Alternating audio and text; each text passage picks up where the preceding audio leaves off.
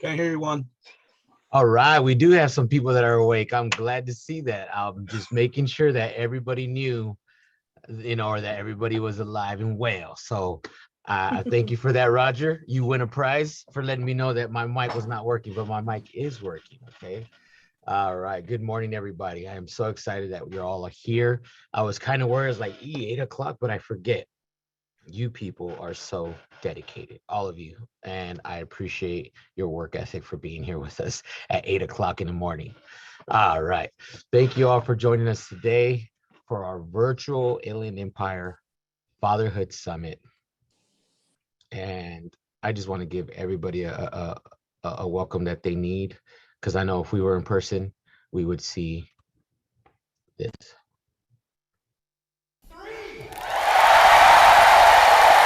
Thank you. Thank you.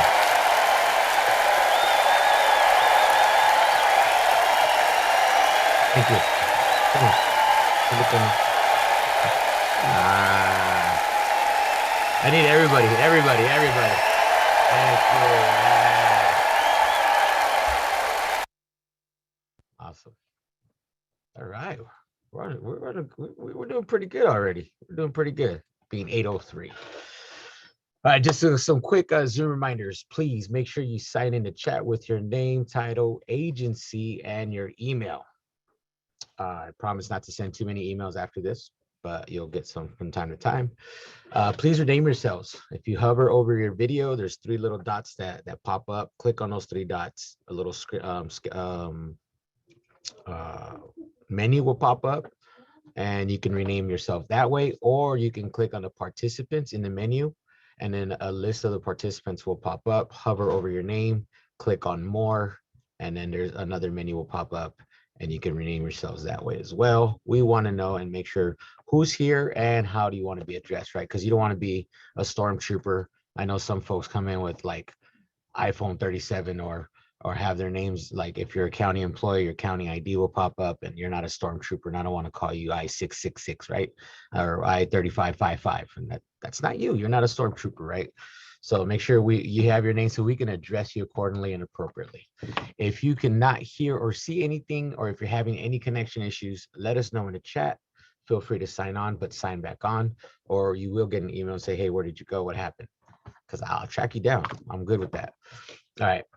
And please feel free to engage in the chat, ask questions, make comments in the chat. We will make sure that we have plenty of eyes in the chat, and we'll make sure that we monitor those and highlight either any comments, positive ones, right? Only the positive ones, and then any questions so that we don't lose out on any of that. All right.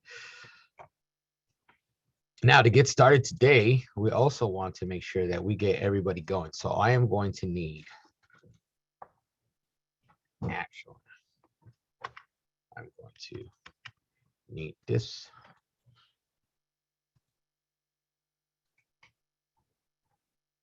All right, let's see who has their video open. You know what? Let's go with Miss Diana Hernandez. I need you to push that little button right in the middle where it says answer questions. Just click on it, okay? I'm gonna pull up the chat real quick so I can see. All right, are you ready? Tell me when you're ready. Are you ready? I'm ready. Okay, ready? 1. On the count of 3, you're gonna push the button, okay? 1, 2, 3, go. Hey, that was pretty quick. In the chat, what is your favorite book? Can we get in the chat? Everybody go ahead and put all the books in there, because I want to make sure I get a list. Oh, I like that, Jeff Tunnel. Beloved, okay. Where is the chat? If you hover over the menu, are you on your phone? I don't know what that was. No, I'm not. If you go to the bottom and just hover over, there should be a menu down there. Okay, thank you. The Alchemist, The Outsiders. You know what? Myself and my kiddos love The Outsiders. It's a great book. After this, all right. Wild at Heart. A lot of Bibles, great. The Body Keeps the Score. That one sounds interesting. Basketball Diaries. I'm gonna have to see. That's what I like. I'm gonna have to get some of these because I haven't heard a lot of these. The Whole Brainchild. Anne of Green Gables. Awesome. All right, who's next? Let's see. Let's see who's next. We're gonna have Miss Christie.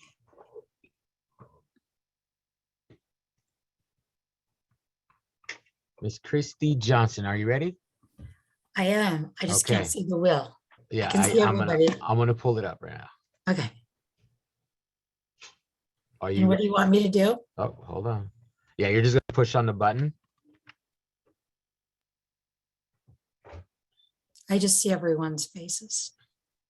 And aren't they lovely faces? Here we go. Can you see it now? Yeah, where do I push? Okay. You're gonna click on the little bottom part where it's just click in the middle. It says answer the questions. Are you ready? On 3. We got to do it at the same time. It's not gonna work. Okay. 1, 2, 3.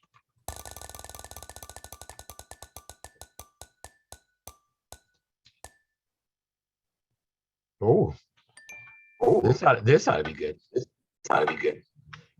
Favorite TV series in the chat. I knew that was gonna come up.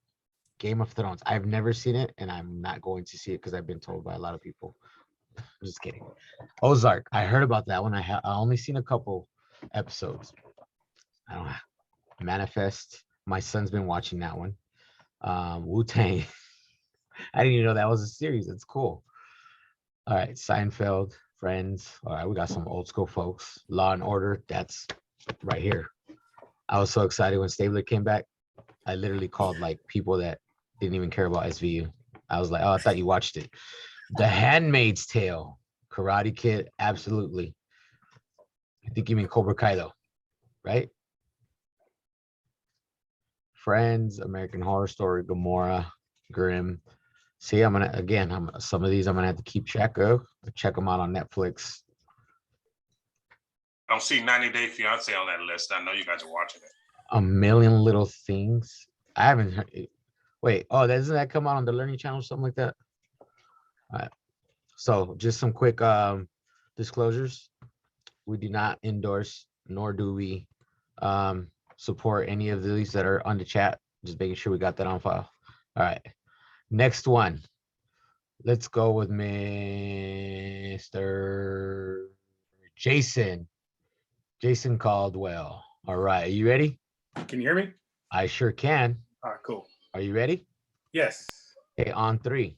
1, 2, 3. Did you push it? It's not spinning. I don't think you pushed.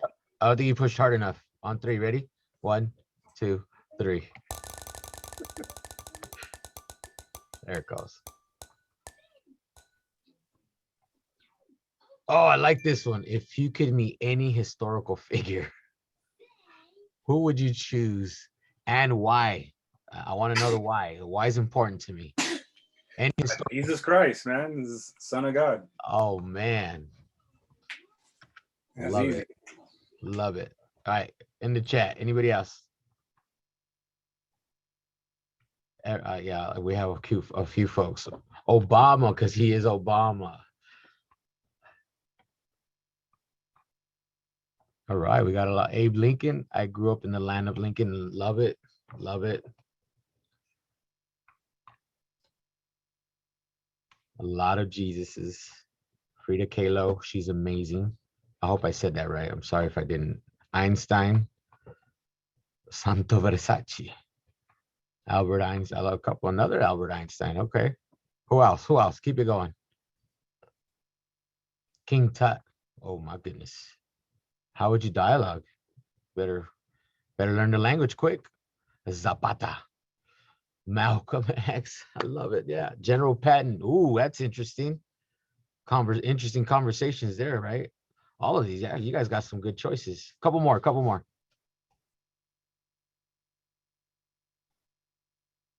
Nice. Cesar Chavez, Nikola Tesla. I don't know if my chat's moving slow or not. All right. Awesome. Like it. I like it. You guys ready for one more? Is that Dom Unique?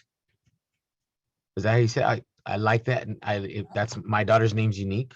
So that's very unique for it. I never heard it that way. So I appreciate that. Let's go ahead and go with Ms. Dom. Dom Unique. She says she said. All right, are you ready? You're gonna click on the button. All right. 1, 2. You push too early, it doesn't work like that. We have to do it at the same time. Okay. And make sure you push hard enough. So don't break your screen though. Ready? 1, 2, 3. Oh, didn't work again. 1, 2, push.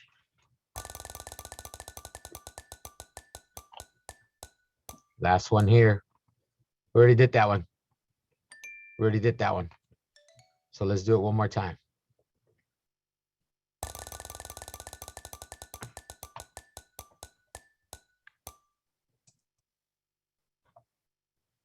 Oh man, it's too early to talk to food about food. I'm hungry. Favorite foods. Favorite foods. Birria. Oh man, somebody went straight there, huh? Sushi, pizza. Just any breakfast, Jeff? Really? Okay. Well, I guess chocolate does fall in food category, right? Mexican, Thai, Indian. Man, heartburn, heartburn, heartburn. I'm just saying.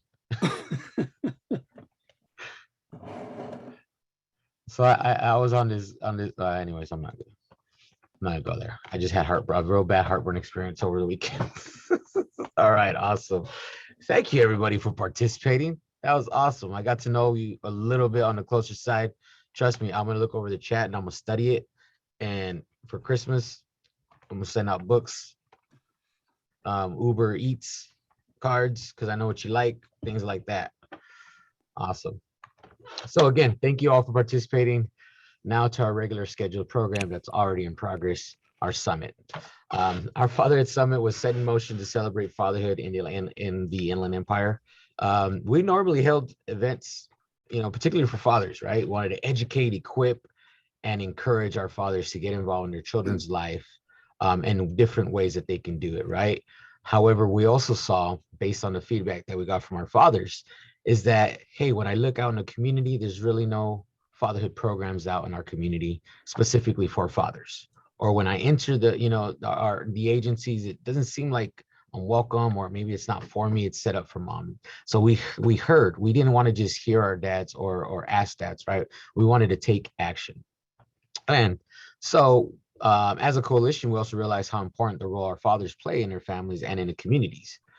And so we started with a task. We wanted to really create father-friendly environments where we encourage our partnering agencies to engage families holistically and engaging dads with intention, right? An all-inclusive approach. And we have seen some good momentum, but now we feel that we're past that stage. Not just myself, but as a coalition, I feel that we need to challenge ourselves, right? Can we challenge ourselves to work collectively to create a father-friendly county and overall father-friendly Inland Empire? How do we do this, you ask? Well, there's quite a few ways that we've been able to do it so far.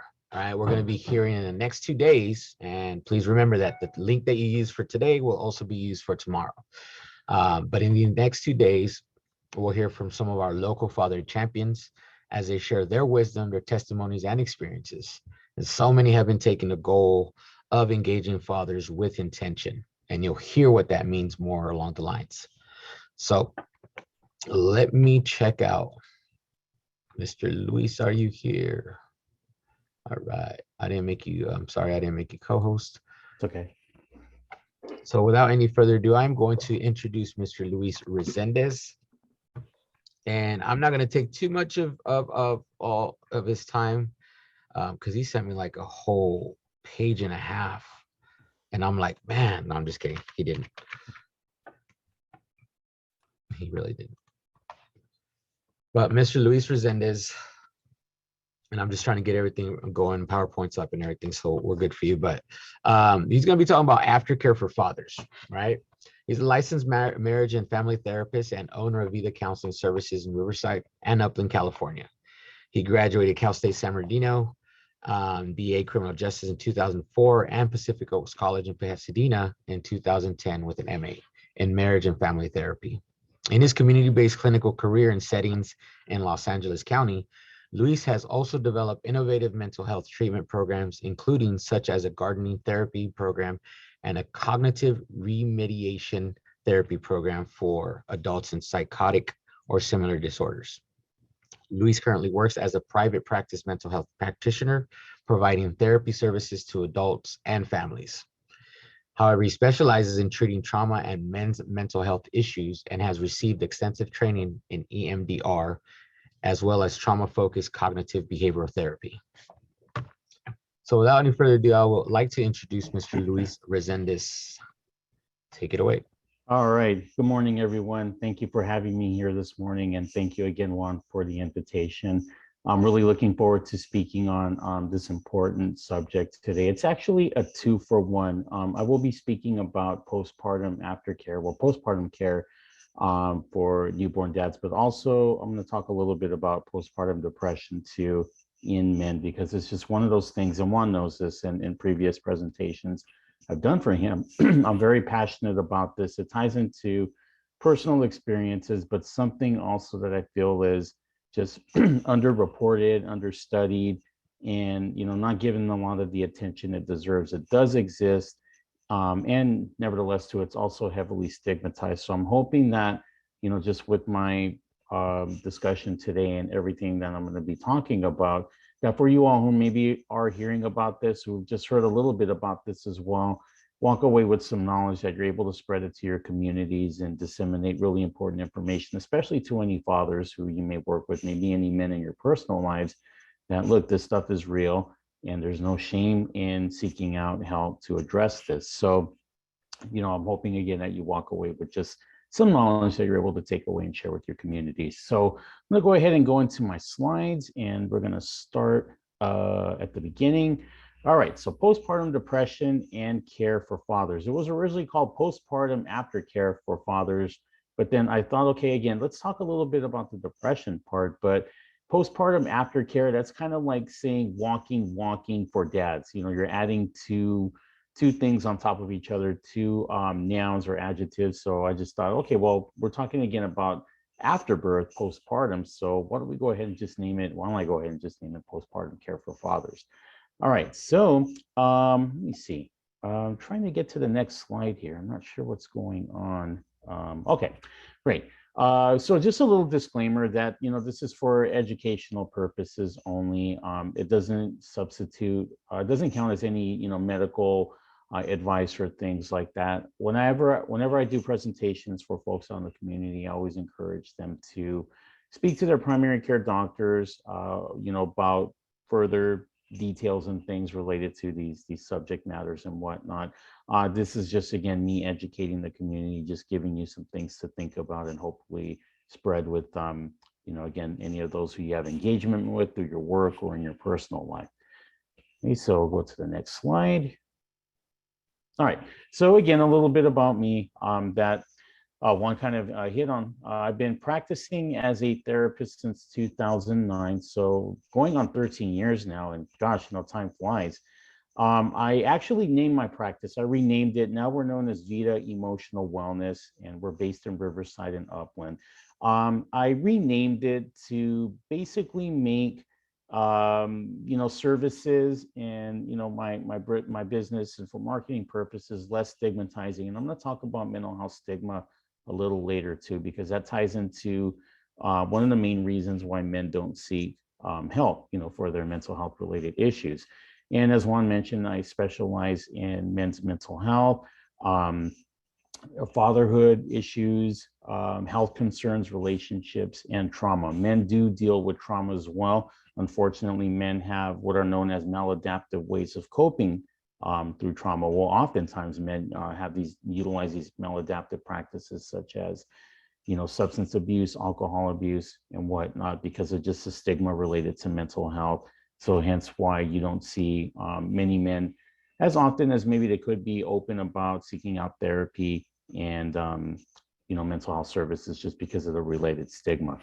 I'm a father to 3 boys, 10, 7, and 6 years old, and it's never a dull moment. I just signed them all up for baseball a couple of months ago. The season started last week. So now we're all over the place pretty much most days of the week. But in all honesty, I love it. You know, I mean, it's exhausting, it's tiring being on the field all day on Saturday, a couple of days during the week, but just to see them play and have fun and those smiles on their faces when they hit the ball or score a run, it's amazing. So I wouldn't give it up for anything. And I do have a unique story to tell as well. So I'm hoping that the story I'm about to share with you all is somewhat enlightening. Next slide. Okay, so just, you know, about me being a dad. The first time I became a dad was in 2012. That was when my first son was born. I've been married since 2007. My wife and I, we tried to have a child right away, but just it wasn't working out. Something wasn't happening. And after a while, you know, we just kind of stopped actively, you know, trying to bring a child into this world. We've often thought that, you know what, maybe it's just not meant right now. Maybe it's not meant, it's not in the cards. Maybe, you know, we're meant to do other things before we have a child. So yeah, we kind of relaxed. And then before you know it, 5 years after we got married, she gave birth to our oldest son. I was really excited, but nervous and anxious about the changes in my life, and that, yeah, I'm going to be a dad. This is a job that I can't screw up. I've got to get it right. I got to do my absolute best. I can honestly say that I was putting high expectations upon myself, really high expectations that were causing me to feel a lot of undue anxiety and stress. So what should have been, you know, a momentous occasion in my life, a happy occasion in my life, in anticipating a baby, was just turning out to be a pretty stressful one. I've experienced COVID syndrome, and I don't know if anybody has heard of that in those exact terms.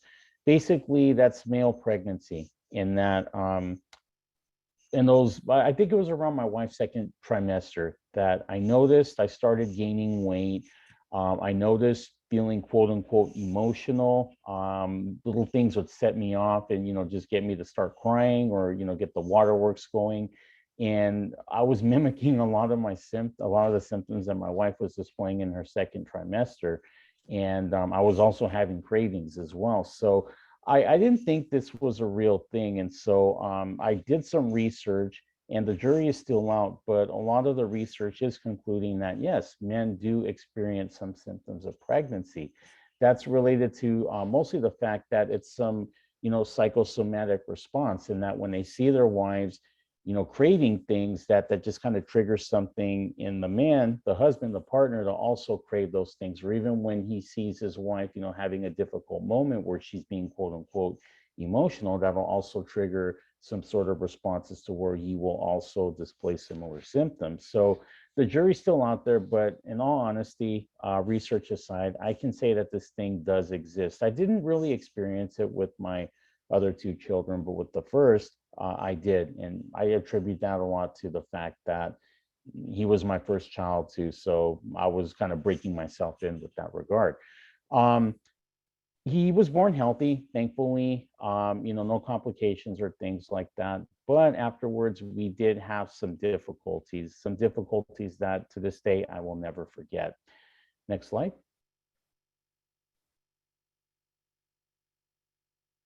All right, so those difficulties, he had colic. He was diagnosed, quote unquote, with it probably around the second month after he was born. He was spitting up all of his food. He wasn't sleeping, very irritable, cranky, nonstop crying. Despite all of our best efforts to soothe him, relax him, he just wasn't responding. So unfortunately, the doctor told us that there's not really a whole lot you can do. All you can do is maybe just write it out, so to speak. But that wasn't easy. It wasn't, because that whole writing out was equivalent to, or pretty much consisted of sleepless nights, you know, reduced appetite, mood changes, and things like that. So what I experienced personally as a result of, you know, just the sleepless nights and the colic and the stress of not being able to soothe my own son were mood changes. 1 minute, you know, I was irritable. The next minute I was just really down and sad. Some people mistakenly call that bipolar. You know, pop psychologists will try to diagnose that as being bipolar, but I can tell you in all honesty, that is not bipolar disorder. Bipolar disorder is a heck of a lot more then feeling happy 1 minute to feeling sad the next minute or something like that. And that's just something I'm really passionate about, something that kind of irritates me in some ways when people describe those things as being bipolar, because that's what feeds a lot of the mental health stigma out there. But I digress. I was, just again, really tired. So, sleepy, physically fatigued from getting out of bed, checking in on him in his nursery, laying back down, doing the same thing, helping change diapers, give baths, things like that. And then also working too. I was working at the time. I only took 2 weeks off of work right after his birth. I went right back afterwards, and I was just so exhausted, because imagine being in a profession where you're mentally giving yourself to people, as a therapist, as a doctor, as a nurse, a police officer, any helping profession, you're giving yourself to people. So of course, me giving to my clients, but then coming home and having to give to my wife and my son, it wasn't easy. I was just fatigued all the time, and I felt like I was operating on fumes. And like I mentioned, just poor appetite, difficulty sleeping, isolation. I didn't want to be around anyone. I wanted to be left alone. People wanted to come over and see the baby, and I just made excuses as to why they couldn't, that we were going to be out of town. I mean, out of the house, doctor's appointments and things like that. But I really didn't want to be around anyone. I just wanted us to be left alone and try to help him write this thing out. Panic attacks, of course, I was experiencing a lot of those, these moments where I just had difficulty breathing, and, just these chest pains, and just feeling like the walls were caving in and that there was no escape. And then even my work performance decreased as well, in that I was showing up for my sessions with my clients, but, I just wasn't there a lot of times. We would be in session. I used to work a lot with kids, so I would play board games as part of my therapy with them. And, I would be there, but I was very mechanical and robotic in how I was doing my work. I wasn't actually giving my time as a therapist, which I felt really bad about. My wife and I would have squabbles too, just, because of just things like, oh, that's not how you change a diaper, or, you have to warm the bottle up more, things like that. So that kind of led to us being a little bit distant from each other in an emotional and the physical sense. She was also, just dealing with the fatigue, being worn out. But I can honestly say that as far as the emotional part, I think I might have been a little bit more quote unquote emotional than she was. I was just in total denial, though. I didn't think, well, you know what? Maybe something is wrong with me. Maybe I'm going through some postpartum issues. No, because, this was never talked about with men experiencing. I was always led to believe that, just women deal with postpartum issues. Men don't deal with these things. But after a while, I just started to think about, the possibility of, what if I am dealing with something that just wasn't really researched or, followed up upon? What if I am dealing with some type of postpartum distress? Next slide, please. Okay, so after doing my research and just, opening my mind, so to speak, I realized that I was dealing with postpartum depression. Also realized too that I wasn't taking care of my postpartum care as a father as seriously as I should have. So, I was neglecting my health. Of course, I wasn't eating right, but a lot of that had to do with him, just being colicky and, being on edge or whatnot. But in hindsight, I think I could have done a little bit better at just taking care of myself, and even encouraging my wife also to take care of herself. I think she was doing a pretty good job, a little better job than I was, but still I could have done a lot more. So hence the reason why I really want to mention this today in our presentation. Next slide.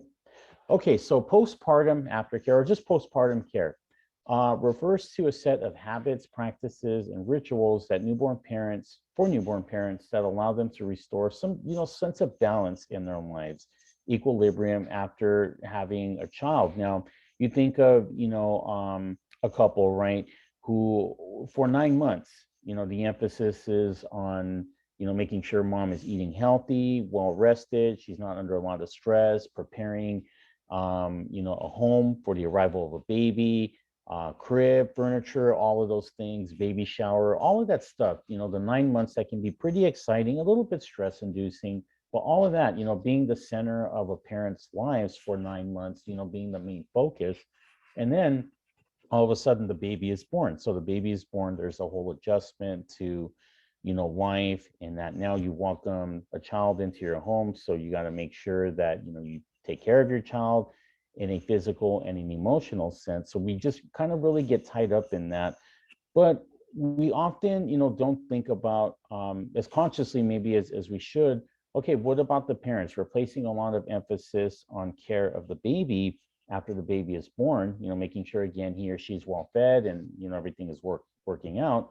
But what about us? What are we doing to help kind of regain our balance that we had in life somewhat before, the announcement or before we found out that we were expecting a child? Because you just think of, life as far as things like maybe careers, school, all of these things, and then just the announcement or the understanding, the awareness that you're going to have a child, kind of throws things off a little bit.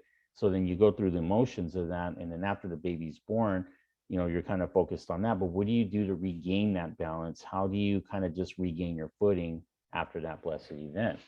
So next slide.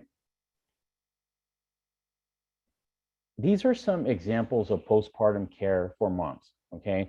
We always encourage and emphasize for our moms that, okay, after you have the baby, you're home, you're home, baby's home, get plenty of rest. Please get plenty of rest. Yeah, because, it's this thing where when you're well rested, when the baby needs your attention, of course, you're going to be able to give the baby your best attention because, you're well rested, your energy levels are where they should be. Maybe you're not 100%, but being 60, 65%, being able to, feed the baby, change diapers, bathing, things like that. You're giving your child the absolute best you can. But again, I can't underscore enough the importance of getting plenty of rest. And of course, too, afterwards, we encourage our moms to, follow up with their OB, maybe their primary care physician, just, aftercare appointments, making sure everything is okay. Maybe scheduling follow-up visits later on, maybe, a couple weeks, couple months down the line. Not only for post-baby care purposes and things like that, but just general health as well, because, with the mother carrying a child for 9 months, that does change, some things from a physiological standpoint. So you want to make sure that that is all lined up, that mom is okay, mom is healthy, she's able to get on with that part of her life with medical, with the medical aspect of it all. Taking plenty of time off of work. That's that other thing too that we really emphasize for moms, that, hey, when you need to, please, take your time off from work, take your time off to not only care for the baby, but also to take care of yourself as well. Just regain your balance, your footing in life. Don't, take that time to think about going back to work, what's going to happen, what are your responsibilities going to be, and things like that. That time will come when it needs to come, but just be present and mindful in the moment of your time away so you can physically, emotionally recuperate, but also you can be there with your child and be there with your family. And then utilizing resources and help. Resources can be, anything from, again, your medical professionals, doctors, therapists, if moms are dealing with any emotional distress after seeing a baby, if you need to see a therapist, a psychiatrist, hey, make an appointment, please do so. But resources can also be people. They can be family members, extended family members, neighbors, all of these people whom we have these close relationships with, who maybe be able to take care of the baby for a couple of hours while mom, gets some rest. Maybe mom and dad go on a date night that they haven't had in a while since, the birth of the baby. Just all of those things to help them regain, again, that footing, and just to make sure that their transition into having, into post-baby life goes as smoothly as possible. But if they need help around the home or just need help to, take care of the baby while they take care of themselves, again, making the most of those resources. It's like that saying, it takes a village to raise a child. And that's really true. It is true, but the village maybe doesn't have to be, a collective group of hundreds of people or anything like that. A village can just be maybe 10, or not 10, I'm sorry, that's a lot. I mean, maybe just, 2, 3 well-trusted people in your life whom you feel will be there for you, can be there for you while you as mom take care of yourself. Okay, so again, those are just some examples of postpartum care for moms. Now, why is it important? It helps, improve the health of the parents and the baby, in the sense that, when parents are well taken care of course, that means they give their best to their baby. Baby is, given all of that emotional and physical attention that they need, but the absolute best of it. And it helps improve reintegration into post-pregnancy life. So we're thinking about, again, just moms and dads and that. Okay, so now that the baby is here, now that you have a child in your home, yeah, you may be taking your time off to, take care of the baby or whatnot, but you do have to start looking ahead to, okay, so what is life going to look like when, parents maybe go back to work, back to school, and, just who's going to take care of the baby, family, daycare, and things like that. That can be a little stress inducing, but if you practice good postpartum care, in that physical and emotional sense, you'll be able to think clearly, have that energy to face these challenges head on, but also with a sense of confidence. And it also reduces the likelihood of postpartum depression, especially with, the physical aspects of rest, diet, and things like that. Reduces the chances that you're going to be dealing with this postpartum distress that many parents do deal with after the birth of a child. Next slide. Okay, so PPD, postpartum depression, just really quickly, definitions. Baby blues, as it's colloquially known or informally known, affects 3 million people throughout the nation after the birth of a child. Some of the symptoms, of course, depressed mood, panic attacks, irritability, low energy, anxiety, and even in extreme cases, suicidal thoughts. It's really tragic and sad, but we hear a lot of stories, we read a lot of stories often about, just women who have been hospitalized or, who go through with self-harm behavior after the birth of a child. And, to this very day, many people scratch their heads and wonder, okay, so why? Well, what's going on? What happened? Well, that is one of, unfortunately, the consequences of, or symptoms in this case of postpartum depression that's often untreated, is that, just with women and men as well, when they have, just this distress that they're dealing with on top of, any chemical imbalances or things like that, they are going to quote unquote not be themselves, and they are going to go to these really dark places where they engage in this really harmful behavior. There's just, again, because of mental health stigma, there's not really as much of an awareness on these, really horrible effects of postpartum depression. People just focus on the symptoms and these bad things that happen, and there's a lot of shaming in that as well too, and that, well, she was weak, or she chose to do that, and this happened because of her decisions and things like that. But people fail to realize that, what, when this thing affects people, this postpartum distress, when it affects men and women, that they do find themselves behaving in ways that are just really out of their norm. And so I think we need to erase a lot of the stigma behind postpartum depression and educate people, the community at large, just to get, have them, well, just to give them a really good understanding that, look, this is just something that happens, but, many times people feel it's out of their control for moms and dads. But if we, help them identify the symptoms and what's going on, then maybe instead of stigmatizing and shaming people, we can help them connect with the resources they need. What attributes to it, of course, hormonal changes, disruptions in life patterns and routines. So you think about pre-baby life, being able to pick up and go and whatnot. Now that you have a baby, you can't pick up and go the way that you used to. Now you have to take a baby, or you have to get someone to watch your baby while you go to a doctor's appointment, things like that. Life just isn't the same in that regard. But there's also even too, just like a sense of doubt that many parents feel in that, can I raise a child? Am I going to be effective? And am I going to be able to do a really good job at this, or what? And those doubts, just kind of allow these negative thoughts to repeat again and again, and get someone to just start to feel really anxious and, even sad and depressed, and that I'm going to fail as a parent because I just keep doubting myself. And then before you know it, their emotions wind up guiding their behaviors. It was originally thought to impact only women, but of course, as time went by, more and more research and even experiences of people like yours truly led them all to understand and accept the idea that no, postpartum depression does affect women and men. Next slide. Okay, so just men in PPD. So this is outdated information. I haven't found anything new, but this is probably the closest thing.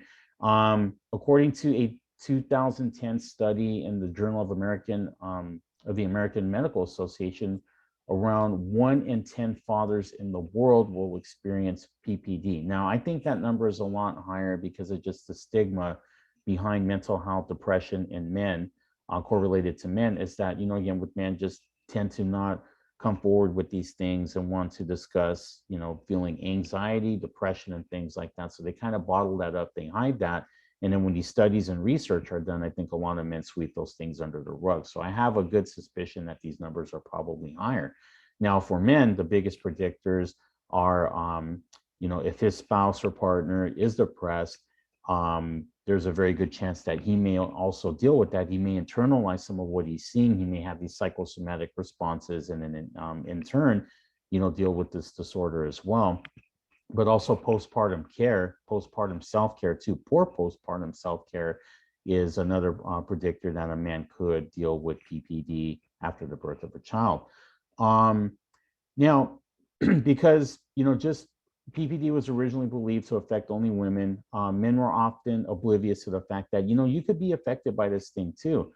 With men, you know, I think a lot of us just we're prideful in that, oh, you know, I'm not going to be affected by those things. My wife's issues are her own, they're not mine. I'm going to be fine. I'm going to be okay. But without keeping an open mind that, okay, but what if this does happen to you? And of course, I think that feeds a lot of the stigma that men feel about, that many men can relate to these things, and that just, well, you know, I don't have to deal with these things. They're not my issues. Or, you know, I'm a man, I'm not going to be bothered by these things. And if they do happen, you know, it's not an issue or things like that. All of these negative thoughts and beliefs that reinforce men's mental health stigma. So next slide. Stigma and men's, well, stigma in general, it's just, you know, these thoughts and beliefs that, you know, are conveyed in that, you know, just people who are dealing with mental health issues are treated in a discriminatory manner. You're bipolar, you're crazy, you belong in a mental hospital, in a padded room, there's no hope for you. You know, you need to stay over there, you need to stay away from us. You know, you're crazy, you're hopeless, things like that. Now, I can say within the last couple of years, maybe even the last couple of decades, we've gotten a lot better at confronting and addressing mental health stigma. I attribute that a lot to our younger generations, and that many of them are coming forward with, you know, their own personal issues with depression, anxiety, and they're, you know, just basically amplifying this message that, yes, we deal with these things, but we seek help. It's okay. It's no different. You know, seeing a therapist is no different than seeing a dentist when you have a toothache, you know, things like that. So I really attribute that to our younger generations, but unfortunately the older generations still have a hard time opening up and accepting the idea that they can be impacted by some mental health distress, and hence that kind of keeping them from, you know, seeking the help they need. And then of course, you know, society, cultural norms, things like that, and even family cultures, individual family cultures reinforce a lot of stigma. You know, I know in many Latino, Hispanic families, and even, you know, just my own personal experience, always hearing things that we don't talk about our issues, you know, we keep those to ourselves, nobody needs to know.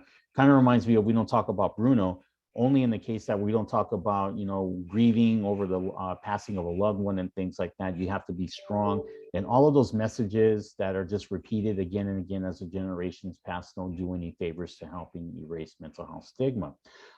It's often internalized too, when people who are dealing with things like depression, anxiety, maybe bipolar disorder, when they keep hearing these messages from family members, society, and they internalize them, they take it in, they start to cut themselves off from society. They do start to believe that, yeah, I am beyond hope, I am crazy, I am not good enough and whatnot. So why even bother? Why seeking help?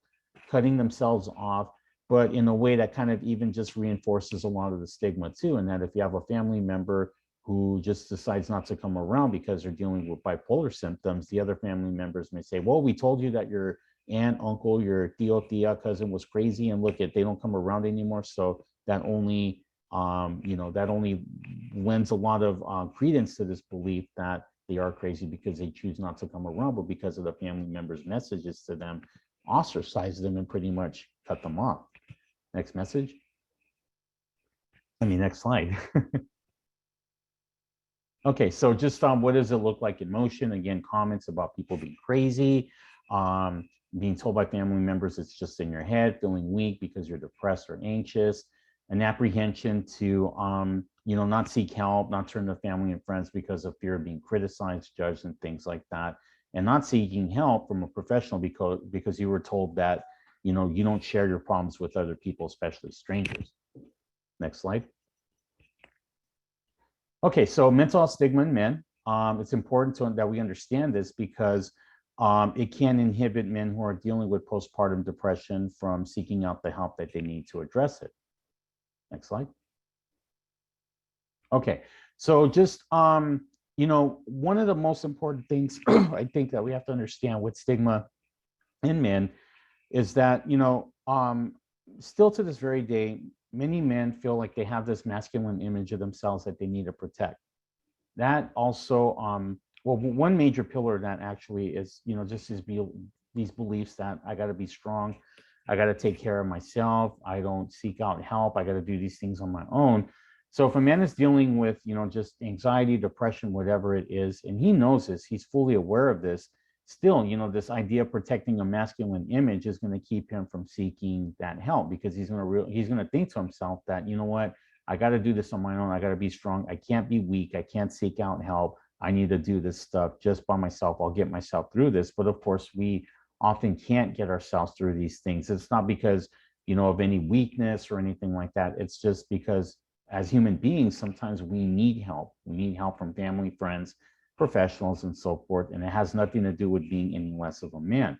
You know, this idea too of familiar programming, as I call it, in that, you know, maybe adult male figures in that person's life have sent them this message again and again that, you know, men don't deal with these things, men don't cry, men don't suffer, men have to be strong. So when you get that message passed to you through generations, yeah, you start to believe that, yeah, you know what, even though I'm feeling sad, I'm feeling worried, I'm not depressed, I'm not anxious, this is not a man thing, I'm gonna be fine and forget everything else, I don't need anything, I'm gonna deal with this on my own. But then realizing more and more as time goes by that they can deal with these things on their own. Now, another thing too is that mental health services, there's not a lot of emphasis on men's mental health. You know, I don't really see that, you know, as far as just marketing and practitioner marketing. I know it's not really a specialty that has a lot of extensive training offered that people can get trained in.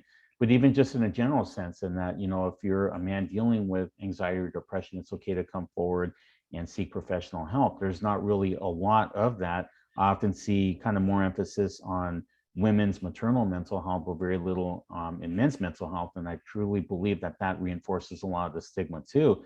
And that, well, if there's nothing out there for men, maybe it's because men don't deal with these things. So I don't need any therapy, or I don't need to see a psychiatrist. I'll be fine. I'll be able to make it through. But then we realize as time goes by that that's not the case. So next slide. Okay, so these are just some of the consequences of untreated PPD in men. So, you know, just that difficulty bonding with your new child because you're dealing with anxiety, depression, your mind isn't there, you're not there in that emotional sense. If you're not emotionally available to your child, that connection is going to be really difficult to establish. And as we know, or as many people may know, those first couple of weeks, couple of months, couple of years of a child's life are critical for parent bonding in that emotional sense, not just, again, you know, being there physically with them, but being there for them emotionally. If, you know, we don't get off to a good start as the years go by, it's going to be really hard to solidify a really good connection with them. So the first couple of years are critical, really important. Relationship strain as time goes by, as the years go by, I'm talking about, you know, middle school, middle school, high school, you know, you have a teenage child that, you know, you just can't connect with, but you realize that earlier in life, it was really difficult to connect with your child because you just weren't emotionally present because you're dealing with their own things. That's going to cause a lot of rift in that relationship with your, you know, soon to be maybe adult child someday. And it's not going to be a good thing. Not going to be a good thing. And later on in that father's life, there may be a lot of guilt and shame because he may realize that, you know what, I didn't make as much of an effort as I could have those first couple of years in life because I realized that I was going through all of these things that I just didn't take care of or address. Also to just, you know, continued isolation from family and friends, not wanting to be around anyone, you know, just leave me alone. Maybe not saying in that sense, but just, you know, I'll be okay, I'll be fine, don't worry about me, things like that, but really not wanting to reintegrate into life with family and friends. I mentioned earlier substance abuse, alcohol abuse. You know, unfortunately, many men find it more acceptable to drink or smoke away their distress, their anxiety, depression, and things like that, rather than seeking any professional help. But that's part of what mental health stigma has reinforced, that, you know what, you don't have to talk to a therapist. You can just buy a bottle of Jack Daniels tequila or whatever, and you can drink it away and you'll be fine. But unfortunately, you know, not only with the emotional consequences, but the physical consequences in alcoholism, cirrhosis of the liver, and things like that, how that can be detrimental to a father's life. Unfortunately, too, those maladaptive coping skills, as they're known, are also passed through the generations, in that that father who's drinking away his problems may have seen his father, grandfather do the same thing. So he may figure that, okay, well, work for them, it'll work for me as well. But we realize, we understand as time goes by, that no, that doesn't work. That's not a good thing. Decreased job performance, again, just, you know, not showing up for work or showing up to work and not doing your best work, that subsequently can lead to, you know, write-ups, and then eventually losing your job, and then the worry and anxiety and guilt of not having a job, and then having to kind of pick themselves up, can kind of just, you know, be this negative thing, like a hamster wheel that the father is spinning in again and again. Also, too, postpartum depression can lead into longer major depressive disorder and anxiety. So not just in the period after a child's birth, but even in the years after, in that, you know, just depressive symptoms, anxiety, things like that, that go untreated, can, you know, go on for quite some time, unless this man, whoever's dealing with them, seeks out professional help. Next slide. Okay, so steps we can take. All right, we have to start normalizing this in men. So me, you know, and providing and sharing this information with you all, maybe you sharing it with your communities, maybe your loved ones who, you know, maybe just had a baby, any fathers, and you notice they may be going through some type of distress, you know, sharing whatever you learned in this presentation today with them. Also, too, reaching out to local hospitals and clinics and encouraging them to incorporate paternal well-being into their maternal well-being programs as well. So bringing dad in into the fold also. I remember vividly that after the birth of my child, my wife was doing some postpartum feeding classes. And I remember seeing a dad in one of the lobbies while their moms were away with the nurses doing their thing, and talking to one of the dads about, you know, just being really tired and drained and, you know, just worn out, and just wondering, wow, you know what about us? Where's the support for us? You know, and just realizing that nothing was there. But then as the years went by, me thinking that, okay, maybe we should do something. Maybe, you know, the healthcare industry can start incorporating more paternal well-being / aftercare, in addition to what they provide for mothers.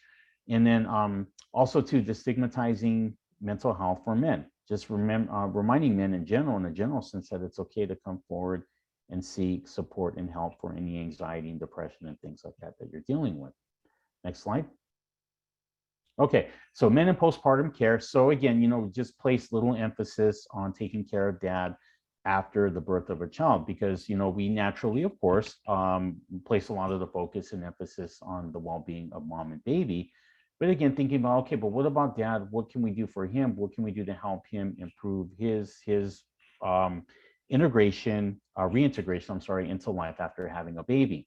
Oftentimes, too, with dads, in a traditional sense, at least, you know, the emphasis was that, okay, mom, stay home, take care of the baby for however long, and then dad, you know, go back to work and, you know, just be the breadwinner, even though that's balanced out a lot.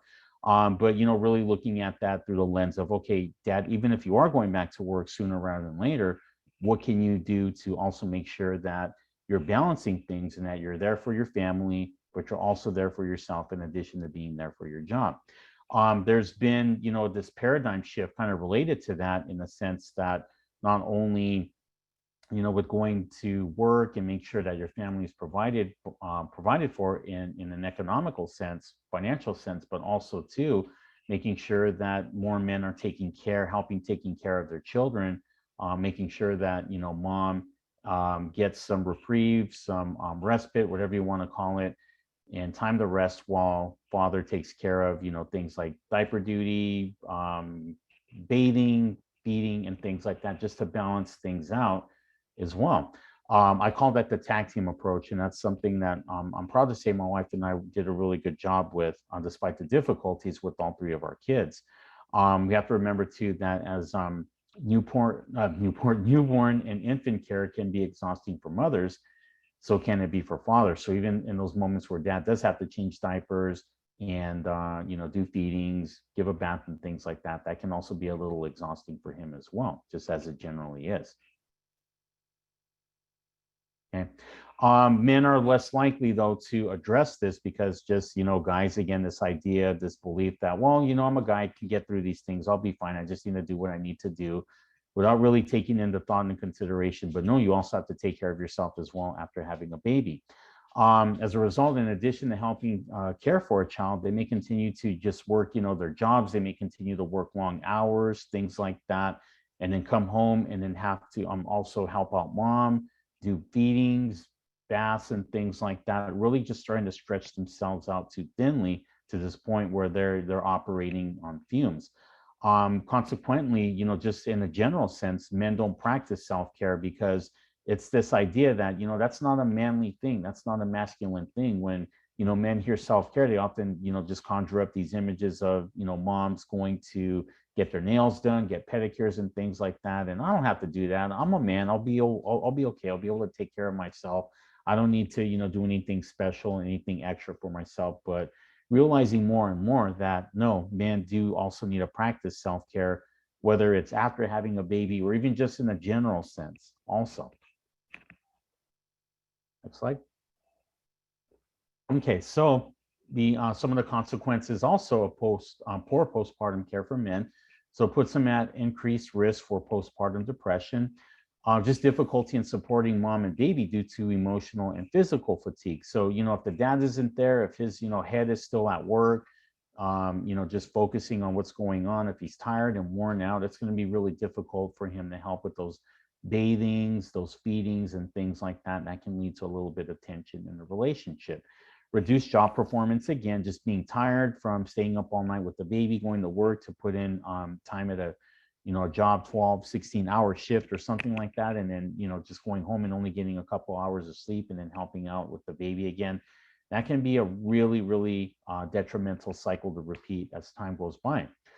Poor health habits, just things like poor eating, overindulging on things like caffeine, alcohol, stuff like that, can really just cause a father to, just fall out of balance with that health perspective. So it's not trying to be an athlete and, have like be in tip-top physical shape, but at least, balanced physical shape in the sense that, you're okay, you're able to give time and energy to your family, also able to give time and energy to work, but you're also at decreased risk for things like heart disease, stroke, diabetes, and things like that.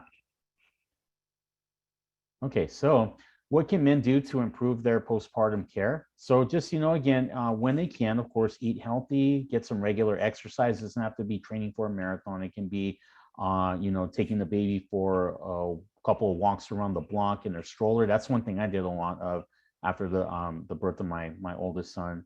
And I even snuck in exercises with him too in these little creative ways, which is pretty cool.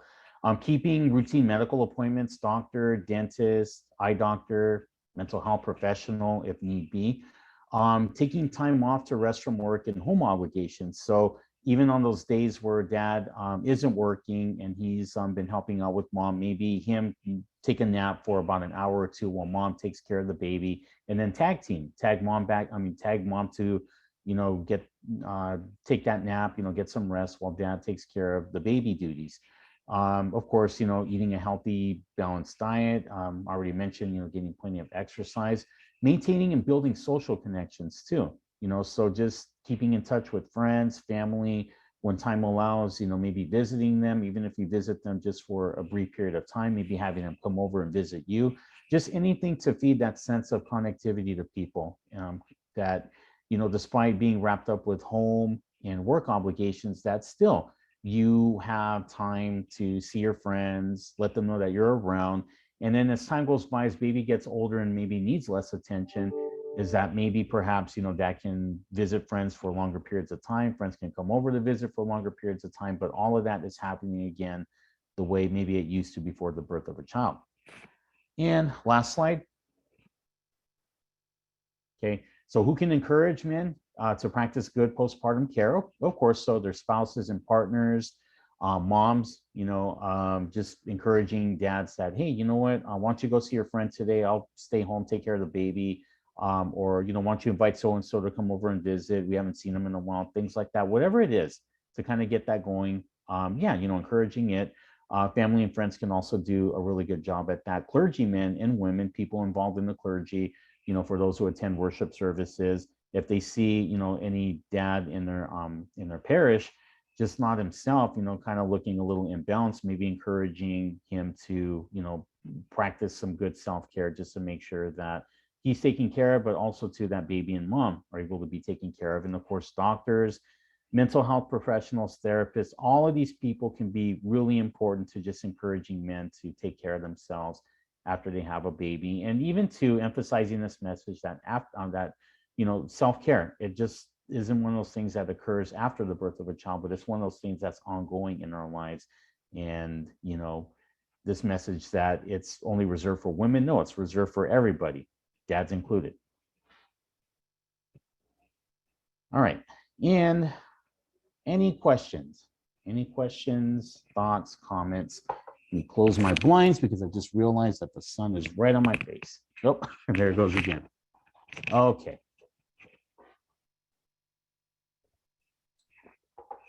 I just want to your presentation, especially when it comes to postpartum and that connection with the pregnant mom. I've always believed that as dads, we have so much more intimate and deeper connection with our babies than even science can.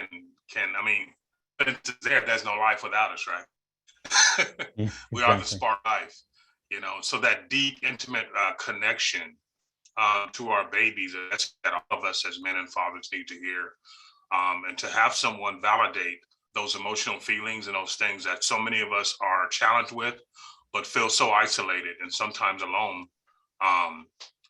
and with no support, no healthy support around those things. So thank you so much, Mr. Resendez, for an amazing presentation. I really appreciate it. Thank you very much. It was my pleasure.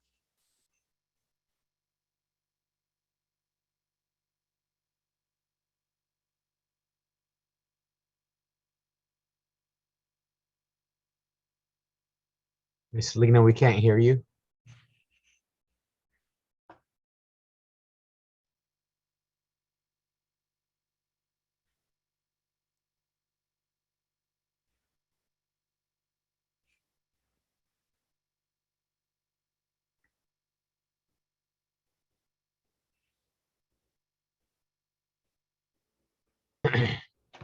Now can you hear me? Yes, loud and clear. All right. A lot of what you say, I see it in the men in my life. You didn't see it back then, like they didn't talk about it. And being in a Mexican culture, you don't talk about it. Just like that, like you said about the song Bruno. Nobody talked about Bruno. Nobody wanted to talk about this back then. So I can see it now. I didn't see it then like I should have, but I could see it now. Thank you. It was real good. Thank you. Mr. Any more Resendez, Mr. Resendez, do you start to see a change now in a pattern where we're starting to move that way? Take men's feelings, emotions in consideration? I do, but probably not as, not as often, not as frequently as I think we should. I see it again, especially too on social media. Believe it or not, I think I get more information about, just trends in mental health from social media than research, and only because a lot of research tends to be really outdated.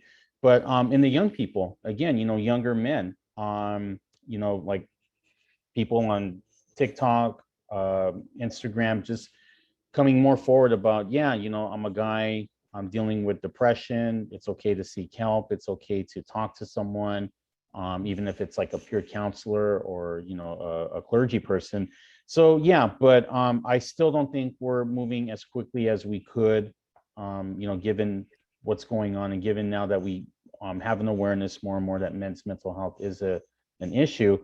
So until those trends change, until we make more of an effort to just, you know, again, broadcast this message that men deal with these things, but it's okay, you know, to seek help. It's no different, like I mentioned, to seeing a therapist is no different than seeing a dentist to help you treat, you know, like a tooth infection or something like that, and you're dealing with depression, anxiety. These trends will continue to move in this really slow, at this really slow pace.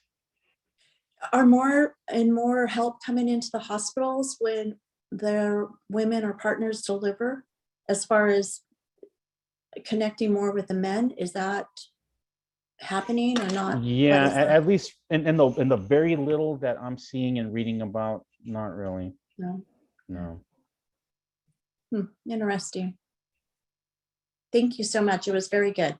My Appreciate pleasure. your presentation.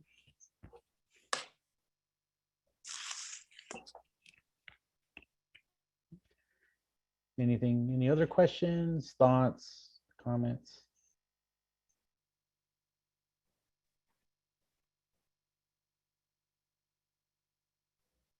All right. Well, again, group, thank you very much for your time and attention. And Juan, of course, thank you for having me here as well. It's always a pleasure, and look forward to maybe speaking to you all very soon again.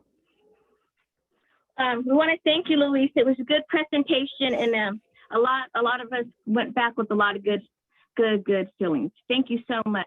Thank you. Okay, now let's start. I want to introduce Lamar Henderson. He's going to be talking about All Dads Matter.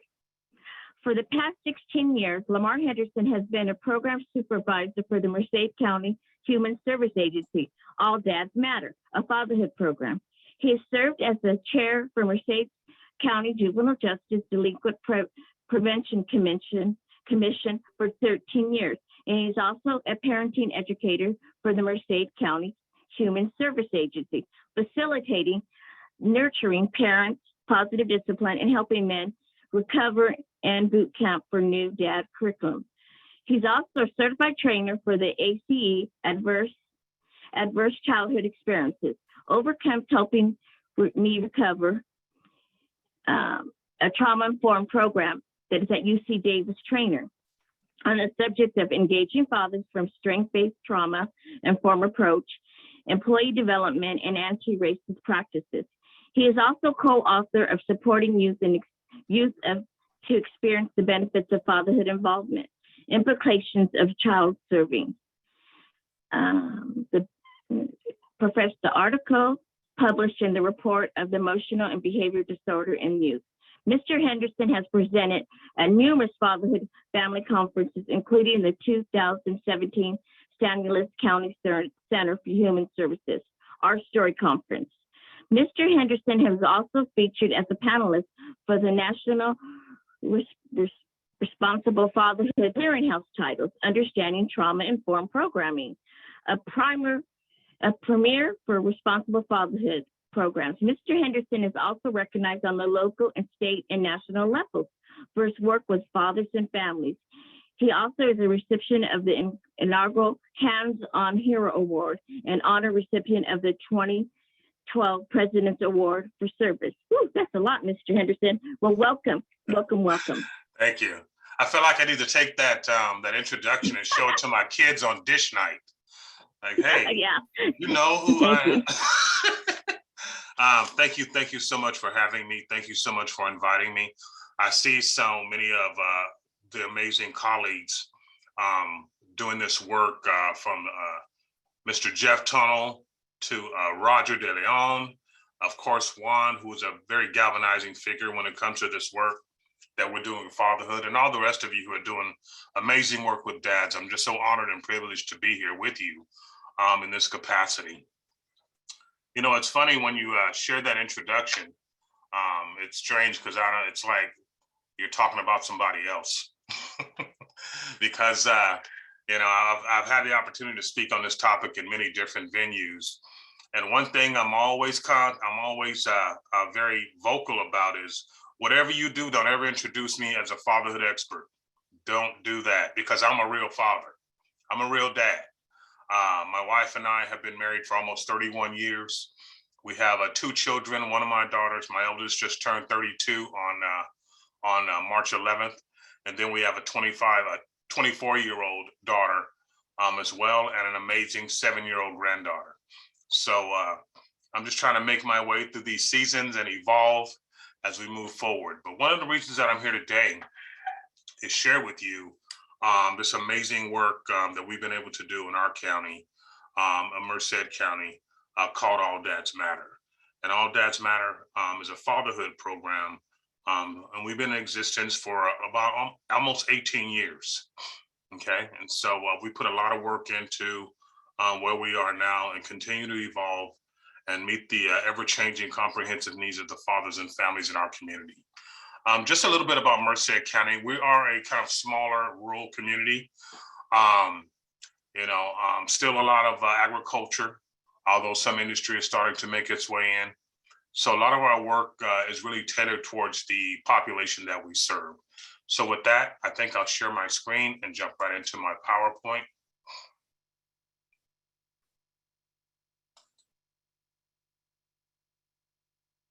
Are you giving me permission to share? Juan?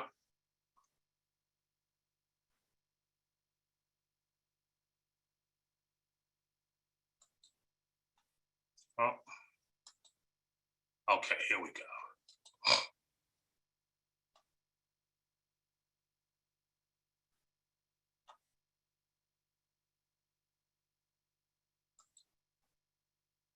All right, can everyone see that? Yeah, you want to Yes. go back to display settings and swap the view? Sorry, go back to display settings. I'm not seeing display settings. It's on the very top of your presenter view.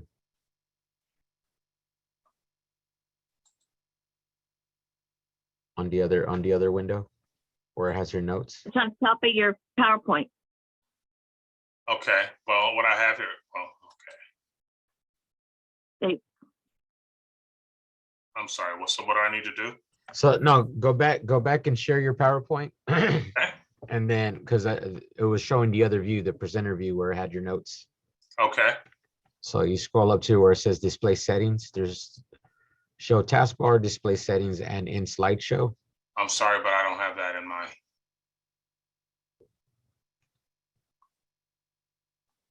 You know what? Let's roll with it. Yeah, just go ahead and share with that. We can see the PowerPoint though. Okay, cool. We'll just also see your notes.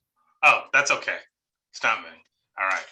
Well, All Dads Matter is Merced County Human Services Agency's fatherhood program. We offer encouragement, support, and education to the fathers and families of our community. And we accomplish that by offering several different programs that meets a father's needs at their child's different developmental stages. Uh-oh. It's not allowing me to. Sorry about that. Let me try again.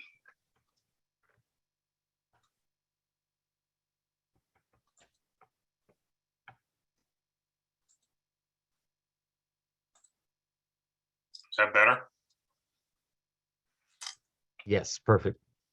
Okay, but it's not allowing me to advance it.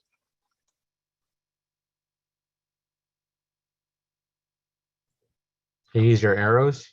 I'm trying that. Okay.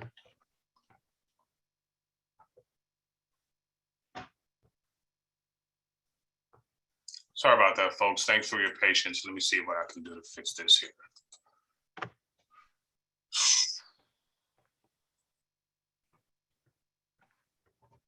Oh, the wonderful world of technology.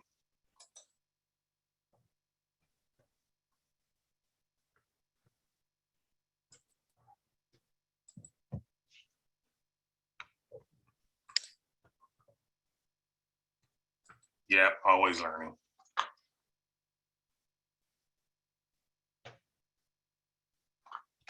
I think if you click on from current slide on the very top of your menu. we'll just advance it this way. Can you see it? Yes. Okay, All Dad's mission to ensure every child a competent, involved, loving and involved father from birth. Here is a picture of our All Dads Matter Resource Center. It's located at 3376 North Highway 59 in Merced. It's conveniently located off campus from the Human Services Agency.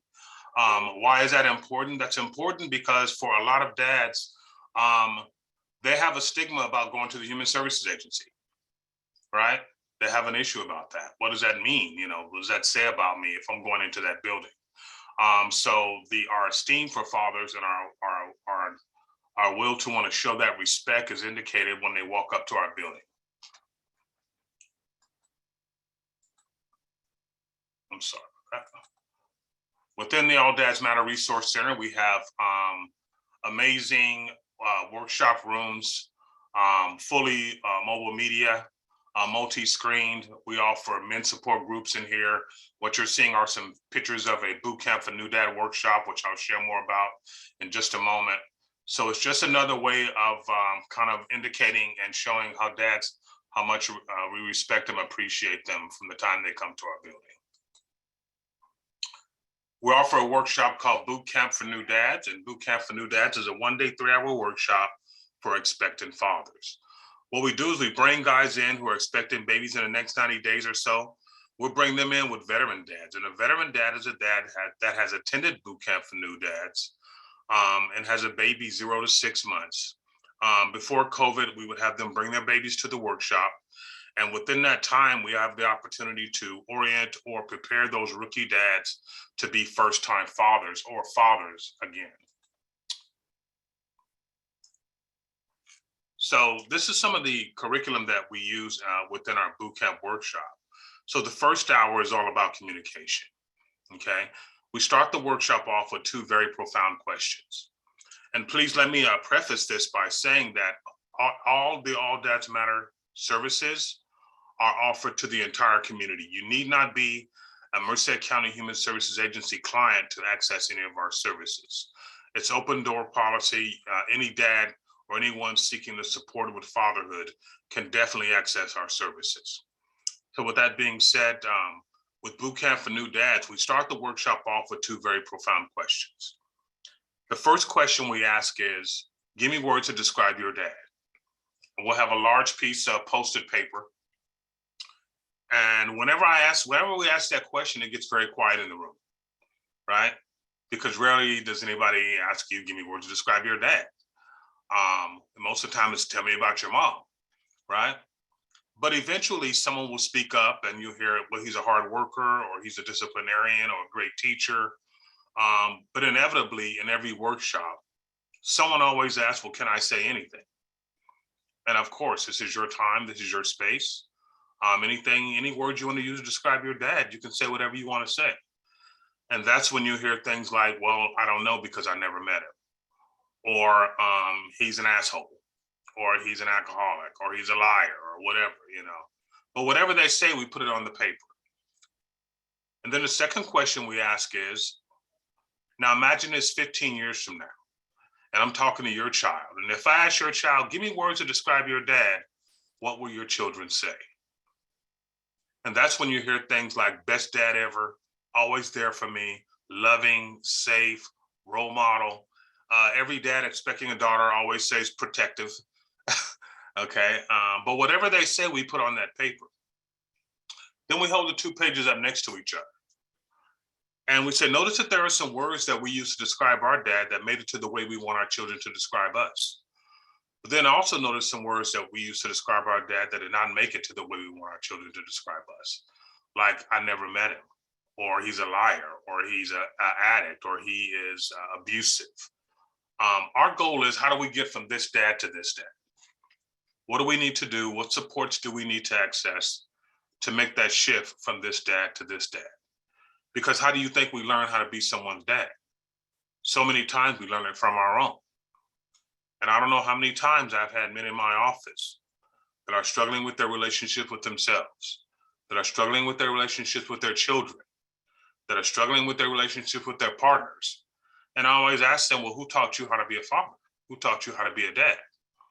And so many times what I hear is, well, when I was a kid, I said I was never going to be like him. But now I look in the mirror and guess who I see? The same person. Or I open my mouth and guess who I hear? The same person. So it really offers an opportunity to have a conversation about the legacy of fatherhood and how you want your children to experience you as a father. And what do you need to do and what supports do you need to get access to so that you can accomplish your goal to be the kind of father that you aspire to be the kind of father that maybe you always wanted. And we offer that opportunity to have that conversation in Boot Camp for New Dads. We spend quite a bit of time talking about how to support mom and her role as being a new mom. We talk about the importance of understanding what's happening with mom physically when she's pregnant and how it affects her emotionally. And this is a very important conversation when we're talking about mood swings, right? And how, not only does that affect moms, but it affects dads as well. And for a lot of population that we work with, if we don't understand what's happening with mom physically is affecting her emotionally, then we could be in a 9-month argument. Or, for a lot of the families that we work with, it could be make it or break it time in that relationship. So we spend quite a bit of time talking about that. We spend time talking about the importance of participating in the birthing plan and being in the delivery room when your baby's born and bonding with your baby with skin to skin contact at birth, not just for mom, but for dad as well. We talk about breastfeeding and how the importance of breastfeeding when it comes to new babies and the advantages of that, and how dads can participate in the breastfeeding process by making sure mom is hydrated and possibly by changing the diapers and getting, delivering the baby to mom so she can breastfeed effectively. And then supporting her because breastfeeding is tough, at the beginning. So we want to be able to support mom with that. We talk about the importance of recognizing the symptoms of postpartum baby blues and postpartum depression and what we can do as dads to support mom with that. We talk about creating a safe home. We talk about introducing babies to pets. And we spend quite a bit of time talking about the importance of seeking support around the stressors of being a new dad.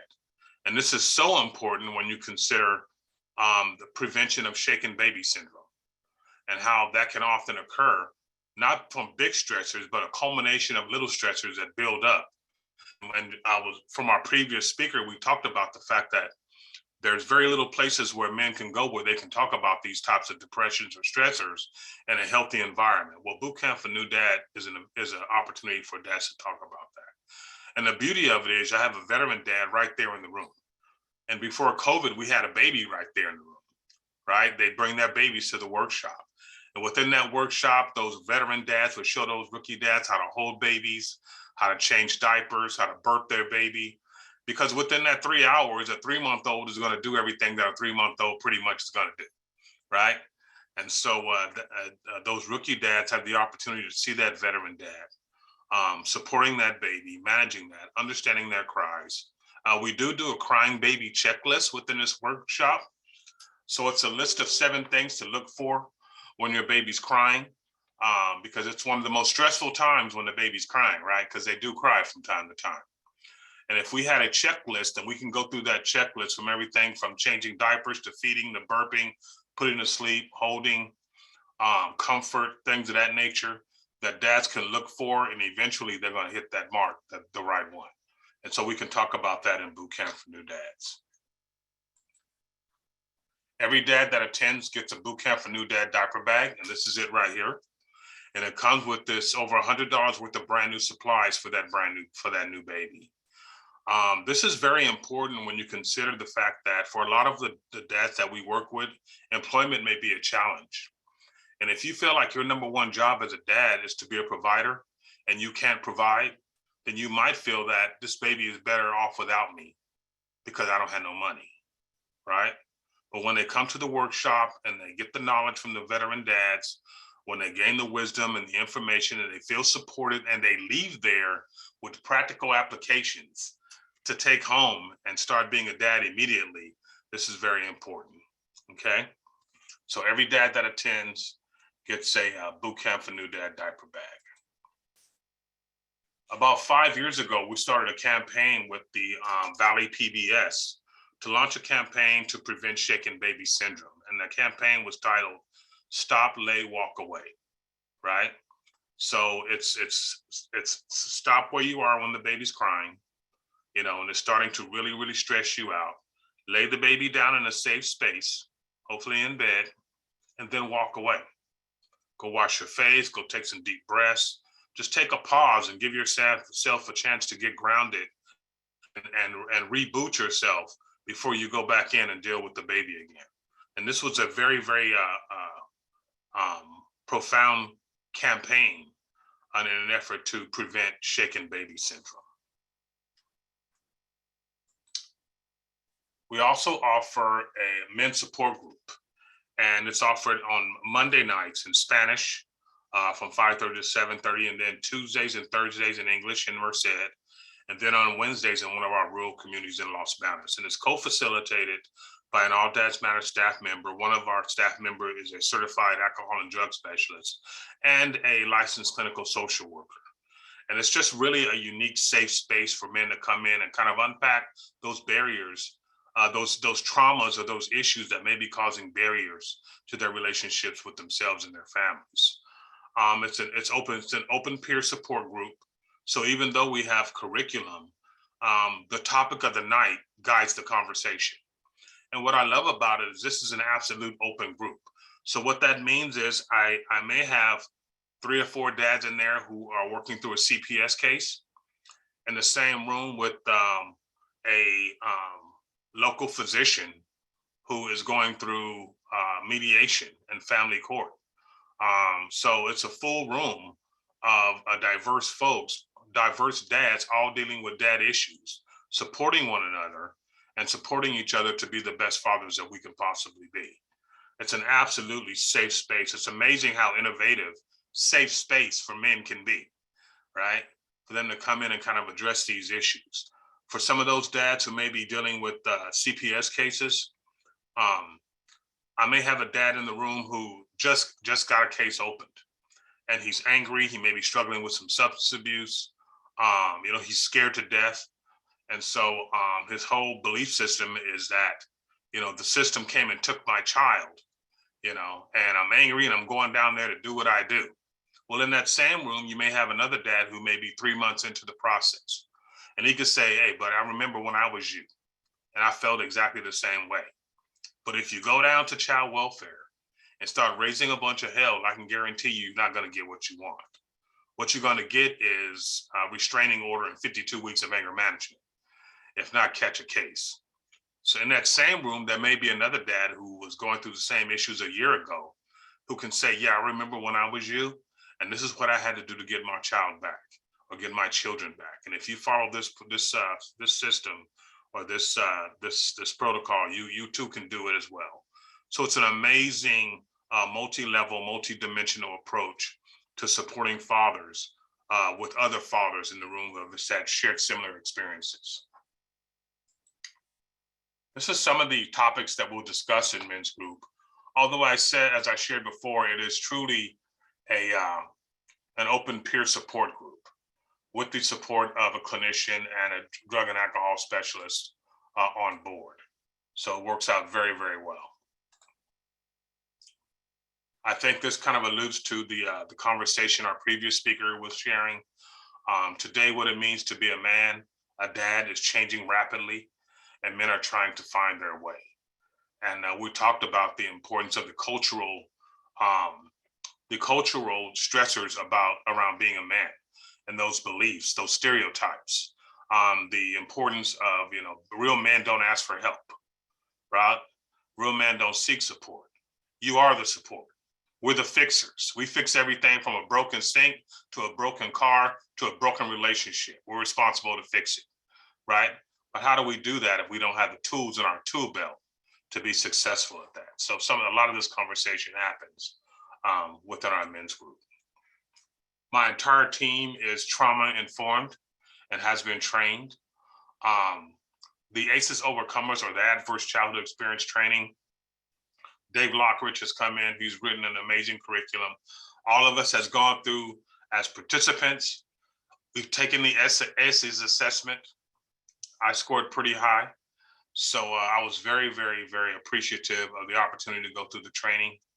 And we continue to want to offer that type of support with the fathers and families that we serve. Every year we host a celebration of fatherhood event. It's held at a local park, and it's free to the entire community. And it's really just a day to promote and celebrate fathers, right? It's usually held the Saturday previous to Father's Day weekend. This year will be on June 11th. So it's just a great day to come out. There's tons of resources. There's face painting, there's bounce houses. We work with the local Kiwanis that hosts a small amusement park called Kittyland. We have a small zoo. We offer free access to the zoo. So it's just a free day to come in and celebrate fatherhood within our community.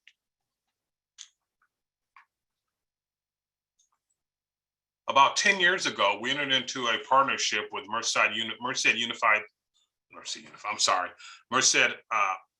Office of Education, Head Start, to offer a series of workshops in their community around promoting more fathers to be involved in their children's education.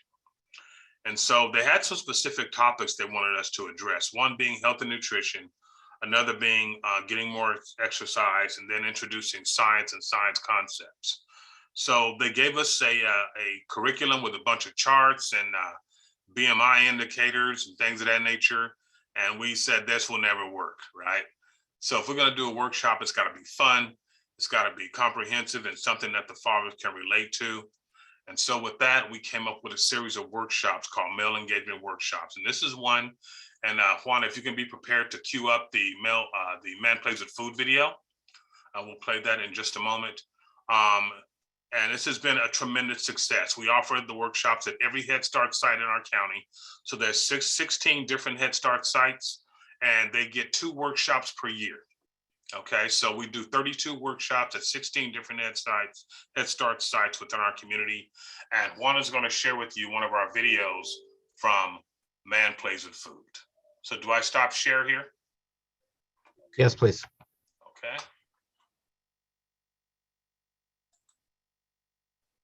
It's all yours.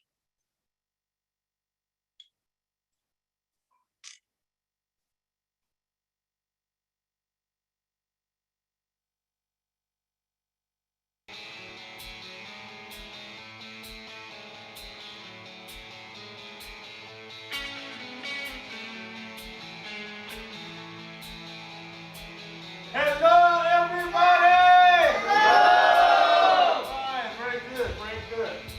And today we are going to have men play with food. La clase me sirvió también mucho para saber cuán importante es enseñarle a nuestros hijos a alimentarse sanamente. Well, when I first heard about it, I was like, oh yeah, we get to cook for everybody. He kept bringing it up every day. Papi, we're going to school today. Papi, are you going to come to school with me today? Le miraba la emoción que tenía ella y eso me motivó más al programa este. I was kind of excited in a way because I wanted to learn more, and it gives me a chance as a father to spend time in my daughter's education. Today, we're going to make 2 world famous recipes, okay? All the way from France.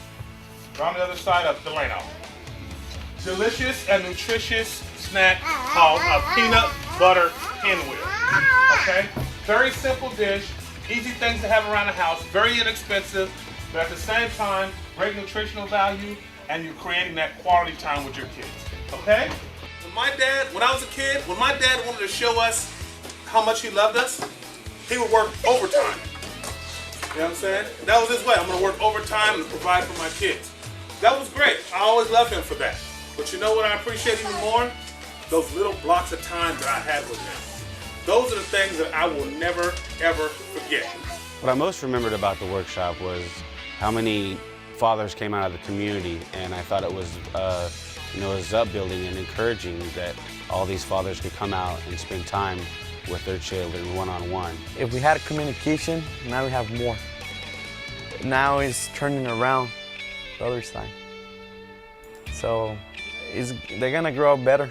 Esto a mí, en lo personal, a mí me refuerza mi intención de que ellos sigan alimentándose y creciendo sanamente. Lo que ayudó la clase para mi casa, mi familia, mi hijo, fue de que Él antes no le gustaba la verdura y ahora ya le gusta la verdura, la fruta, las tortillas de maíz. Todo eso es mejor para él. Oh, convivo más con mi criatura. Comparto más tiempo yo con ella.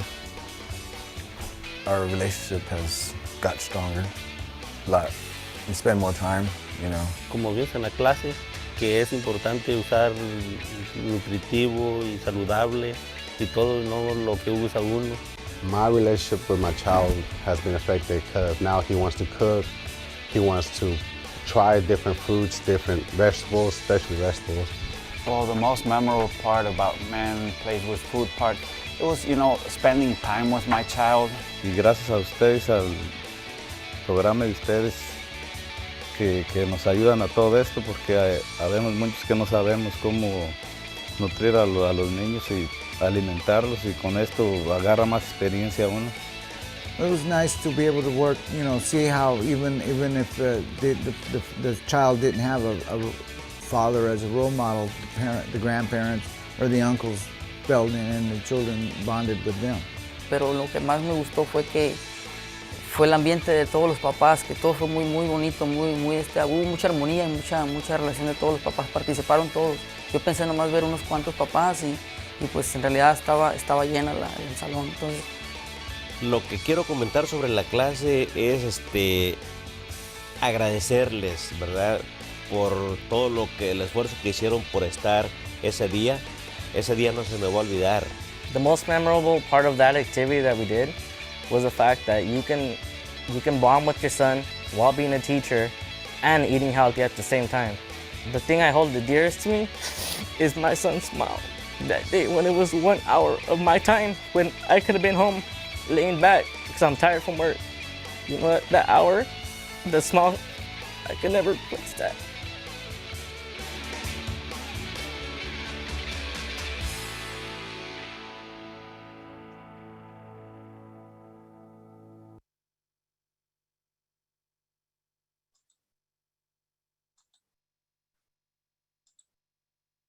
So that was Man Plays with Food. You know, it's crazy because I must have seen this video 1,000 times, and 1,000 times I get choked up. It's just really an amazing opportunity to see those dads truly connecting. And the thing is that it's men giving men permission to have that intimate relationship, right? It's not someone telling them, you need to be doing this and you need to be doing that. It's really modeling to fathers and to men to be vulnerable and have that loving relationship in this academic environment. So we do things like, how do we enhance education with things that we do every day? We'll hold up a tortilla and say, what shape is a tortilla, right? Or an apple, what color is an apple? So it's fun, simple things that no matter what your academic level is, that you can support your children's education. Our goal is never to re-traumatize or embarrass a man in those environments. So we don't do things like ask them to read if they don't want to. We do a workshop called where they create a storybook, and it's all pictures. It's all pictures. We have a new workshop called Man on a Roll, where we take like toilet paper rolls and put mustaches on it and neckties and things of that nature. And the kids and the dads work together and talk about colors and shapes and sizes. So it's just a lot of opportunity there to enhance education. Men and kids moving and learning. This is where we bring out a lot of hand instruments and we make our own music. And basically we dance around for 30 minutes and get exercise in. So it's a lot of fun.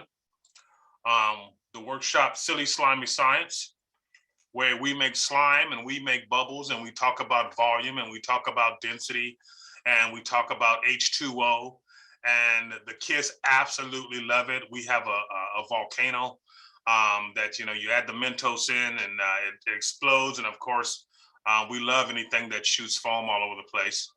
And so, you know, it's just really a fun and exciting opportunity for our dads, for our father figures, and really for our children, as you saw in the video. We also did one called Guys Digging in the Dirt. Because we're an agricultural area, we wanted to promote that agriculture. So basically we dumped like 5 yards of potting soil in a driveway, and every kid got a portable canvas potting bag. They added soil and got starter plants, lettuce, tomatoes, celery, things of that nature. They went home and grew their own vegetables and fruits. And when they grow their own, they'll eat their own. And so it works out very, very well. Last year, we did an event called 30 Dads in 30 Days. And what we did is, because we've been in existence for nearly 20 years, we went through and reached out to some of the dads that we've been working with over the years and asked them to create just a small video about their fatherhood experience and some of the impact that All Dads Matter had on them. And we really received nearly 400 videos, right? And out of that 400 videos, we had to find 30 to premiere a different video every day of a dad sharing his story. So with that, I'm going to share with you one of our videos, 30 Dads in 30 Days. Okay.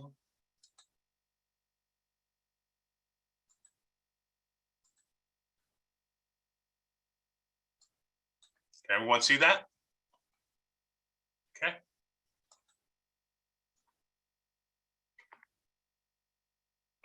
But one thing I learned at Daddy Boot Camp is I'm always gonna fight for my little baby here, who I love so much. And yeah, it's an amazing class. I highly recommend future fathers or those that want to learn more about themselves and how to be a great dad. When my son was born, I remember calling my mom and just crying to her and apologizing for giving her so much crap when I was growing up. And it was at that moment where I realized that the depth of their love was unscratched until I had my own son. Biggest tip for fathers is that there's no room for our ego when it comes to being a father. So let those emotions out, express those emotions. You know, love, hug, kiss, you know, smile for no reason, show affection, be playful. Even to your boys, you know, it's not about teaching them to be tough and don't cry and don't show their sadness or anything. You know, those are important feelings that every child should be able to express, whether it's to their mom, to their dad. Seeing my child born, I mean, it was just powerful, you know? Just experiencing that life, that person you're going to take care of for the rest of your life. I'm not a crier, but I cried a little bit, I'll admit it. And I'm going to cheat. I'm supposed to tell you all one word, what it's like to describe being a father. I'm going to say two. It's a journey. As soon as my daughter came out, man, the warmest feeling I could feel in the world, my heart was beating, you know, just all the love and all the, you know, golly, it's just like another you in this world, you know, and you just could imagine, you know, everything that kid's gonna accomplish in life and every step you're gonna be with them, you know. Then also my lovely son, dude, I always wanted a boy, you know, got my little boy, my little sidekick, you know, my little twin. My experience as a dad has been like a delicious all-you-can-eat banquet. I never knew life could taste so good as when my son and daughter entered my life. My days with them are adventurous and full of grace. When I think about being a good dad, I think about being a role model. It's one of the most important things we can do for our children.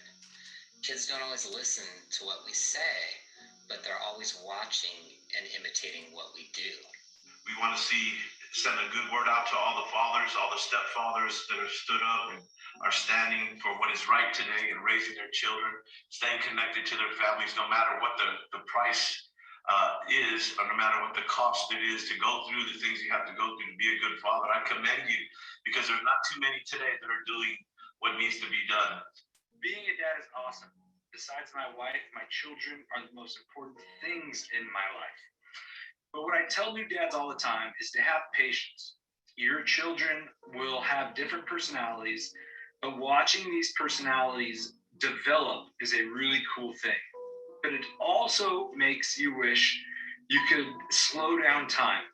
My 4-year-old Lucy has already said she's got 4 boyfriends, and Owen's already told his mom about his crush, which just means that I'm gonna lose more hair. I'm not ready for that. But I want to wish everybody a happy Father's Day. All Dads Matter is a great program, and I recommend it to everybody.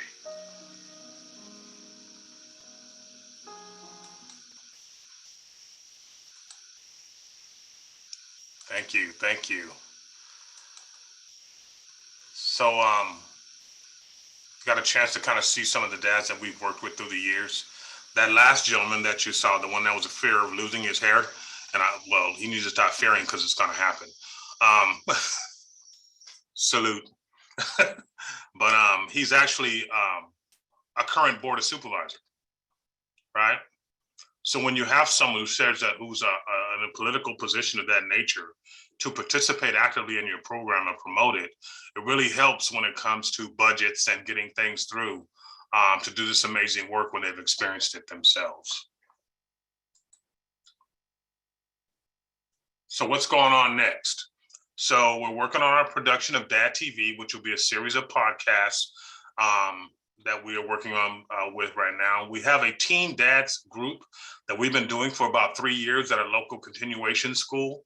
Well, that relationship is evolving. And as of the fall of this year, All Dads Matter will be an accredited English class on campus.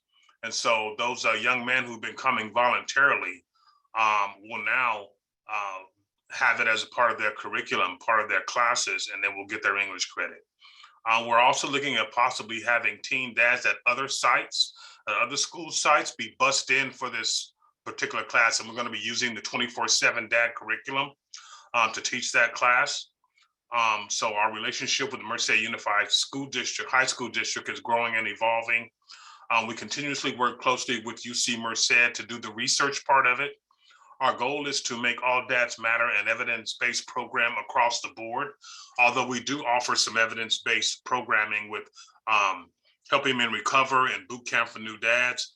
We want our entire program to be under the umbrella of evidence-based. And so we're working on that right now. We continue to stay comprehensive and do the work that we need to do with our community to meet our fathers' ever-evolving needs and meet our children's needs. And you know, some of the things that's so important to me is that we through our work, we've been able to develop really good trust equity in our community. We don't have a marketing budget. Our greatest marketing budget, our greatest marketing tools are those dads who have attended our services. They refer other dads to us. They talk to other dads and say, this is a safe space to go. This is a safe place if you need to get this support or that kind of support. So to have that kind of trust equity is extremely humbling. And what I want to emphasize is that All Dads Matter is about all dads. The branding is extremely important. It's not a program where you know, you have to need some type of aggressive intervention. It's not where, you know, it's not a domestic violence class or an anger management class. Although some of those things organically are addressed within the experiences, it's a place where all dads go. And branding is extremely important. Branding is important because it feeds into how a person feels when they show up. So if someone says, hey, you going to All Dads Matter? What they're going to hear from other people in the community is, right on, that's awesome, man. That says a lot about you that you're going to All Dads Matter, because we worked hard to develop that brand. If it was a place where only deficit fathers were going or only struggling dads were going, whenever you seen someone with a shirt that said All Dads Matter, they'd be like, oh, okay, what's going on in your life where you need that? So branding is extremely important. You know, that's why it's important that it's open to all dads, so that no matter where your walk of life is, where your socioeconomic situation is, we're all dads trying to be the best dads that we can be, and we all could use that support. This is our All Dads Matter car. Can often be seen traveling around our community. The dads love it. Our All Dads Matter whip, right? It gets us where we want to go, and it's great promotion for the program. And it's just a great way to promote the work that we're doing.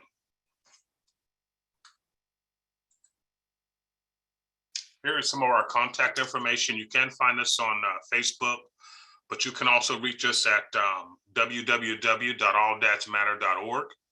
And I will leave my information with Juan if you have further questions or anything of that nature. And so, you know, this is some of the programming that we offer. I'm very, very proud of the work that we're doing and the work that we continue to do for over 20 years. Some of the things that make our program successful, I know that one of the things that we're always looking at is funding, right? How does one fund a robust program like this? Well, we're part of the Merced County Human Services Agency, and we fall under the Employment and Training Branch, right? So all of my employees And it's a small team. I have 3 employment and training workers and 1 office assistant, and we try to cover the entire county. But being employment and training workers means that our employees can be paid out of that budget. Also, a lot of the work we do comes from the family stabilization dollars that are being allocated to a lot of our counties through CalWorks, right? And so we're able to use some of those dollars to do some of the things like buy curriculum and things of that nature. And so, then we have some smaller grants from like First Five of Merced to buy the diaper bags for boot camp for new dads, right? And because we're serving babies 0 to 5. So that's a great way to get that support. When it comes to our male engagement activities, through our partnership with the Head Start, they buy all the supplies. We just bring the talent, right? They do all the recruiting, they buy all the supplies, and then we show up and facilitate the workshops. So it's a very well working partnership. A new partnership that we also have now is we've partnered with the Merced County Superior Court Self-Help Center. And so dads that need support with filling out court documents or navigating the court system, they can now do Zoom meetings from our office with a paralegal from the Self-Help Center. And it's worked out great. It's worked out great where they can get their questions answered, they can get support filling out court documents, submitting court documents. And what happens is that we'll get the dad's contact information and some identifying information. We'll send that to the paralegal.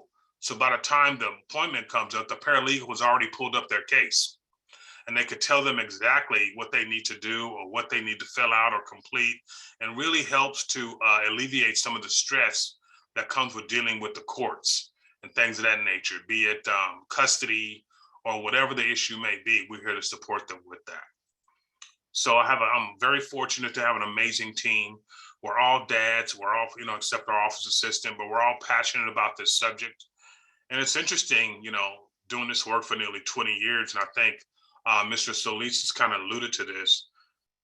I was in a conference the other day, last week, and there was still conversations around, it's amazing to begin this work of fatherhood. I'm like, begin? 20 years into it, we need to be fully engaged in fatherhood work, right? We need to be fully engaged. It's amazing how legislation is always 10 years behind the need. If we're truly family services centers, we call ourselves family service centers, and we're not providing services to dads, then we're not a family service center, okay? Let's be specific and let's be real about it. And then lastly, don't talk about fatherhood being a priority if it's not in your budget, right? Because your priorities are always reflected in the budget.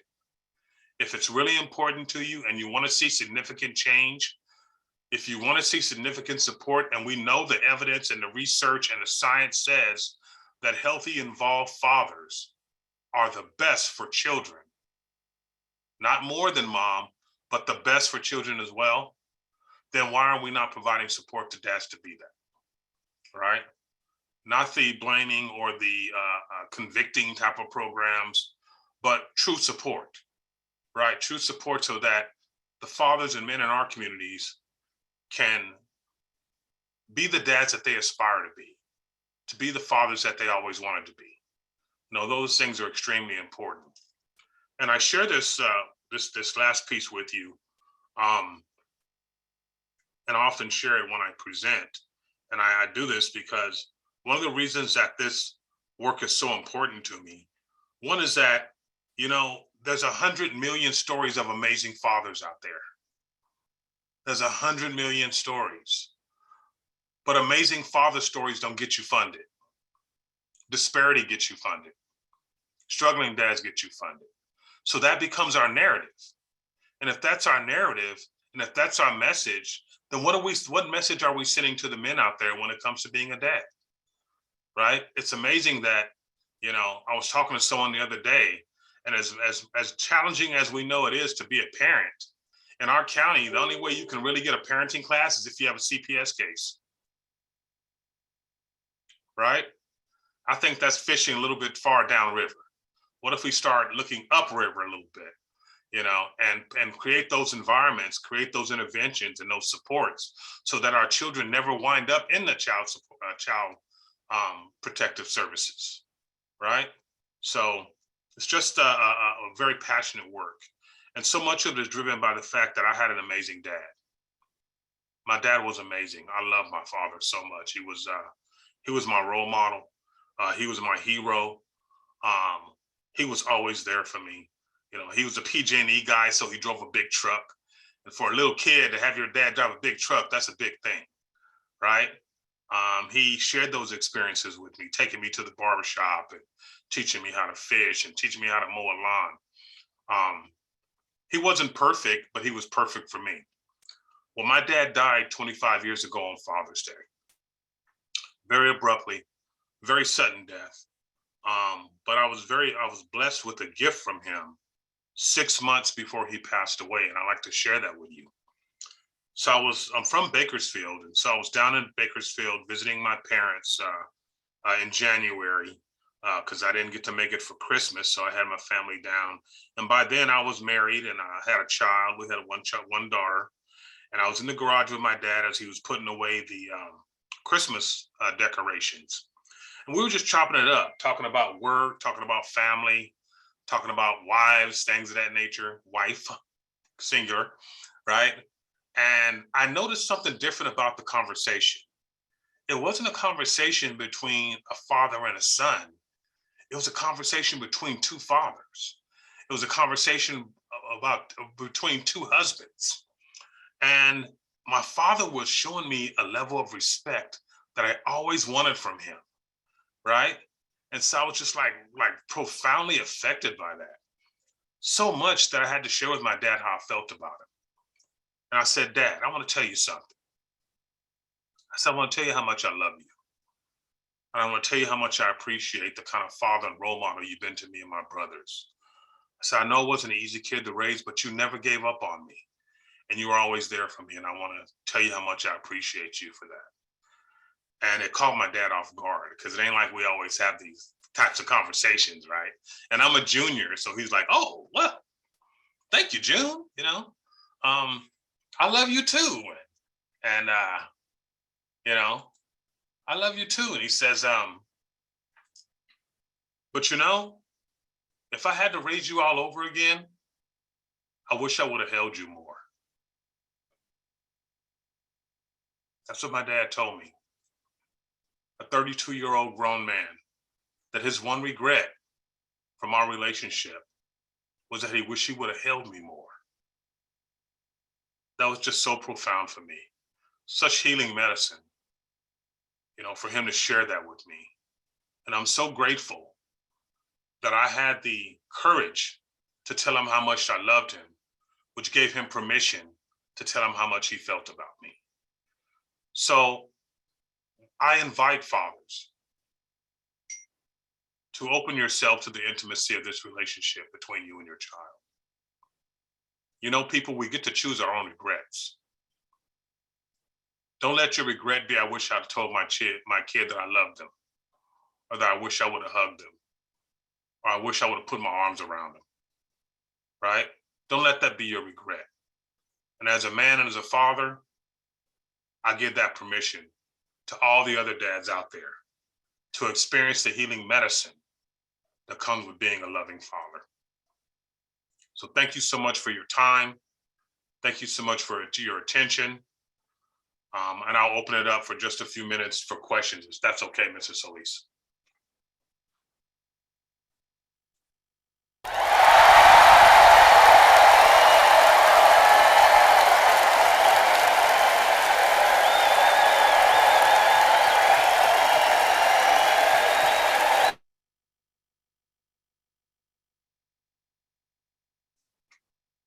Thank you. It was well deserved. If we were in person, that's what you would have gotten, Mr. Luis and Lamar. Thank you for such a great start. Thank you so much. I'm gonna hand it over to Miss Lena because I gotta gather myself up a little bit. You got me, and I'm looking at videos, and I think you got us all. So Miss Lena, go ahead, please. I need man. Oh, thank you, Lamar. It was a wonderful presentation. You left me in awe. You left my head thinking of stuff I could tell Juan that we could do. Thank you so much. I mean, I know everybody in San Bernardino feels the same way I feel. I mean, it was good. It was powerful. It was good. We shared a few tears. It was just wonderful. Thank you so much. Thank you so much for your kind words. Yeah. Does anybody have any questions for him? Miss Nancy? Let me wipe my tears. I'm such a crybaby, but thank you so much for sharing everything. I have a good relationship with my dad, and so hearing that moment you shared with your dad, it's so powerful. And of course, all the workshops and all the work that you guys are doing in Merced County, I want to copy paste it in our county. You know, because you guys have created such an awesome thing. So thank you. I didn't have a question. I just wanted to share that with you. Thank you so much. Thank you, Nancy. Diana, go ahead. Hi there. Yes, I just it was just a beautiful story. Everything that you presented today was amazing, and at the end I was like, oh Lord, go ahead and take the wheel here. So I thank you so much, and I'm very also impressed the way that your agency was able to connect with paralegal services. Actually, I would like to learn more about that as well. So I took a picture of your phone number. So I will probably be reaching out soon. So myself and then our staff members in our program can continue to learn. Absolutely. Thank you so much. Okay, I think we have more questions coming. Elizabeth, do you have a question?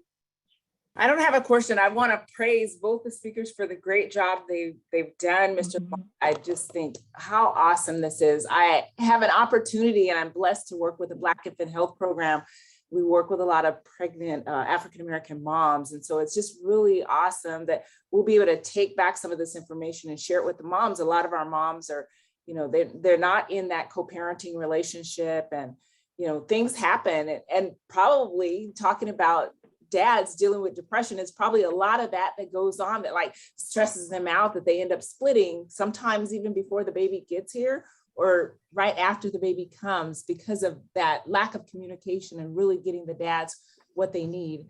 I also cover perinatal equity here in San Bernardino, so I really look forward to working with our fatherhood program to really become just this awesome program that you guys have out in Merced. I just see, wow, this would just benefit San Bernardino County so much. And so thank you for sharing all of the information.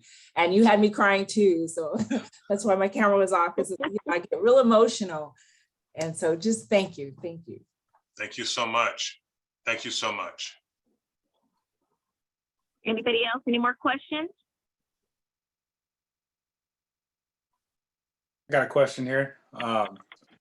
You did a great job, man. I appreciated everything you presented today. I may have missed this, so forgive me if I did, but how do you go about getting the majority of your participants, your people who are participating in your program? Okay, so we do have a multi-agency referral form that we send out, and we have great community partners throughout our county. So we're conveniently located across the parking lot from child support. That was not a plan. That's just the way it worked out. And so if a dad is struggling in those areas, we can always come over here and we'll work with them. One of our team members is a former employee with child support, so we can definitely help him navigate that system. But really, honestly, our biggest marketers are dads who've been through the program. You know, you can create this wonderful buffet of amazing foods, you know, tri-tip and ribeyes and ribs and all the things you want. But if your population is vegetarian, no one's going to eat it, right? Mm-hmm. So it's so important to have other men go out and say, this is a safe space to go. You can go there. You're not going to get convicted. You're not going to be made to feel guilty. You're not going to be shamed. You know, our model is, if you come through that door, everything that I need to know about you has already happened, because you showed up, right? And if you show up, then we're going to show out, and we're gonna be there for you. And it's just a non-judgmental approach to whatever issues, because you know we all got our traumas to deal with, and if we're not dealing with our traumas, then our traumas are dealing with us. You know, and so it's okay to normalize that and to bring dads in. So, you know, our number one marketer are men who've been through the program before. Okay, Christy, you have a question? Yes, and thank you to Lamar. That was beautiful. We all need this in every county, city, nationwide. It's a huge challenge for kids and families. We need our fathers. So Our fathers need you too. Yeah. Yeah. So I'm curious as to, is there any political leadership currently that you have the ear of, or any kind of support in maybe creating, you know, some kind of laws, bills, anything to help fathers or, you know, unite? Absolutely. You know, Mr. Solis is one of those galvanizing forces, and we've been having a lot of conversations about the work, not only the work that we're doing locally in the political landscape of that, but also what can we do on a statewide level to start influencing that as well. And so that conversation is happening. You know, locally, we're very, very, very fortunate that some very, like I said, one of our board of supervisors is a boot camp for new dads graduate. Early on, we had another gentleman who was a very chair of the board of supervisors. His son came to boot camp, and he had such a profound experience that it became one of his flagship programs. And so just, you know, going out there, and it's what I love about All Dads Matter is that it crosses all the lines when it comes to politics, right? Because nowadays politics can be such a polarizing subject. But whether you're a Republican or a Democrat or somewhere in between, we can all get behind this work, because we can all relate to a personal relationship with our own father, be it good, bad, or indifferent, right? And so we can provide that type of support. Now, with that being said, in all honesty, Miss Christie, I'm still having to go out there and beat the drum, right? I'm still having to go out there, and at times I feel like I'm still working to validate that this work is important and this work is worthy of funding, of supporting. And I'm looking ways to provide this statewide. Why can't we do this, put the same support around fatherhood like we did with AIDS, that tremendous success, that we're doing with ACEs, that tremendous success. You know, why can't we look at fatherhood from those perspective as well, and take a real aggressive approach to putting it in the forefront? Because the data is always there, is already there in regards to what father absence does, but what can we do to support father's presence? Thank you. Absolutely. Thank you again, Lamar. I mean, this is awesome. So you guys, we started out with 2 great speakers and we got more to come. You guys don't know what we got coming. It's all good. All good. Any questions before we go on our break? Okay, we're going to take 10 and come back. We got more good stuff coming. And tomorrow we have good stuff too. So stay tuned. Thank you. Thank you. Thank you for having me, Mr. Solis. Yeah, don't you all leave, because I'll send emails real quick. All right, we're not done yet. Thanks, Lamar. Yeah, take that quick break, get some water, get to stretch out those limbs.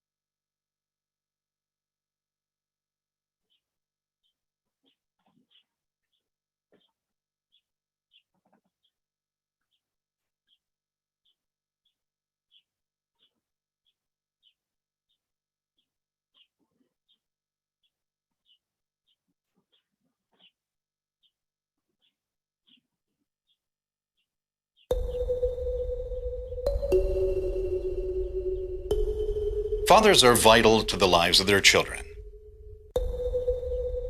The presence of a responsible father improves a child's academic, social, and emotional development. Children who have an engaged father at an early age have shown increased levels of curiosity and problem solving. A father's involvement encourages children to explore the world around them with confidence. The absence of fathers can have a major impact within our communities. The crime rate, poverty level, and drop in academic achievement levels have all been linked to a lack of father involvement. 1 in 4 children in the United States are without their biological father present. In San Bernardino County, it is 1 in 3. Being present is half the battle. It's time. The time for change is upon us. Fathers must get equipped to be the best version of themselves that your children need. Welcome.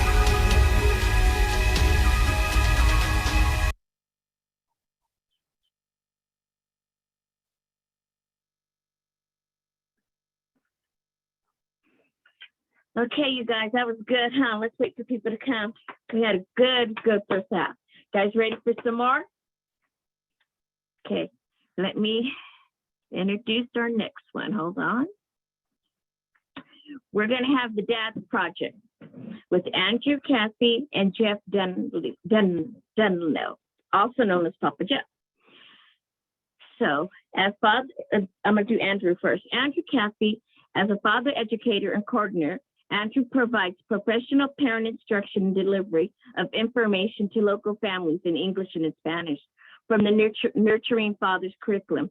Andrew also facilitates groups for Spanish speaker fathers and recently has completed the Nurturing Father program and has graduated for the first time in Big Bear. Has it going in Big Bear for the first time.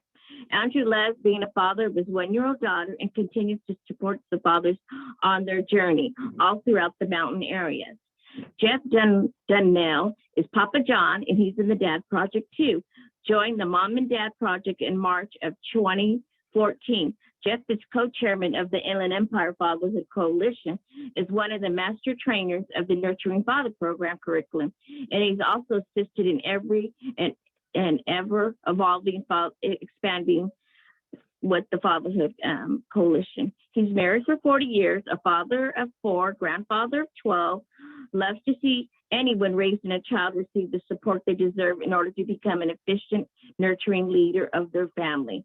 Previously served faith-based nonprofits for 28 years. He's strong, he builds strong families, builds strong community. Welcome, Dad's Project. Well, thank you and good morning, everybody. That was quite an introduction. And I just want to append it a little bit that since that was written, I have been married for 44 years and have 14 grandchildren. So yeah, we've got our quiver full, and maybe I'll show you a picture of them in a minute. But yeah, my name is Jeff Tunnell, and I don't know where on your screen. For me, Andrew Caffey is right below me, so that's very handy to see him right there. Say good morning, Andrew. Good morning, everyone. I need to start off, and you can put your answer in the chat, or you can just simply unmute and give your answer. But I haven't seen any dad jokes here this morning. So what word is always spelled wrong in the dictionary? Anybody know? What word is always spelled wrong in the dictionary? Jennifer wins. There it is. Barbara's got it. Come on. Not too difficult. The word wrong, of course, is always spelled wrong in the dictionary. And which building in New York City has the most stories?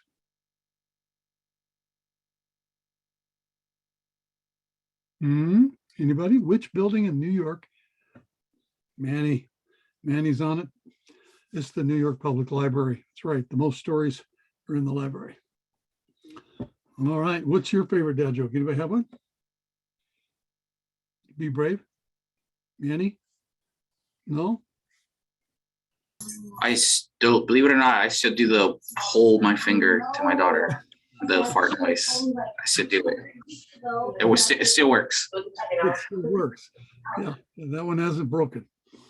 Why did the skeleton cross the road? Barbara asks. I don't know. Anybody? Why did the skeleton cross the road? It had a bone to pick with the chicken. Oh my goodness. Okay. Well, what? Thank you. That was awesome, Barbara. You know, something that I've done recently is I'm learning sign language, which is pretty handy. Okay, enough of those dad jokes. The Dad Project. Okay, not all of you know us. Let's see, how can we start this? How about a little history? Not a lot, just a little history. The Mom and Dad Project began in Big Bear Lake in about 2001. So we're 21 years old today. This month, I've been at the Dad Project since 2014. That was mentioned. And actually this month will be my 8th year. So I was asked to come in 2014 to build up the dad piece of the Dad Project, because the Mom and Dad Project had been really popular in Big Bear from 2001 to 2007. Started out with childbirth issues and OBGYN services, and we don't deliver babies in Big Bear at anywhere. We have everybody in Big Bear has to go, you know, Loma Linda, St. Mary's, down the mountain, at least an hour in any direction to deliver their babies. So there was a lack of OB services. Some grants were written, and we got our first grant in 2001 to open OB/GYN services locally and at least give that prenatal care to moms. And as we hear talking today, and I just want to say one more time for Lamar, shout out to Lamar Henderson. No flattery here, Lamar. We know flattery is not a good thing, but honest praise. You are so inspiring, and your work is tremendously amazing. What you're doing in Merced, all the way through what you were doing, I was just wanting to take notes, saying amen, amen, amen. Heard a lot of that in the chat, people responding the same way. Your wisdom is profound. Your experience and your passion are just top notch. Moved me along with everybody else this morning. Thank you. Yeah, I wasn't the only one needing the tissue to hear some of those stories you were sharing. So thank you. You made me want to come work in Merced with All Dads Matter. Man, it sounds like you're just taking the city by storm. We had talked earlier, Lamar and I, last year sometime. My son lived in Merced. He was just moving away when I met Lamar, and I thought, bummer. I wanted my son to get involved with you. He's just right down the street, but he's moved. So thank you again, Lamar, for inspiring us. When I say that the Mom and Dad Project is 21 years old and heard your fire, your passion to say, hey, at 20 years, we should be fully engaged by now with dads, and the dad, reaching out to dads and doing dad work. And I so agree. So the Dad Project kind of got a little bumpy start in 2007, started doing some dad classes around the town. They were short. They were maybe 4 sessions. Guys were graduating kind of like popcorn. It was easy to go through. But by 2014, they realized it just wasn't in depth enough. The Mom and Dad Project was getting most of the attention. Classes were expanding. A lot of great drop-in work was being done with kids 5 and under. We're mainly funded through First 5 San Bernardino. San Manuel Band of Mission Indians is behind us with a fairly large grant now for 3 or 4 years in a row. And we have a lot of smaller grants that are pushing us along, like In and Out. We meet with them this month, just actually next week, talk over our plans for this year with them. And so lots of folks are behind us, but we are a nonprofit, and we do volunteers, basically. Just chiming again, kind of backing up what Lamar said, it's sad when we only do dad services because dads are in trouble. That when you said, Lamar, that gives us a narrative we have to live by, so true. And it's the wrong narrative.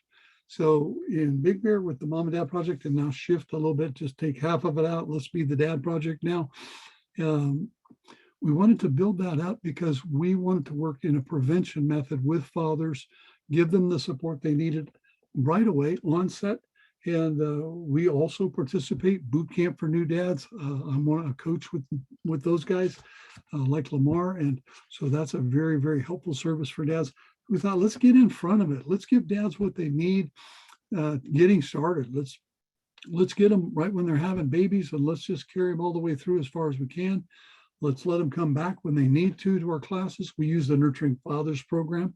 We're very, very appreciative of that. And also 24/7 Dad. We don't use that, but boy, we have a ton of respect for that program and the excellence that it's producing around the nation.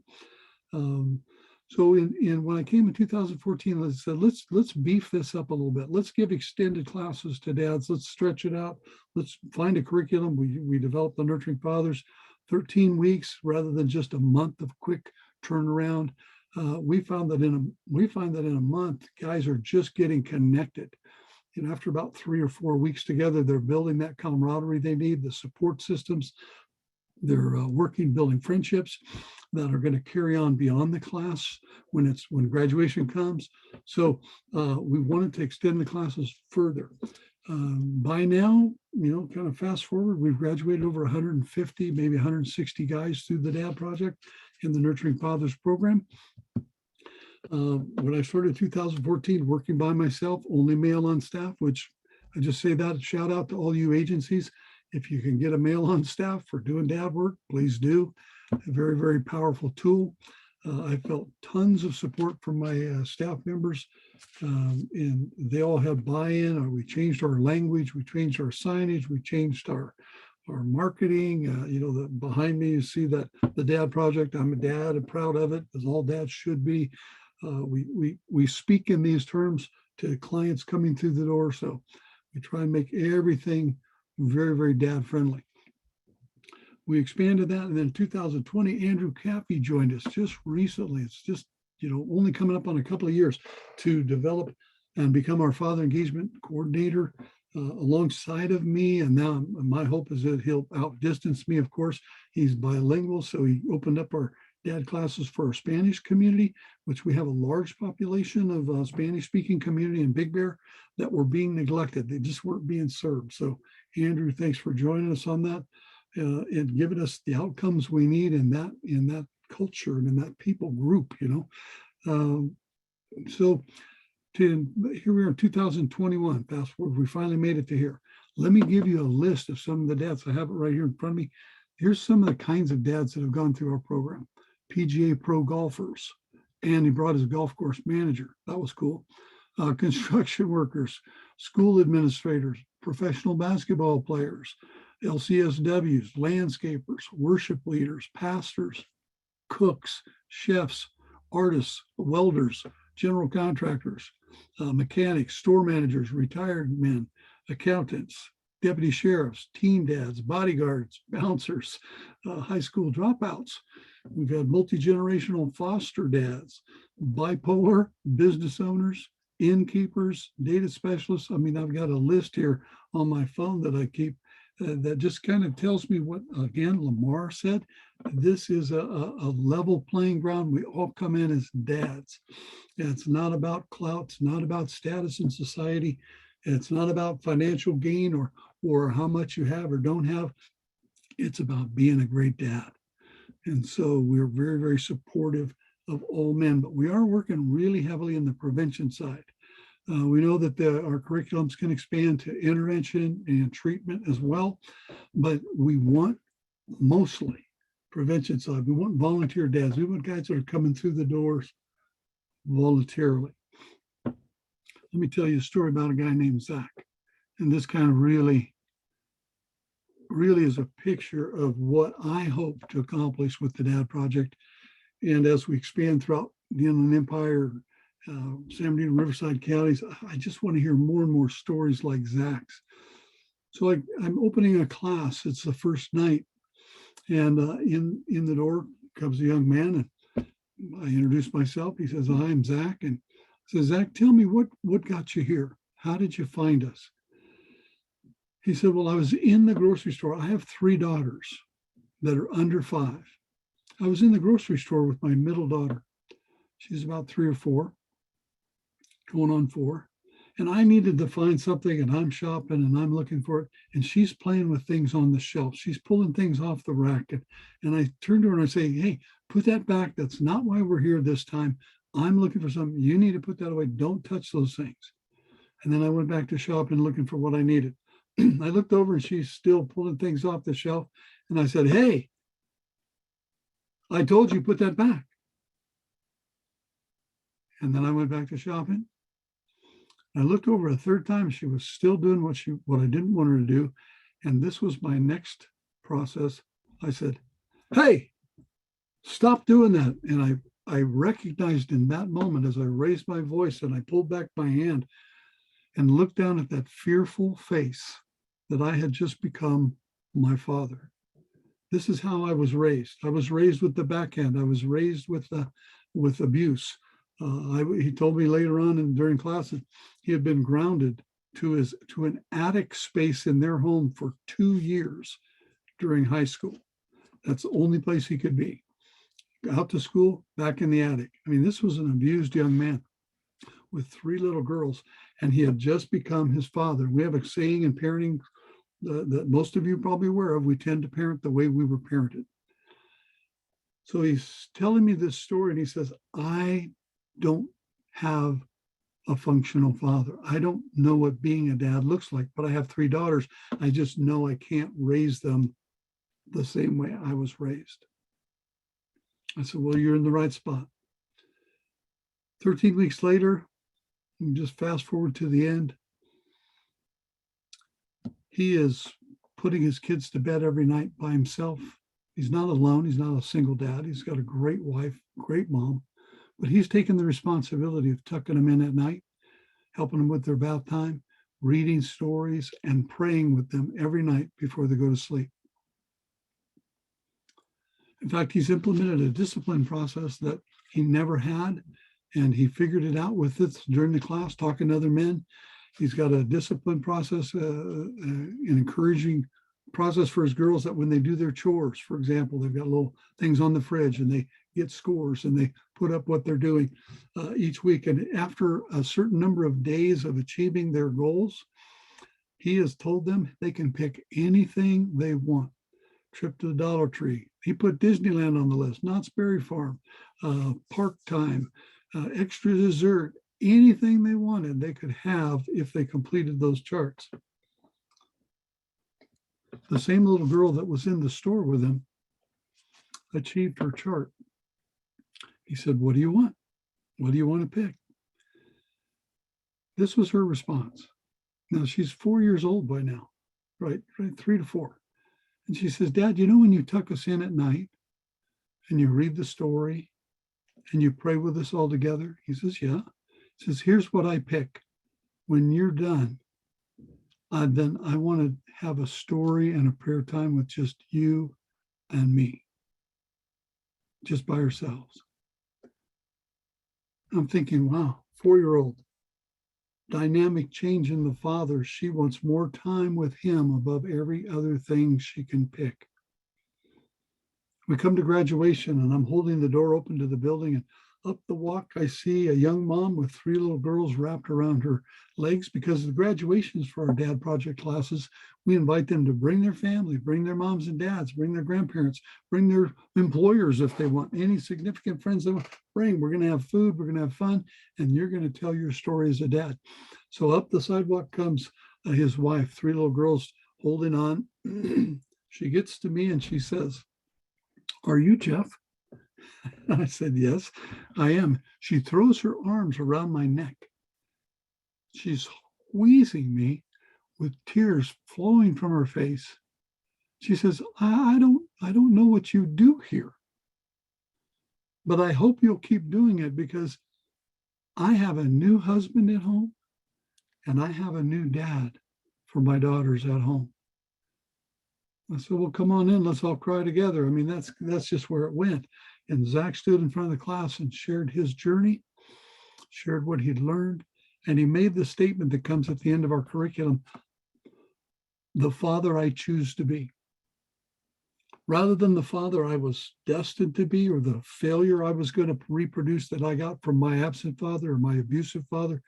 Or like in Lamar's case, some guy stand up and say, I had a great dad and he is everything to me. He's still alive. We have a daily relationship. We talk all the time.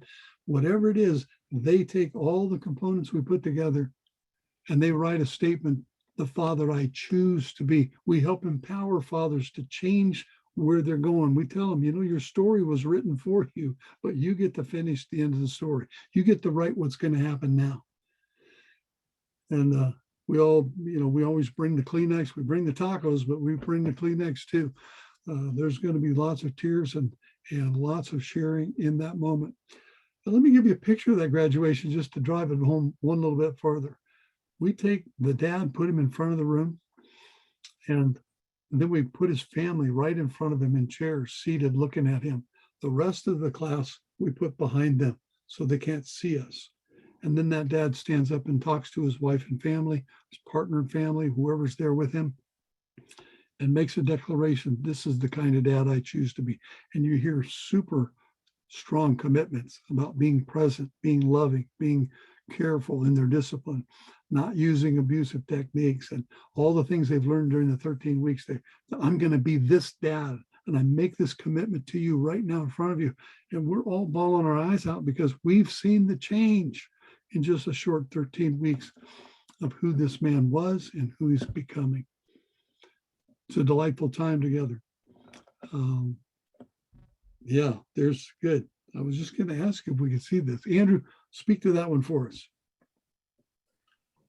Hello, everyone. My name is Andrew Caffey. Yeah, that was one of the graduations that we had, Papa Jeff and I. Some of the dads were sitting down, but we got a group picture with these dads here. And it's just been an amazing journey. One of my favorite parts of the Dad Project is them filling out that sheet, like that declaration that Papa Jeff said, that the father they choose to be. And every time we have that graduation and we have that moment when they dads have that spotlight just to share to their family the father they choose to be, it is guaranteed crying. Like Papa Jeff seen me just choke up. I couldn't even see one moment because it was just nonstop tears. Me growing up with no father, like just seeing that and seeing the impact that the project has made for these dads and making the journey. Like we all walk the same path. Every man's responsible for their own destiny, but like the choices, they didn't know they had these choices. So making that choice to be a great father, even if you had a father involved in your life or not, whether you grew up without a father, you knew what needs you had as a child. So you know what you wanted from a father figure so you can provide that. That picture right there is just one of many that we've had. I don't know if you have the other ones, Papa Jeff, that you want to bring up and share, but that was a really good class. Those were fathers there in Big Bear. That it was the first time doing that, and it was amazing. It was amazing.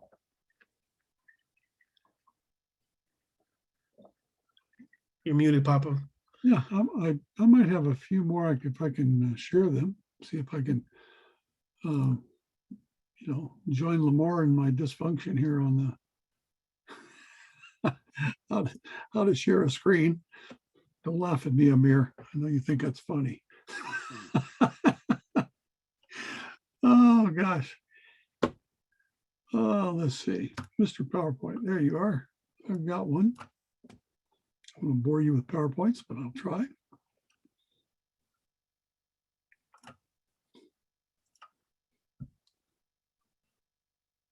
Let's see. Are you seeing a PowerPoint? Nothing yet. Nothing yet. Okay. Oh yeah, everything just froze up. Boom. Well. Yeah, all it says is Jeff Tunnel has started screen sharing, but it's a blank screen. Yeah, everything on my side froze. So, I mean, really froze. I can't change anything. Too many things open evidently or something, but even the cameras on my end are frozen. So I apologize. See if I can close out some stuff. It's because it's so cold outside. Sorry, I had to. It popped up. Your PowerPoint's up now. Is it the only thing on the screen? Yes. Oh, good. Well, I appreciate that. Oh, this is my family. I have twin girls and two boys. There's the rest of the gang. It's all of them together. And this was at a family reunion last August. I want to get a picture of all those 14 grandkids on a trampoline. This is the dad hat ceremony. And this is one of the things I did when I first came was I was able to gather all the past graduates of the program that I could find. We gave them all a hat, started that, what we called the dad hat program. And so now all the guys that graduate from our classes get their own hat. I tell them you can't get them in yard sales or thrift stores. And if I ever see one there, I'm coming after you. Here's a picture of a group of dad grads. And some more. Some of the guys you might see twice because I've had some of them come back as dad advisors, if you want to say that, like advisors, but dad advisors, volunteers in the class to help the guys go through. They'll get their certificates. Here's just a little personal note on this slide. Some of you know my story. I won't give it here today, but I died in 2016, literally died and was revived. So every day for me is a gift. It's like I'm alive from the dead, me and Lazarus, you know. And but in this class, this third man from the left was one of the paramedics that came to save me that day. And when he walked in the classroom that night, he was unannounced. He hadn't signed up. And I looked at him and he said his name. And I said, "Oh man, you're like a paramedic, right?" And he said, "Yeah." I said, did you pull some guy off a Castle Rock trail? And I gave him the date. He goes, "Yeah, I remember that. We had to shock him 2 or 3 times between the trail and the ER. I said, "Well, that was me." And we just had a great reunion. Anyway, so it was amazing to have that paramedic come back and meet him again. So, and this is the one that we just showed you. But we like to celebrate these guys.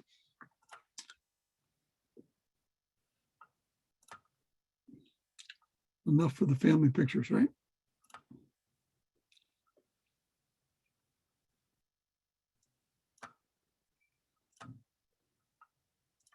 Things are still moving pretty slow on my end. I apologize. Thank you for your comments in the chat. Yeah, I'm with you, Jennifer. Praise God for sure. No coincidences. I was surrounded by a wonderful group of people that day, and they all helped pitch in and save my life. So,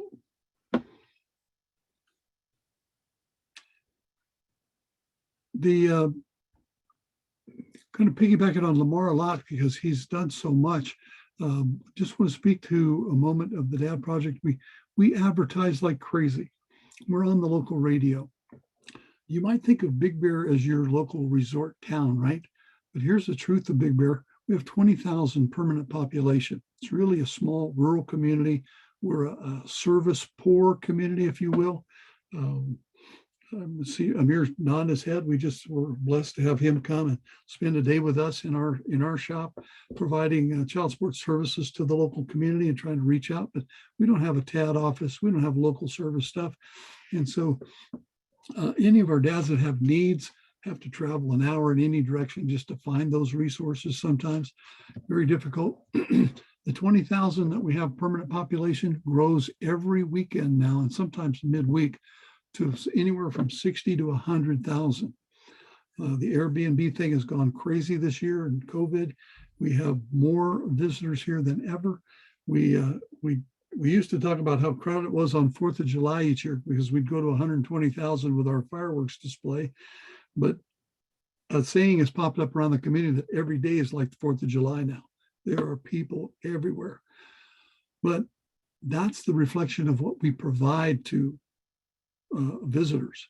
The truth is, behind the scenes, the service industries, low payments, a lot of poverty, a lot of difficulty and struggling, and supports are rare. So the Dad Project becomes, for me, a lifeline for dads that need those kind of supports, and they can get them locally. We do serve dads that are involved in systems as well, and certainly not going to say no to them. That's a dynamic that they need.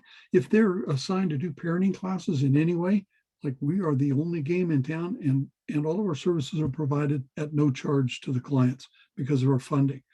And so we become an accessible resource locally. We're very proud of that. We're glad to provide those services. You know, those guys would have to drive 50 miles, pay gas at the rates we're paying now. You know, you've seen the signs, right? The gas prices are higher than your FICO score now. So yeah, you look up there and says, well, look, that's 765. That's bigger than my FICO score. Anyway, and then when they go down the mountain, they often have to pay for classes. So we advertise, we do a lot of outreach, with a lot of flyers, as I mentioned, radio, but we just did a survey on where our clients come from. And let me just encourage you as agencies as well. I think Lamar has given us this kind of insight as well. You can do all that advertising, but what really works, and what our research showed us, was that a little bar chart. And on the bar chart, the the bars like this for radio. Where did you hear about us? Radio, flyers, all across the just little tiny bars. And then we get to the end where it says a friend brought me or told me about the program, and the bar was like 5 times larger than any other methodology. So this is true. Graduates become our greatest asset. Guys that have been through the program, we talk about the program, and they demonstrate it in their life in the public. That becomes our greatest marketing tool. And we want to lean more on that all the time. We've dads come to us, they feel powerless, they feel weak. They like, dads don't go to the doctor unless there's a bone hanging out or something, right? We'll send mom and the kids any day, but I'm not going to go until it's absolutely required. And so if you ask a guy, would he take a dad class? He thinks, well, I'm not broken. I don't need fixing. And so we try to, our bio line is, this is where good dads become great dads, not where bad dads become okay dads or broken dads become fixed dads. We want to say to them, this is where good dads just become better. They become great. And we want to encourage them to jump in that way with that mindset.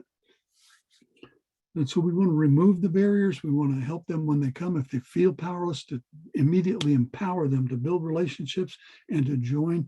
We tell them, look, come 3 weeks. If you don't want to stay, leave. But if you, after 3 weeks, we find that guys are kind of addicted to the program by then. They're building and talking. By week 5, they're saying, how come there's not more dads here? This thing should be full. This is the best thing that ever happened to me. And by graduation, you would think they're going to be your latest street evangelists for dad programs. So it's a challenge to get it started, but once it goes, it hangs in there. Andrew, I'm talking too much, so let me back out of here and let you do so. No, you're fine, Papa Jeff. Thanks for sharing all that. So yeah, as it was shared that I do speak Spanish. I am bilingual, so I was able to have the Dad Project in Spanish for the first time in Big Bear. And that was just an amazing thing to see. It was a group of dads, and coming from a Hispanic background and Mexican culture, just like Papa Jeff just said, we won't go to the doctor even if a bone is hanging out. We'll probably figure a way to put that back in and seal it up. So it's really hard. It's like pulling teeth sometimes, but I was able to get to them. I had 2 graduations occur already for the Dad Project in Spanish. And when it got to the point, the father I choose to be, Papa que escojo said, was so powerful. You have generations of just this parenting style and this machismo getting passed down through child after child after child. They want to continue that. So seeing that kind of break away with the 13 weeks that we put in the work is amazing to see. And to have them just share the emotions and open up was also very, very powerful, because Hispanic men in general don't really show emotions. And one of the things I tell them is, it doesn't make you weak if you cry, and I share this all the time with my dads. Like, I could cry to so many things. I have cried to The Lion King, The Land Before Time, The Notebook, but I'll beat you up. The tears are coming down. And so that'll make you less of a man. And so to see that with the Hispanic culture was very powerful for me.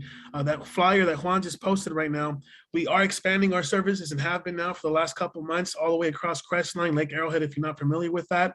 So I encourage you guys to really get to know your community. I came up with this here just when I was in the restroom cutting my hair. There's no hood like fatherhood.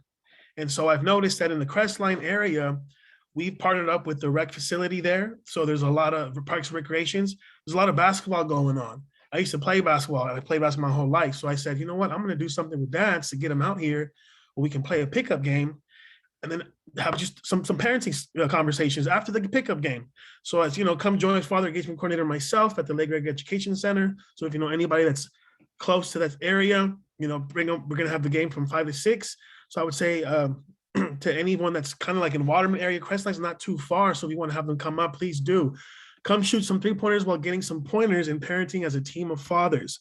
Bring your basketball shoes and your whiteboard to write down some plays and becoming a nurturing father, as we are all on the same journey to be all-stars for our children.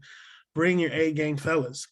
And so I am looking forward to this. I've been partnered with the sports recreation supervisor, and he basically wants to bring back a dad league, a men's league, I should say.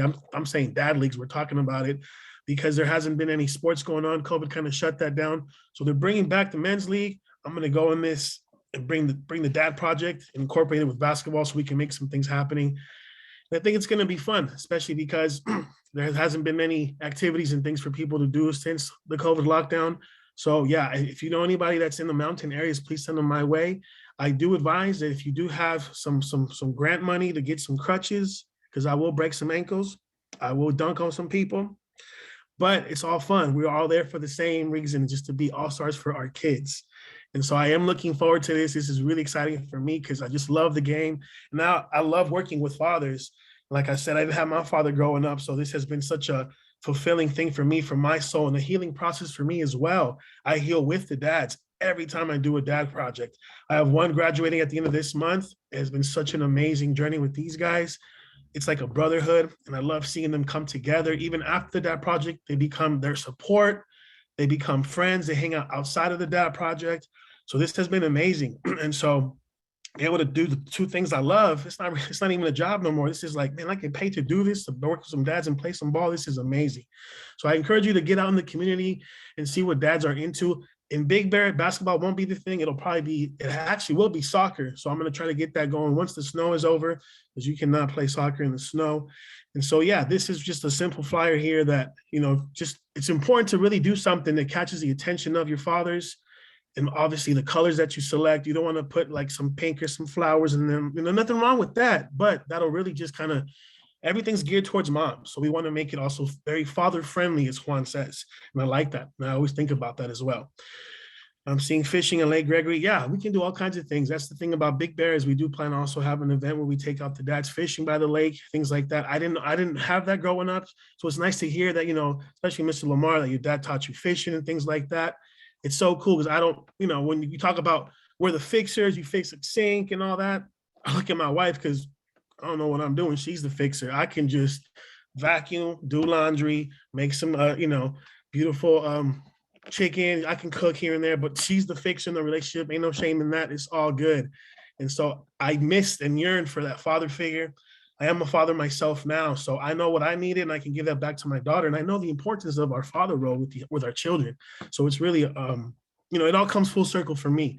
So I do encourage everyone to definitely just see what the community is involved with as far as sports or anything, and make something happen with that. You know, the food thing, that was so awesome. I have to talk about that, Mr. Lamar. I love that, just the simplicity of making something to eat. I feel like I want to copy and paste that myself and bring that to even my own personal life, because I know family members, like for breakfast, my nephew's still eating hot Cheetos and stuff. Like, no, we cannot do that.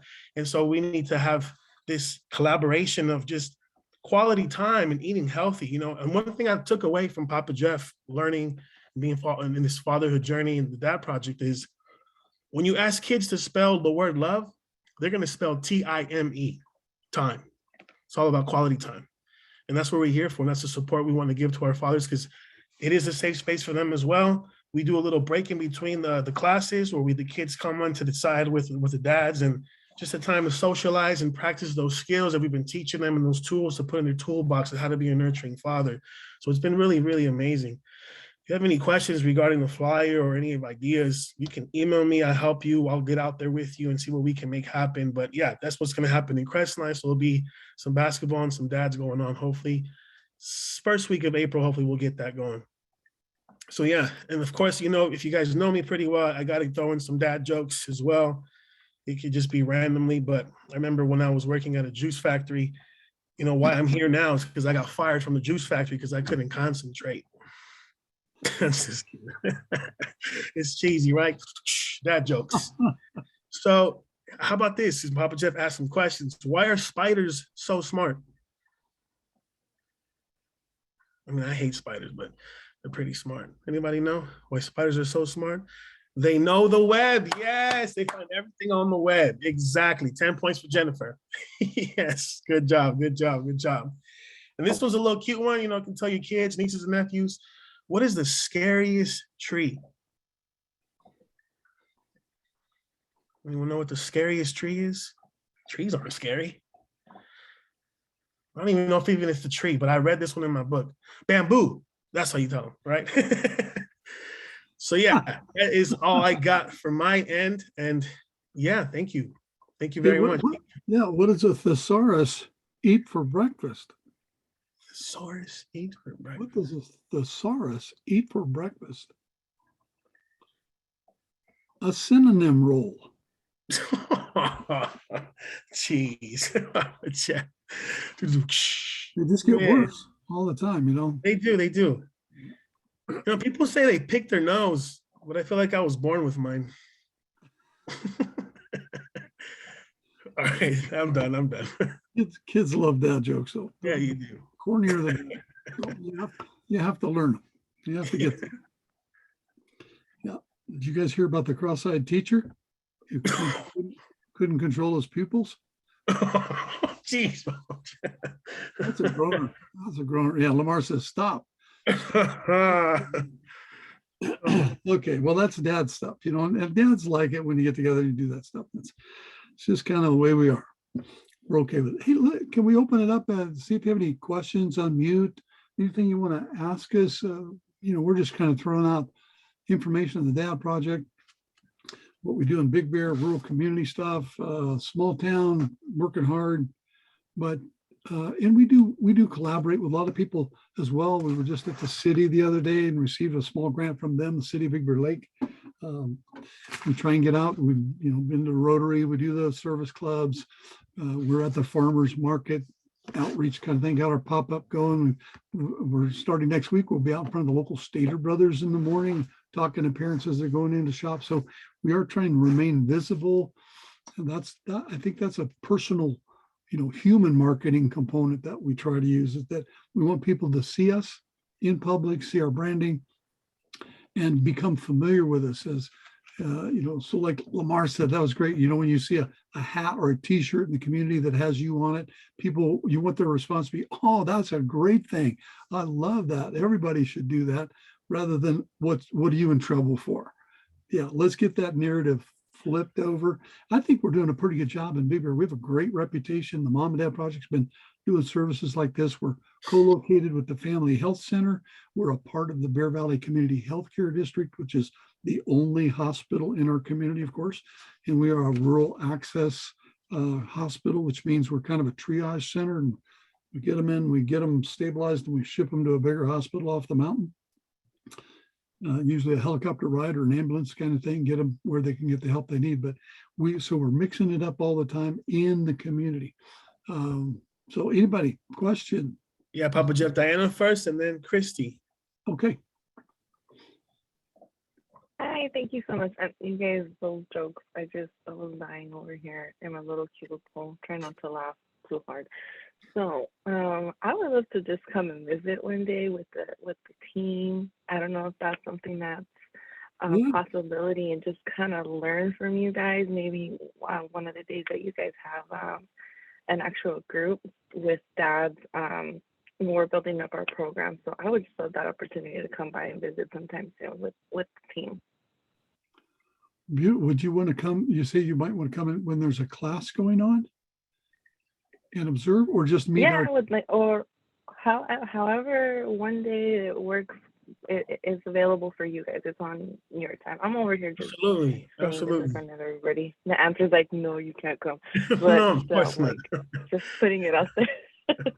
No, that'd be great. And if you can make it to the graduation, I'll invite you to that so you can see just the impact of the program. And that would be very nice for you to, feel that and see that. And I'll shoot you the details if you want to call me. I can the graduation. If you like, Juan says he's gonna get a bus. I will. And get people up to Big Bear. Just don't come when it's snowing. People think they can drive in snow with the 4x4 and all that. That don't mean nothing. I've seen all kinds of places. I will definitely send you my information. And All right. yes, thank you so much. We do have one class, one of our parenting classes. We don't have a dad class during the day, but we do have a parenting class that goes on during the day on Thursdays.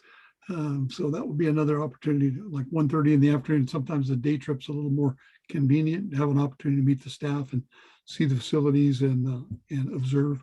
But you're welcome anytime. Yeah, love to have. Christy had a question next. Okay. Hi, thank you. Great job, everybody. Where can we buy merch? Like, where can we buy the t-shirts, hats that you guys have? Where would one buy those? Like our hats and shirts, sit up a little taller here. Where's my shirt? There's the shirt. Are they for sale to the public? I mean, yeah, we haven't done that because it's almost an earned reward and almost an earned okay. the dads.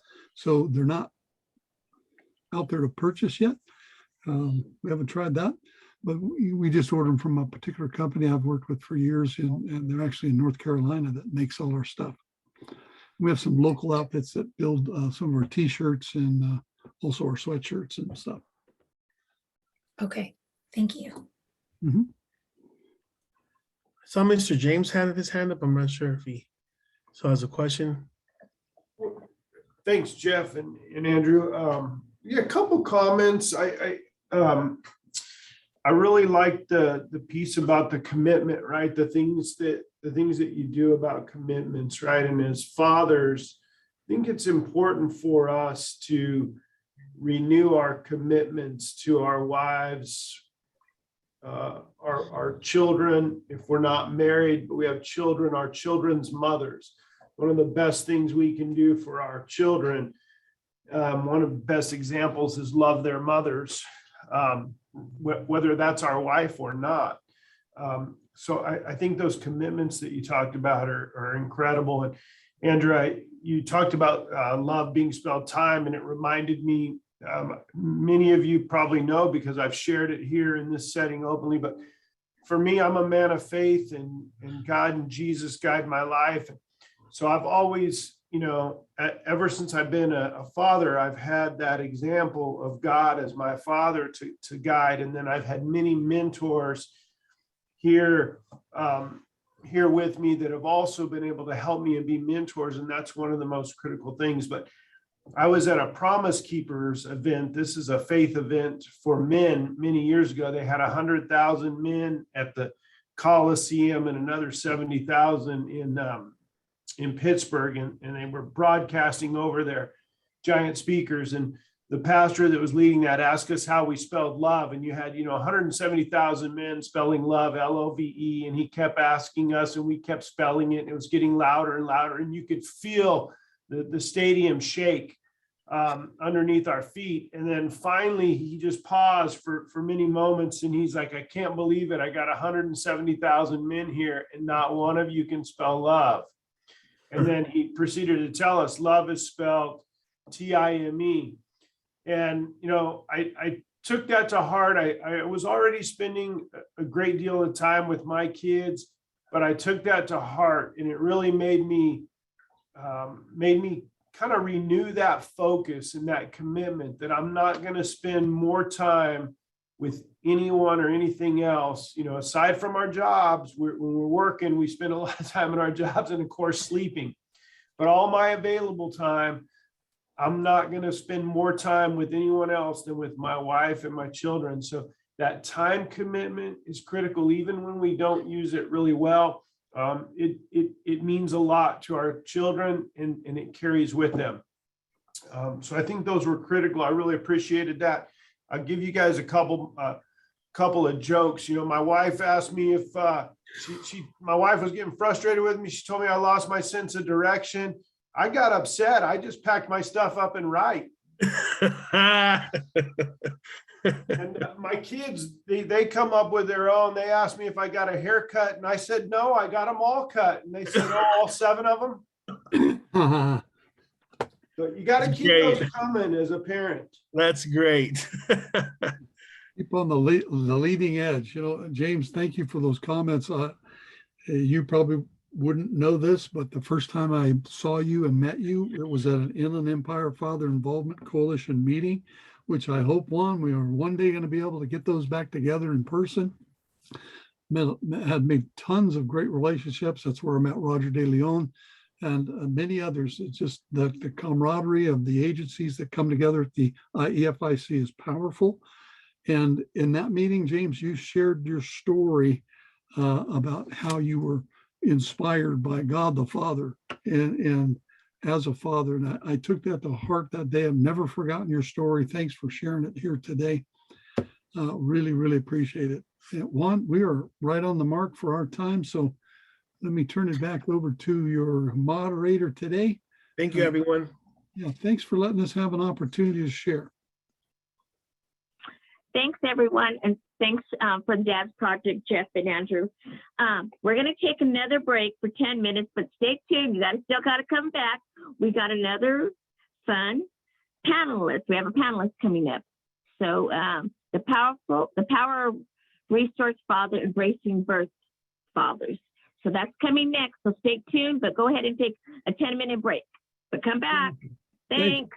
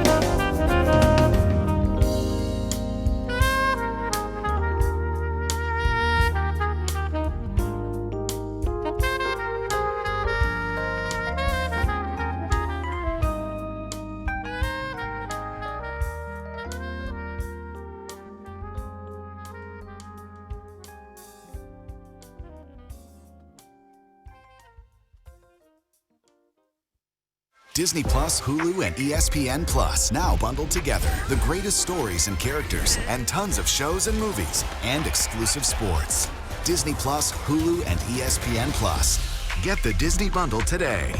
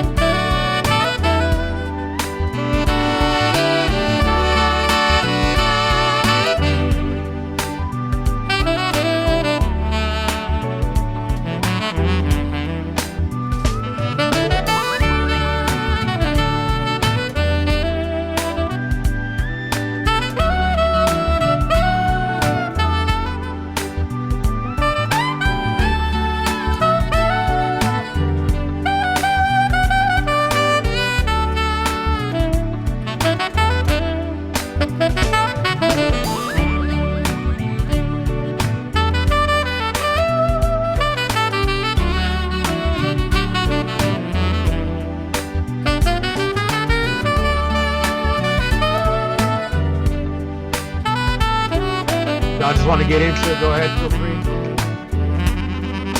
I know you want to.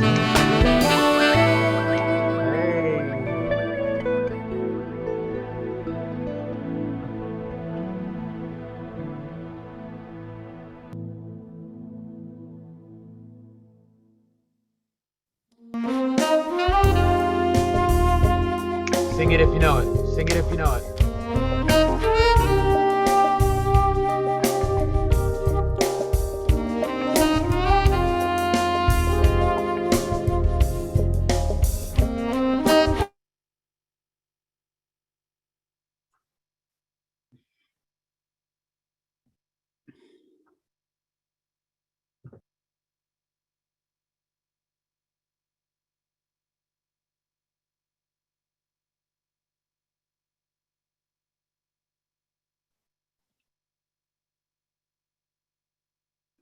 We're ready for another workshop?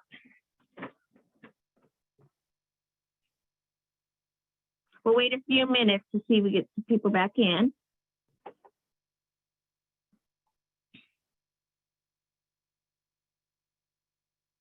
Okay, Sharon's ready.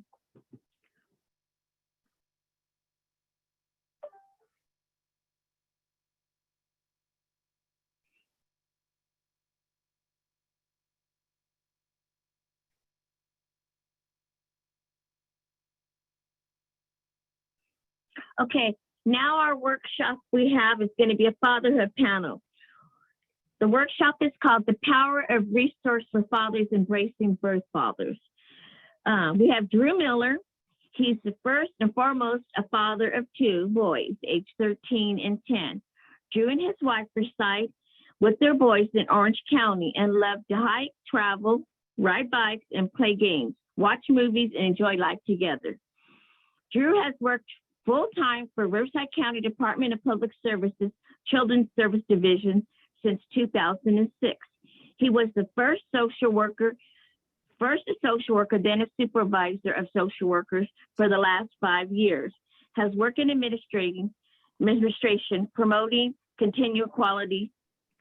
Sorry guys, something came up.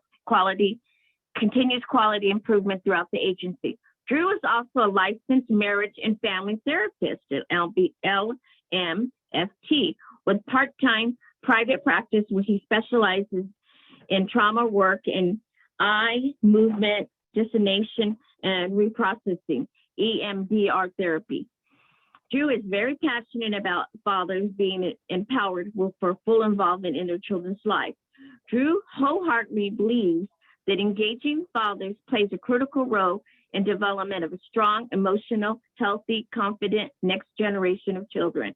And it is his honor to participate in this important event alongside with many great father figures. In this panel, we have two more that I need to introduce. First is going to be Adrian Castarena. He's a young father, a father of one amazing daughter. Throughout the process, he's learning to co-parent and communicate. He also has learned to have been working positive relationship with his daughter, adopted parents. In his younger years, he spent time working as a construction with his father, who taught him how important a father is in a child's life. Adrian is currently working in Viejas Casino while training to join the military. Adrian's goal is first become a Marine, then to join the Marine Special Forces. Adrian also has high values on mental, physical, and spiritual wellness. Educating himself on these three things has helped him grow and became the man and the father he is today. He believes that if you want to be able to care and love a child, you need to be able to take care of yourself first. Then our third father panelist is Skylar Holt. He is the father of 4. He has been a resource parent for 6 years. He is also the owner of Skylar Holt Photography and a vital member of his community. He can be found hiking and enjoying the outdoors with his family or behind the lens of his camera.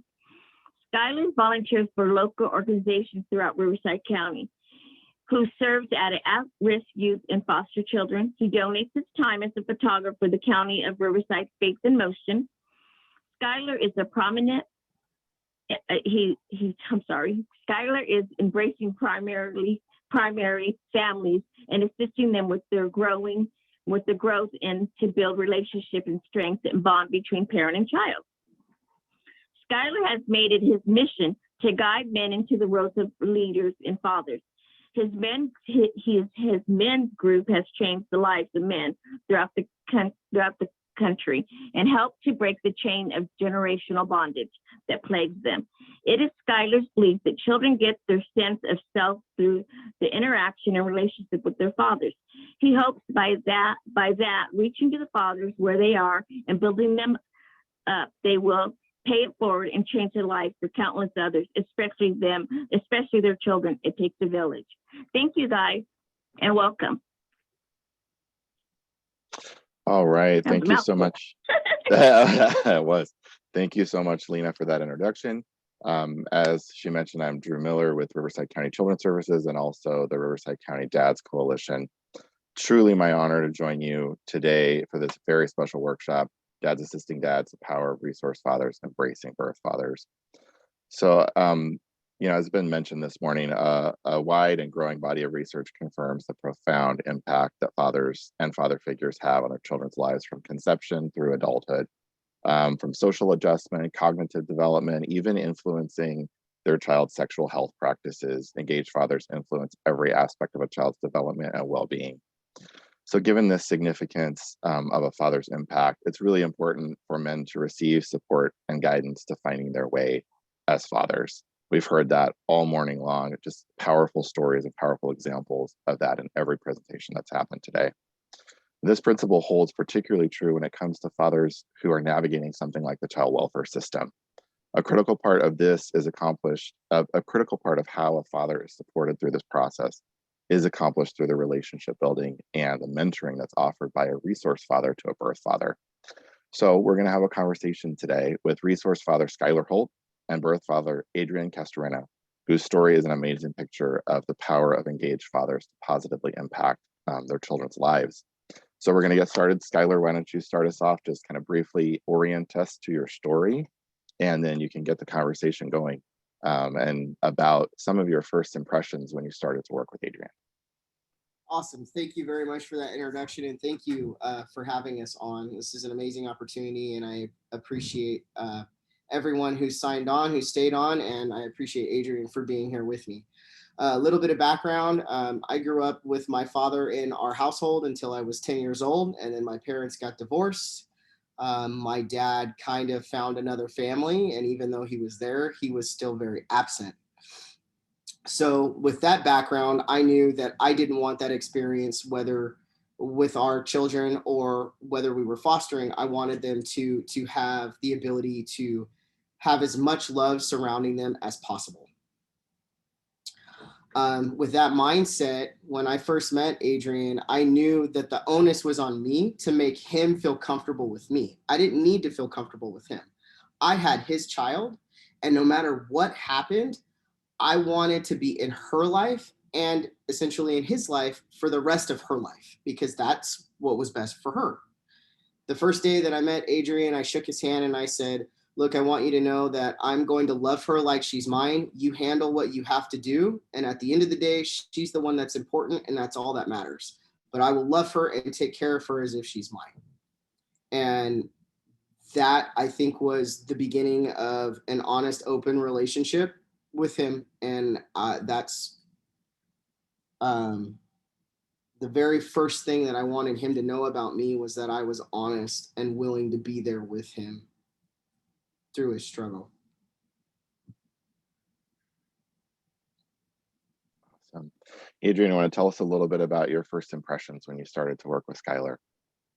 Well, yeah, like I said, or like he said, he was honest and straight up from the beginning. You know, he told me, you know, I love your daughter like my own, and I'm going to care for her and love her like my own. And I mean, just being able to share that alone it says a lot about a person, you know, and it showed me what, you know, his true intentions were, you know, like from what it seems like with a lot of biological and resource parents, or the relationship between them, it seems almost like it's hostile, you know, like at least that's how I feel, because in my position, like I was scared, you know, like I didn't know what was going to happen with my daughter, you know, like, and and for him to be open about that and tell me that straight up, like the first time we met, shook hands and everything, like that's the first thing he told me. And I was like man, like if he's able to share that tells me a lot, like that I could really trust him. And if it didn't go is how I wanted it to go, which was obviously bring my daughter home, then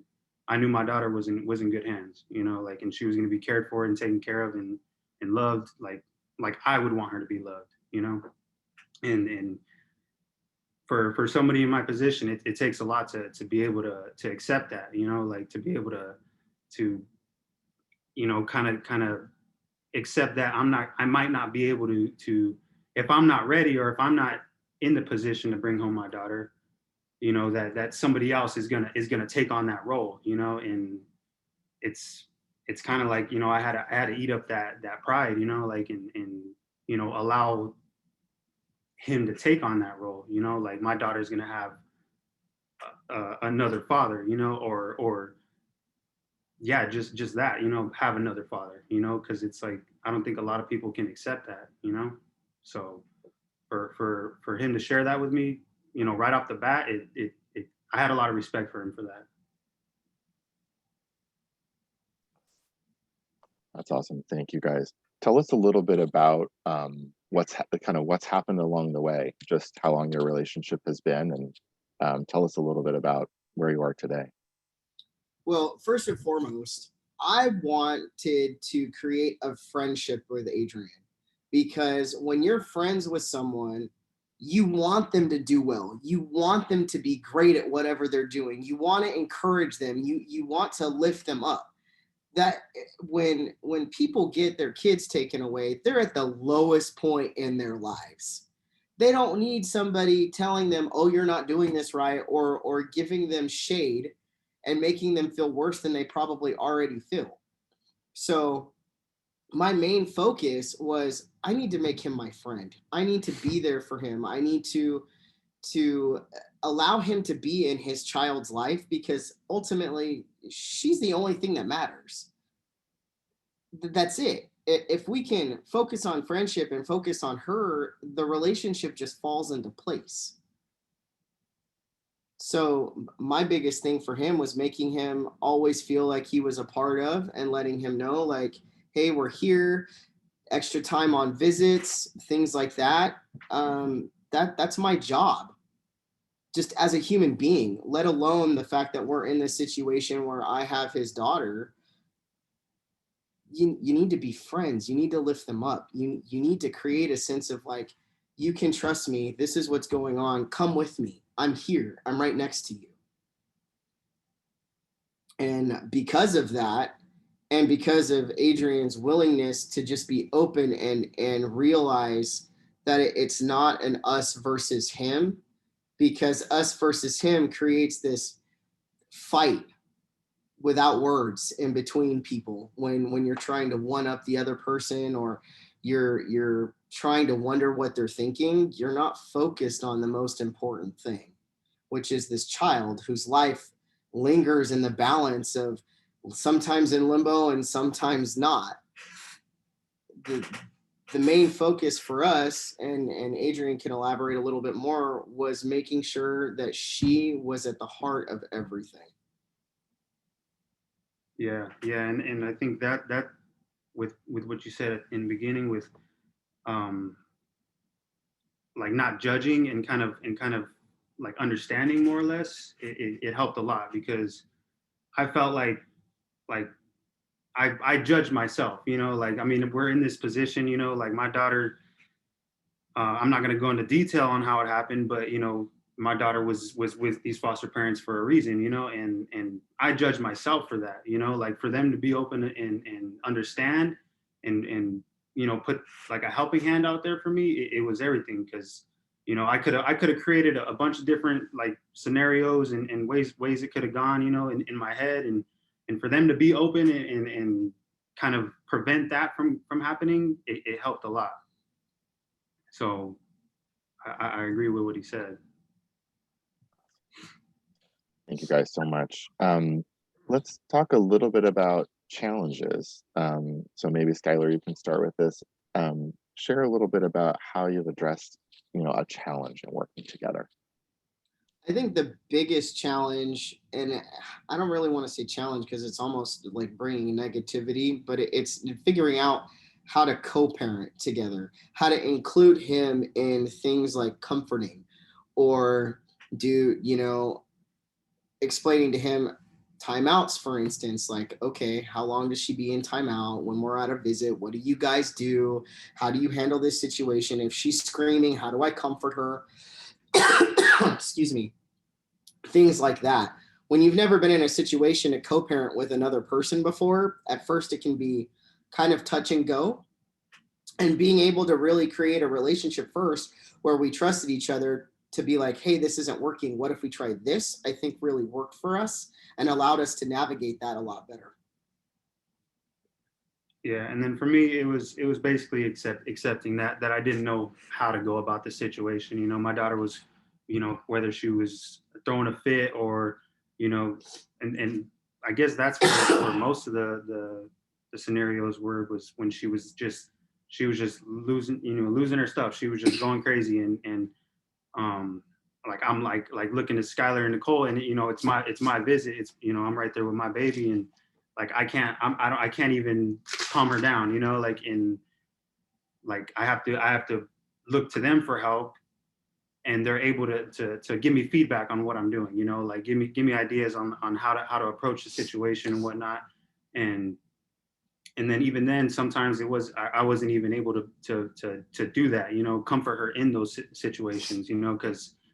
I mean, she grew up with them, she was a week old when they got her. So when those situations happen, she's not looking to me for comfort or anything like that. Like she's looking to them for comfort. And I had to accept that, so that's it's kind of like, I kind of had to, again, let go of that pride. Like, oh man, I can't even comfort my own daughter. Like, and that's not a good feeling, it really isn't, But we took opportunities like that to encourage him instead of just like taking her away and being like, okay, let's go get her calm and give her back to him when she was calm.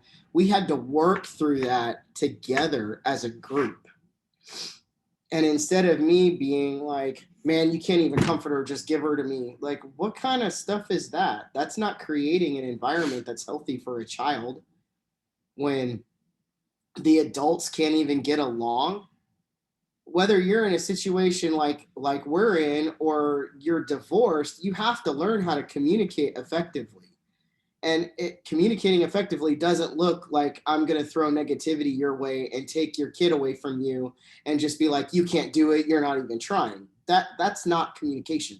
That's not having an open relationship that benefits a child. That's acting like a child yourself and expecting the result to be any different. So for me, it's, hey, it's okay. You got this. Don't worry. Just bounce her up and down. Let's go for a walk. Let's try and redirect her. Let's try and, you have to use those encouraging words, and you have to be prepared that, he might not have taken to that very well, but that doesn't mean that I have to change who I am because his reacting to me is different than the outcome that I want. You still have to be solid in your approach and allow them to know that, like, hey, it wasn't easy for me when she was crying at 3 a.m. either, but my wife was there to help me out. He didn't get that opportunity, but he has this opportunity right here in this moment to be there for her.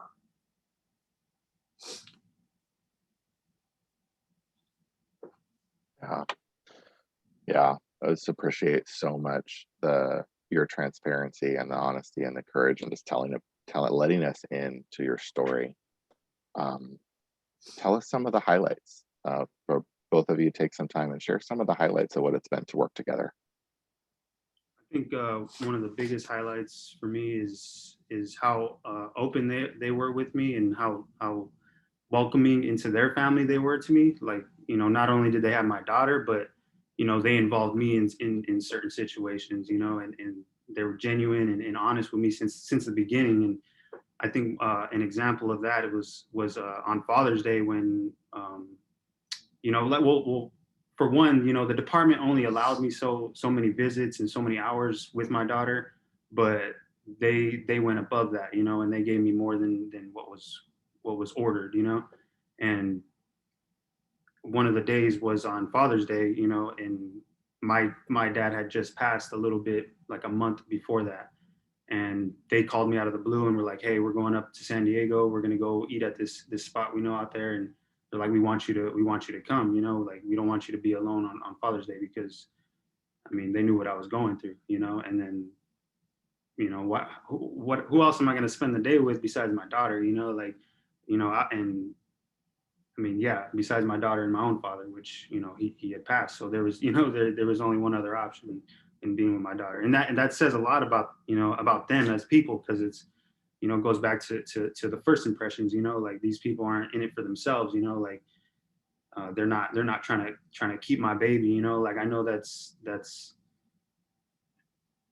I don't want to say common, but it seems like it's common, you know, that where the resource parents are they feel like they want to save the child, you know, and from people like me, which they didn't really know who I was. So, you know, they don't know who I am. They don't know why my daughter's in this situation or any of that.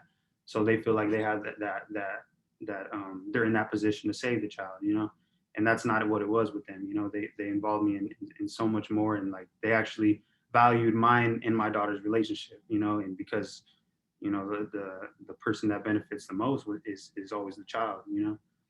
And that's just one of them, you know. There's other times that, you know, that really, you know, it's just different stories on what happens on our visits. And like, I think there was a time when we were at Disneyland, and Adeline looked up at Skylar, and she's like, Daddy, and then she looked up at me and she's like, Daddy, and then we both looked at her like, yeah, baby, you know, you got two daddies, you know, like, and it was a beautiful moment. It was just there's no words for that, you know. Like, so that's one of my biggest highlights, two of my biggest highlights in our relationship.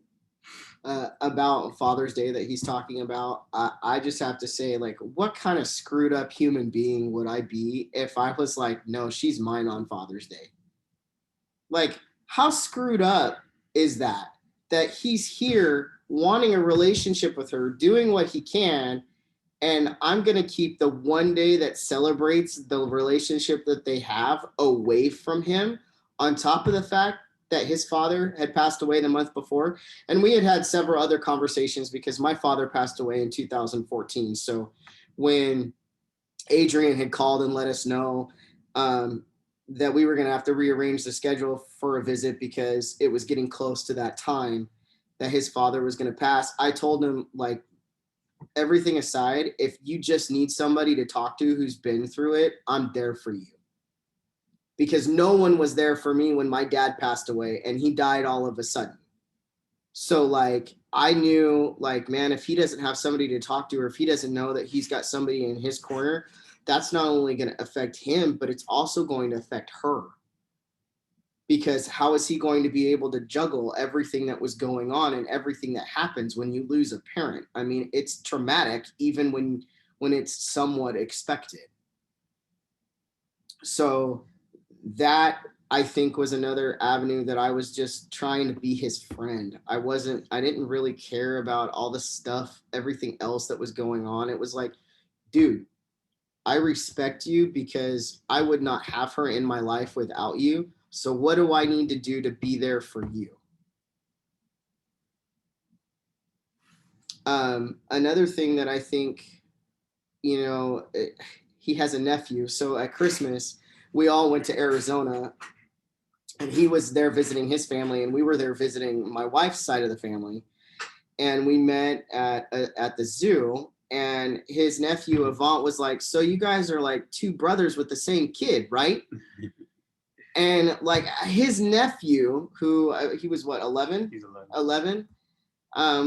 He realized the relationship that we had between ourselves, and we're actually supposed to be planning a trip to Disneyland for all of us to go sometime in April or May for the whole family. So all 15 of us, 12 of us are all going to try and go. But to understand the impact that now our relationship is having on him, so that heaven forbid, if he gets in a situation that's similar, he has a relationship that he can look to and be like, that's how I'm going to be.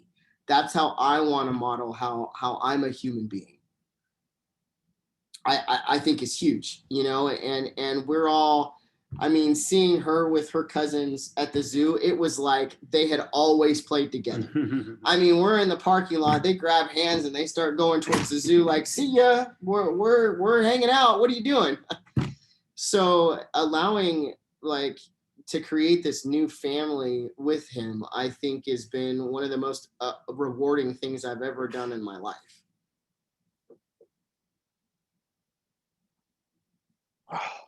Well, gotta tell you guys, I've seen a lot of the comments as well. Like, there's just a lot of emotion to see this.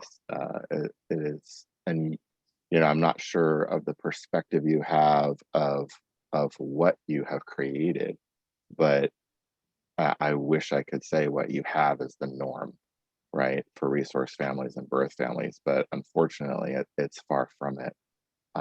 So, you know, it's just the modeling that you're doing, like you said, like you've alluded to, modeling for your daughter, modeling for the other kids that, you know, the cousin, modeling for all of us, modeling for everybody who sees you, like what this can be like. It's really phenomenal. And Lamar's got a hand up. So Lamar, go ahead. Feel free to ask a question. We can go ahead and do that. And we'll have some more time for questions later, but please ask, Lamar. So actually it's a comment too. One, outstanding, gentlemen.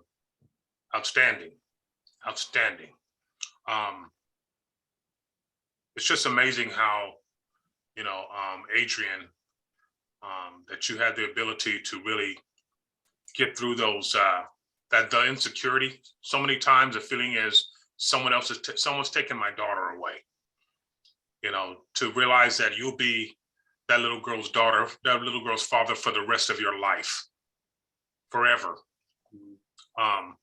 And secondly, so many times when you have these types of relationship dynamics, we think that it's normal for Adrian, you to come with your army, Skylar, you to come with your army, and y'all hate each other, right?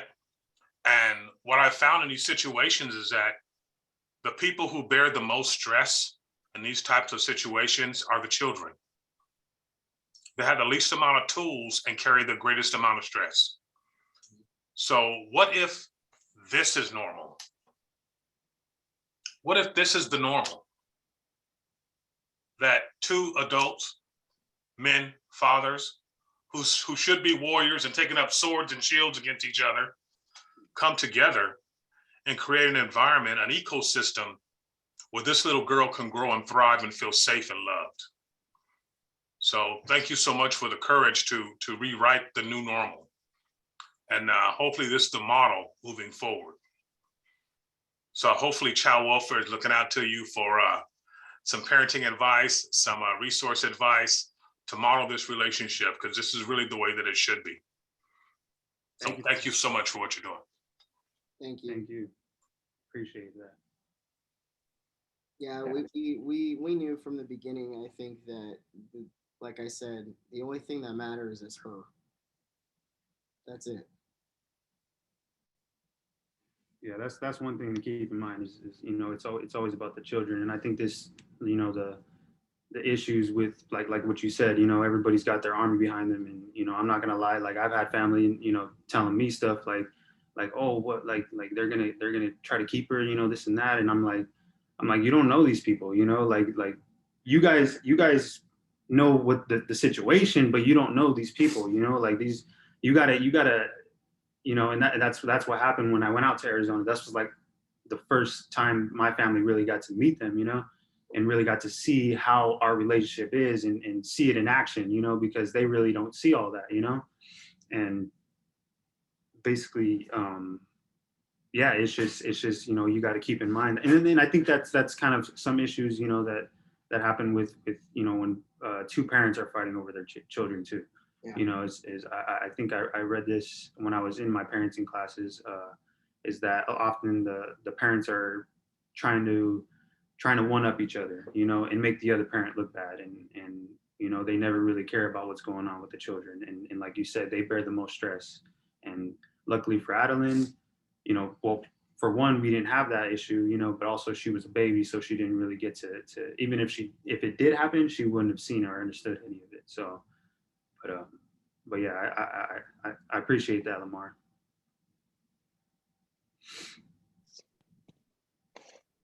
So, when you think about the most important thing that you want fathers and father figures to know, I want you to think about that and share. Each of you take some time to share with us, like based on your experiences as dads through this process, like what's the most important thing? What do you want fathers and father figures to know?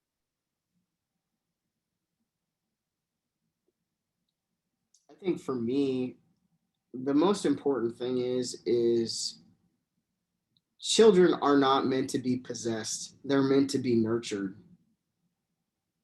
If you come at any relationship as this is mine and you cannot have it and you cannot take it away, what is that going to do to the child? They're not meant to be had or controlled, or, you know, you're supposed to be there for them. If I truly want to be there for her, I would be there for him, because as my friend, I want the best for him. No matter what happens, I want to preserve that relationship so that we can both be there amicably together for the benefit of the child. As a resource father, my sole purpose is to make sure that that child is loved, nurtured, and cared for. How can you do any of those three things without including the parents? You can't. You can't have a successful child without having a successful relationship with their parent. Now, that doesn't mean that every case that we've had has gone that way, but my core is still who I am, whether it's with Adrian or another family or my cousin's kid or my sister's kid. It doesn't matter. My relationship and who I am as a person should not change dependent upon the situation.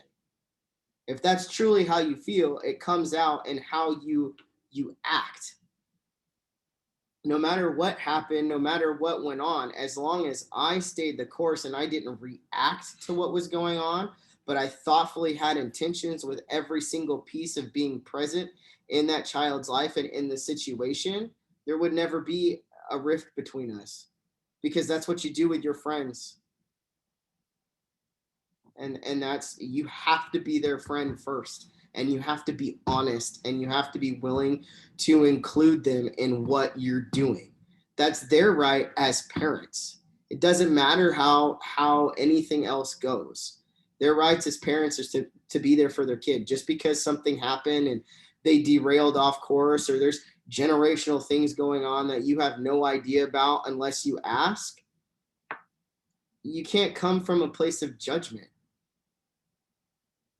So my whole point was to be his friend. And I think that, you know, we've done a pretty good job at both being on the same side of that, even without us talking about it, allowing just the honesty to happen, and allowing him, even though we requested extra time for visits for him through the social worker, and they were okay. That wasn't like, oh, we're just going to give you extra time. You know, it was all sanctioned by the county and they knew, but allowing ourselves to be open to doing that, because that's what's best for her, is important. It's their child. It's his child. He deserves to be there just as much as I do, because I'm taking care of them at that moment. Yeah, I agree with that. I mean, for me, I think the most important thing is to be open, because I mean, if I wasn't open to the idea of like I used the example earlier, you know, how my daughter looked up at him and looked up at me, you know, and both looked at us as her dad. You know, I think if I wasn't open to that, then we wouldn't be where we're at right now, you know, like 100%. like, and I feel like what helped me with that is, you know, I'm young, so I don't, you know, this is my firstborn. So I know that I don't have the parenting skills, and I know I don't know like how to nurture a child and all that stuff. So obviously when they, you know, give me their 2 cents on how to approach this or how to approach that, you know, like I'm 100% open to that, because I know I don't know how to take care of that. And I know I don't know, you know, like they've been doing it for years, you know, like with other children, you know, and I'm going to trust them on what they say. So that's one of the things that helped me, was knowing that I didn't know, you know. And I think that's something to keep in mind for fathers who do know, you know, like who do know how to take care of a child, or do know how to do certain things, is that there's that doesn't mean that you're always in that position, I guess, you know, like, because I mean, I could have learned quickly on how to actually take care of a child, you know, from whatever parenting class or whatever this and that, you know, and still not been able to take care of that child, you know, like, so like I was just really open to I mean, open to learning, and open to having this relationship with you know, Nicole and Skylar, you know. So I think that's one of the biggest things, is to be able to be open-minded and accepting, basically. And I think it's important too that, like, my wife's not here, but she was a big proponent in encouraging us to have a relationship as well. When it first started out, she was the one doing the visits, and then she asked if I would consider doing it. And I said, yeah, sure. Okay. So, you know, to have both of us be there for him, I think was a huge benefit too, because my wife is very positive when it comes to relationships with biological parents, or primary families, as we like to call them, because I think biological sounds clinical. You know, it's very kind of standoffish in a way. So I want to give a big shout out to her. I don't know if she's on here, but without her, I think she's the one that put those stepping stones out for us to both step on as well. And she needs to get some credit. For sure, because she was, if anything, she was the one I was communicating with the most, if anything. And then, you know, eventually I got to meet Skylar, and we got to form our relationship. But no, his wife Nicole definitely was she was very sweet and open, and she always sending me pictures, you know, always keeping me involved, basically, you know. So I really appreciate that, and thank you, Nicole, if you're on here. You guys, what would be some guidance that you would give to a father who's struggling, or to somebody who is a father figure? Perhaps maybe it's a grandfather, maybe it's an uncle, it's somebody who's stepping in and trying to fill a gap. Like, what guidance would you give to someone who's struggling? What would your feedback be? Leave your presumptions about being a parent at the door, because you might think you have all the knowledge in the world, but when it comes to practical application, most of that stuff goes right out the window. I think the most important thing you can do to a child is to encourage their creativity, and to allow them to get a sense of who they are in the world that we live in.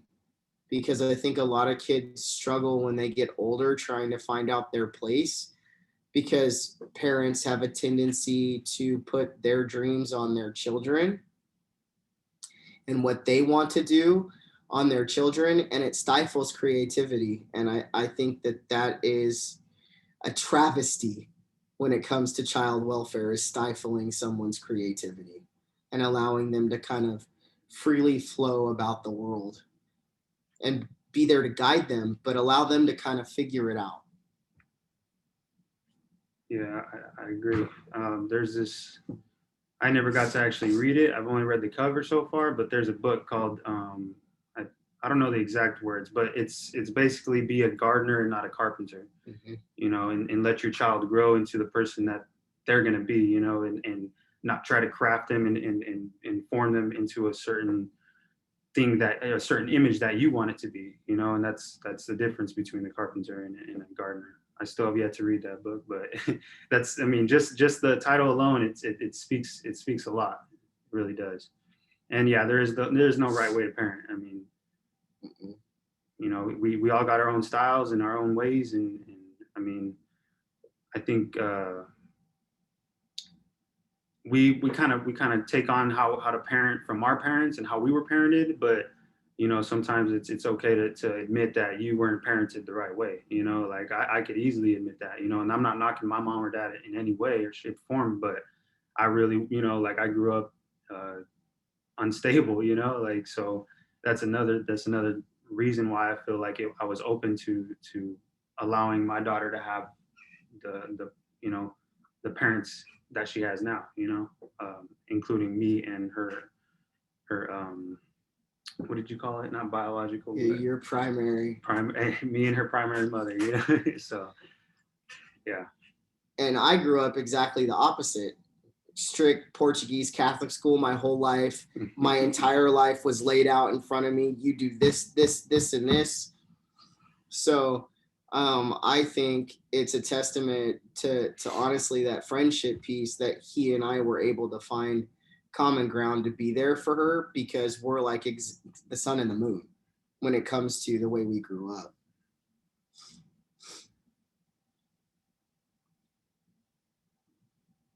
That's awesome. Okay, there's a question. It looks like Sherelle typed a question. I want to throw this one to you guys. It's for Skylar. Skylar, did you and Nicole already have this mentality when becoming a resource family, or did you learn along the way? Did you have role models or resources that brought you to this belief? Excuse me. I'm totally glad someone asked this question, because our first placement, as everybody says, is the hardest placement you will ever have, because you're navigating a system that you've never been in. We tried to have this kind of relationship with the mother of our first placement, and we were told by the agency that we were with, we're a county home now, but we were with an agency, refer to the social worker, don't talk to them, don't answer any questions.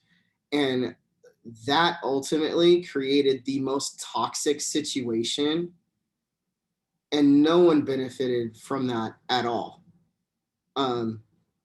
Ultimately, they wound up going back in care, and we got a phone call. It was their 5th time in care, if I remember correctly. And we had to be the adults and make the decision to walk away from them, because the situation would not have been healthy for them. Ultimately, it created this like festering pus bucket of emotions. If I can give you a visual verbally, between her thinking that we were trying to steal her kids and not giving her any information, and it ultimately led into a lot of manipulation of the kids by her that was very not healthy for them at all. So from that point, we had already had this mentality, but from that point on, we looked at everything completely different, because we knew that referring to the social worker does nothing but go like this. And when you have a kid that you need to be there for emotionally, mentally, and as well, in some cases, for their parents, emotionally and mentally. I don't want to push you away. I want to be like, hey, bro, what's up? Mm-hmm. Like that's the relationship that benefits the child. And so after that, we took about a year, a sabbatical, I guess you could call it. Really lots of prayer, lots of asking, like, what am I supposed to do? Because I don't want to say it, but the system is set up for that divide to be there. Whether it's by force or by happenstance, whatever you want to call it, the system is made almost in a way that automatically creates the divide if you don't water the grass in between. So My wife is very, very much involved with QPI. She which is a quality parenting initiative for those of you, I don't know if anybody else, but that Nicole Holt is my wife, if you're familiar with her. And really, I can say that after that first experience, I was really jaded. I'm not gonna lie. I was like, here, I wanted to be there for these kids and I wanted to create this relationship, and yet I was met with nothing but resistance from the system. Now that we're a county home, not that anything in our mindset has changed, but we have a lot more communication with the social worker versus the agency social worker talking to the county social worker. And I think that that's made a difference because we can have an open line communication with everyone involved. And my wife does this exercise when she gives one of her QPI talks about a triangle with the child in the middle, and the social worker, the primary family, and the resource family are all the corners of the triangle. And if the child is at the heart, no matter which way the triangle spins, everything is going to be okay. And honestly, that's how we run our house with all of the children that we have and different families that we have. If the primary family is willing to have that relationship, I will be right there. And even if they're not willing, I'm still going to be forthcoming with information because that's what's respectful, that's what's right, and that's what benefits the child. Thank you. There's a couple of more questions that have come in. I'll kind of frame this as an opportunity for both of you to answer. Tell us a little bit, Christy had asked about the support of social workers, right? Because what you're describing, and what we're seeing that you have is so unique, right? And we hear that there were a lot of barriers with the agency when you were with the agency, but in terms of actually directly working with the child welfare agency and the social worker, like how did that play a role for both of you? And I'm with a child welfare agency. We encourage total transparency. Like, I recognize the system that I work within is fraught with challenges. So we just encourage an honest response about what role, how can an agent, basically almost kind of even broader, let's reframe it, how can an agency support something like what the two of you have? Like, what stuff doesn't work well and what stuff works well? Well, not telling everybody to refer to the social worker all the time is a start. To be honest, how could you want to mitigate some of that information or be the middleman in that when it comes to just the basics, right? 3 squares and a clean rack. Is my kid okay? What are they eating at your house? What are they allergic to? For instance, when you get a child, like, that's all stuff. If your kid has a peanut allergy, my son will eat a can of peanut butter like that. So if your kid is allergic to peanuts, I need to know. I need to be able to ask those questions. I think that there's a lot sometimes that where the system hesitates about being able for us to have direct communication. And I think that that's a negative. We communicated through Google Voice for the last 2 years, even doing virtual calls through Duo. And that allowed us to have separate numbers to kind of like being able to communicate with his Android phone at the time. But also, the county is very worried about them having direct contact information with us. So using Google Voice allows that communication to happen without having to worry about that piece. But we need to not be afraid, and it's fear. We need to not be afraid to have resource families and primary families communicate with each other. And there is a huge fear and a huge negative stigma that comes with that communication piece. And we've had cases where we've had the child for a couple of months, 6 months, let's say, and the whole 6 months we're asking, can I give them the number at court? They're asking for pictures. They're asking to be able to have phone visits. Can I give them that number? And instead of answering, we get crickets. And I mean, I can ask the question until I'm blue in the face, but until somebody gives me the go ahead, I'm stuck at that question.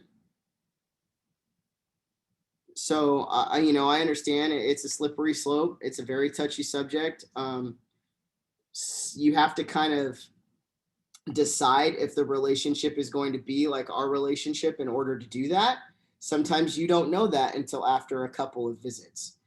But it's always good to be able to foster that open communication.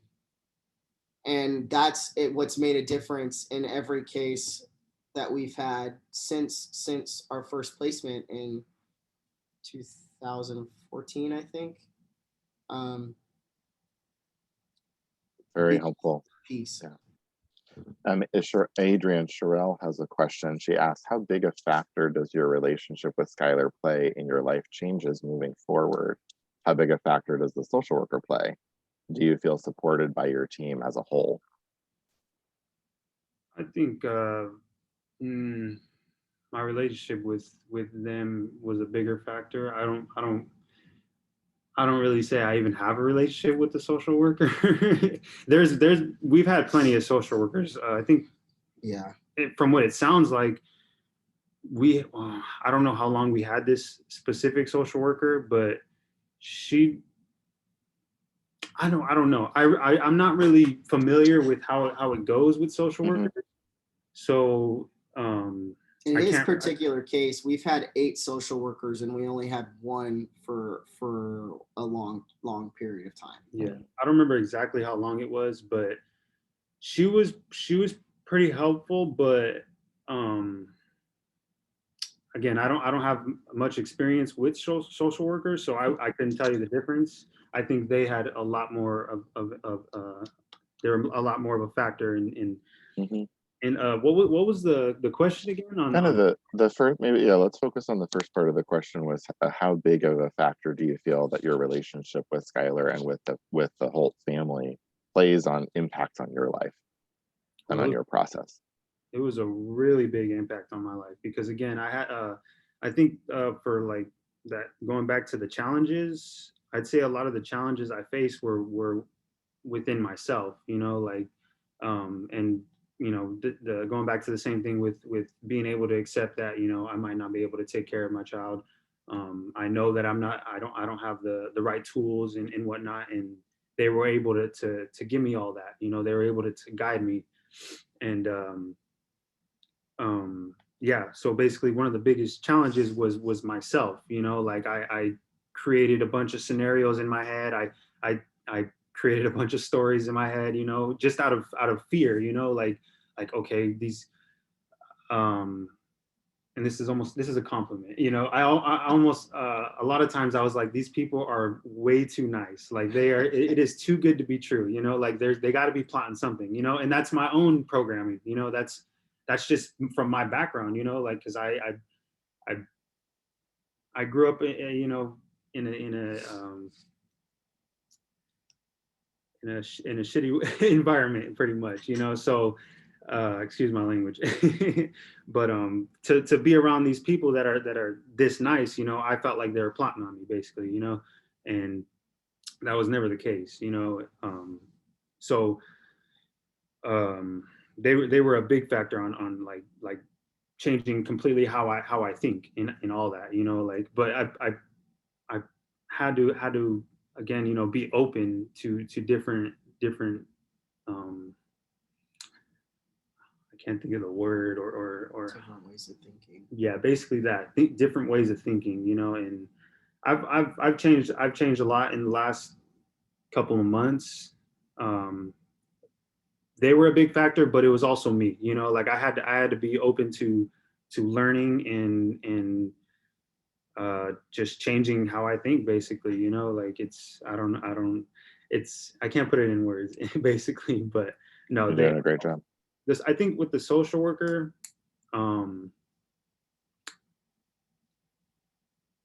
I had something on my mind. I forgot what it was. Yeah, I forgot. But yeah, they had a bigger impact than the social worker. Well, thank you for that compliment. Adrian and I on the visits, we wouldn't just talk about her though. I would ask him stuff about what's going on in his life. Hey, we talk about books that he was reading. Hey, did you read this? Oh no, but I've read this one. You should check this one out.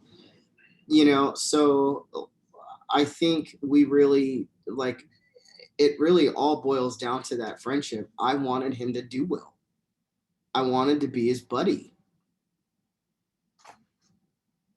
Oh yeah, and they helped me a lot with understanding. Like after court, they would always come up to me and like, "Did you understand what was going on? Do you need me to go over this and this and that?" And I'm like, yeah, I do. Like I didn't understand anything they were talking about in there. And then the social worker would go over it, but I mean, for some of them, it was really hard to get a hold of. Like they would not return my calls. None of that. I sent out emails, left voicemails, all that, and I think it was more or less the most recent caseworkers that I had that were doing that, and it's frustrating for sure. Okay, sharing all that.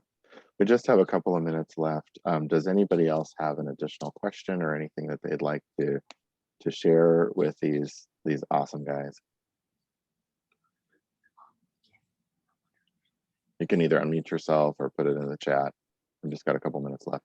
Drew, this is James Moses. I work for Child Care Resource Center. I'm out of San Bernardino County, and just in case the gentlemen, Adrian and Skylar, log off and can't see everything in the chat, I just want to. It's an inspiring story, and I think Skylar, you made a good point about it's not just resource parents and co-parenting, but it's how we interact with our nieces, our nephews, and even friends and the children, right? How we should be doing that. But this is an amazing story, and I hope that there's 70 or so people on here. All of us work with parents in some way, shape, or form, and I hope we learn something from this about the importance of putting the child first and really setting aside some of our own egos, our own challenges, right? Because as a man, I have a hard time with that. Adrian, my hat's off to you. Skylar's doing an amazing job, and that's appreciative, right? But it's very difficult to come into a situation when you're experiencing your own challenges, and really, that you talked about the pride and being accepting. It's amazing, and I hope that more people can be inspired by what each of you are doing and what you're creating. I just thank you for the story and the message you gave us today. I want you to know how inspired you've been to all the people that are here. There's probably 150 chat responses about just appreciation for what the two of you are doing and how you have created this relationship, and more importantly, created this co-parenting situation. So thank you so much for what you're doing. It was just amazing to hear your story. Thanks for that, James. Thank you. And I would just like to say that I am so proud of both of you. You guys sharing is just as amazing as when we took the time to sit down with both of you.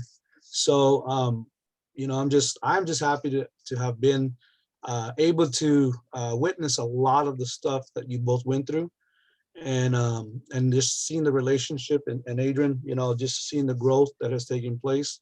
I really appreciate you both, Sky, just how you stepped out, you stepped in, and just everything that you both have done. We are proud that you represent us in Riverside County.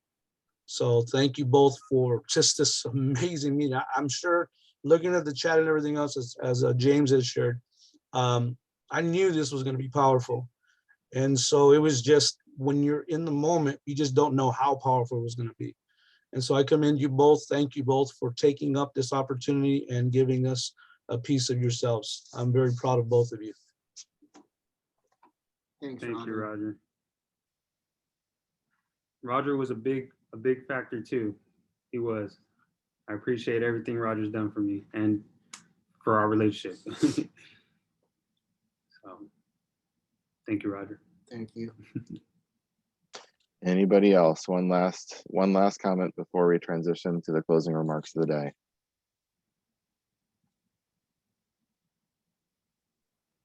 Drew, can you save that chat so that we can go back and read the comments? Absolutely, yeah. Juan, that won't be an issue, right? We can do that, yes? Feel free to. Awesome, Yeah. okay. Great. And I'm gonna save it on my end too. So if something happens, if you lose it or whatever, just let me know and I can send it your way as Okay. well. Excellent. Yeah, Excellent. no, Thank you. absolutely. No, thank you. Thank you, everybody. And I think once again, for all of our presenters today and our workshops, I just have to do it, man.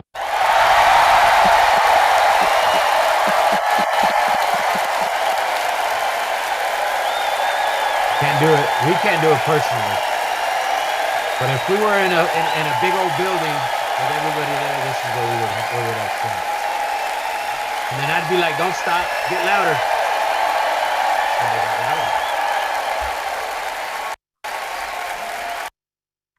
Awesome. Thank you, everybody. Thank you so much. I also want to take this time as well, not just for our presenters, but just our planning committee that helped pull all these different workshops together. Ms. Wendy Garcia from Ontario Montclair School District, Ms. Katie Powell, who recently left her current position working with San Bernardino County Maternal Health Network.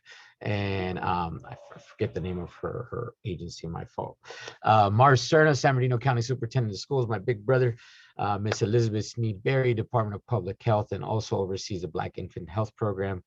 John Fife from Family Man Ministries, and Nada Brown from Children's Network. Actually, all my colleagues here at Children's Network, Miss Doreen Ivory, Miss Hillary, and Miss Liz Smith from San Bernardino County Libraries. Carl, Mr. Drew, thank you for your putting this together as well. Amir Ryan, San Bernardino County Department of Child Support Services. Andrew Caffey and Jeff Tunnell from the Mom and Dad Project. Cassandra Ward from Child Care Resource Center. Zach, First Five Riverside County. I don't want to mess up his last name. That's why I just said Zach, but Zach Romawak. I hope I said that right. Don't let him know because I don't see him here, so don't tell him. Lena Alvarez, Child Care Resource Center. She's a very, very special person. Absolutely. You all are, but Ms. Lena got my back, man. She'll check up on me when I'm not just randomly. So I appreciate that, Miss Lena. Miss Nicole Roach for San Bernardino County Preschool Services Department. And of course, last but not least, Mr. Roger DeLeon, Riverside County. Appreciate you all. I mean, it took a lot of us to just kind of get our heads together because we don't. One thing that I like about our coalition is our partnerships is that we don't try to put something together just to say, okay, we put something together. We really want to see action, right? And this is why I really am grateful for the Fatherhood Summit, because we're seeing action just taking place in front of us. There's momentum going into this fatherhood piece. And so I appreciate all of you all that come to our virtual engagement lounges. If you're not familiar with those, please check us out. Second Wednesday of every month, we hold a meeting. But again, we share either strategies that others are using to engage fathers. You hear about other fatherhood programs, learn about great resources in your local areas and so on and so on. But there's action behind it. We're not just, doing things just to say, okay, check, we mark that off the list. We got some real world earth shakers and game changers within the coalition. And I appreciate each and every one of you. Please make sure that you come on tomorrow, same link. But I do want to hand it over to one of our founding coalition members within the Inland Empire Father Involvement Coalition. Mr. James Moses has been very supportive throughout the years, especially when I came on in 2018 in this specific position. One of the ones that entrusted me to take on this lead and has been, a mentor and also checks in from time to time. And anytime we have a project going, he provides his staff to support us. And so I appreciate James and everything he does, Director of Child Care Resource Center. Mr. James, you want to just go ahead and close it out for us, please? Sure. Thank you, Juan. Appreciate that. And, I want to thank all of you that are here today. All of you are here because in some way the work you do touches fathers. And we just appreciate you always, being at the table, trying to learn more about how we can expand what we do, increase the quality of what we do, create better opportunities to touch the lives of families and the children that they represent. So just extremely grateful for all of you that are here, for all of you that presented. This was amazing. Unfortunately, I had to miss the morning, the very first speaker this morning. I was virtually back in DC, and that started at 6 a.m. our time and 9 a.m. their time. But this was amazing information, right? We learned a lot about how we approach fathers, where they're at, and really, what I heard throughout all the presentations that I heard was, do not be judgmental. There's not room for judgment in this. We're here where we're at right now. We have an opportunity to move forward in a better way together. So how do we do that? And I think that's key, that we recognize that we all come to the table with our own inadequacies, our own challenges, with things we've learned, and we've created in some places expertise because of what we've learned. And so our role is to, where we can provide expertise, provide it. Where we need to learn more, learn more. Adrian, what you shared today really made me think about my own pride at times, that even as a man approaching 60, and I think that God has humbled me in many ways and really made me open. Pride is still something I struggle with, and hearing you talk about your experience makes me really reevaluate how I live my life and what I need to do to break down some of my own pride and not let it get in the way of relationships I have. So just appreciative for those things. I want to talk about some of the things I heard. A focus on showing up. That's the start, especially for parents and fathers that need help. As us men know, it's very difficult for us to come and ask for support. We all need it, but it's hard to come and ask somebody to support us, to help us. That's a difficult thing to do. So when folks show up and they come out and they recognize that they need and want help, that's the critical piece. And I think Lamar, in some of his comments, he said, the focus is on showing up, and when they show up, we show out, right? Lamar's presentation, I was, looking how people responded. Amazing, wonderful, powerful, inspiring. Throughout the day, I heard people talk about tears and their tears of joy, I think, more than tears of sadness. While there's sad experiences that sometimes happen for us, when we hear folks be able to retell their story so that we can learn from it and grow from it, we have tears that are mostly joy. There might be a little sadness in there for others. That's part of our empathy. But these are joyful times when you think about how folks are taking something to another level and inspiring others to be better. So really appreciate everything we heard today. Jeff, I liked, and I shared this earlier, but really the commitment, focusing on commitment. As men, we need to make sure that for me, daily, I go before God and I restate the commitments that I've made to Him each day. And we need to do that regularly. So when I restate those to Him, it reminds me that I need to restate to my wife, to my children, to my friends, to my mother, hey, I love you. Here's what here, I'm going to be over today because I said I was going to be over today. But restate those commitments with whatever they are. They don't only inspire us, but they inspire the people we love. So I think it's important to restate those commitments. And then Andrew talked about time, right? Time is critical. That's especially for children. That's what they see. If you're spending time with me, then that's an indication of how important I am. So I think that's critical that we spend that time together. And I think, my life. I've been 30 years in the social services, early childhood world. I've heard from a lot of, professionals and experts. And so I've been blessed. I'm a better husband, a better father, a better person because of those experts. But Skylar, Adrian, I think one of the most powerful things I've heard in a long, long time was to hear from the two of you. We don't get that perspective very often. It was just amazing. And I can tell you, like I said, when you see the chat, you'll see how inspiring it was to others. I think everybody's taking a lot away from what you shared and what you talked about.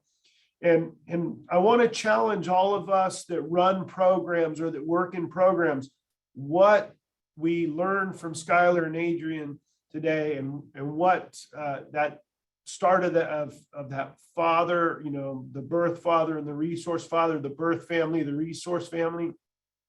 We all can do things to support that relationship between birth families and support families.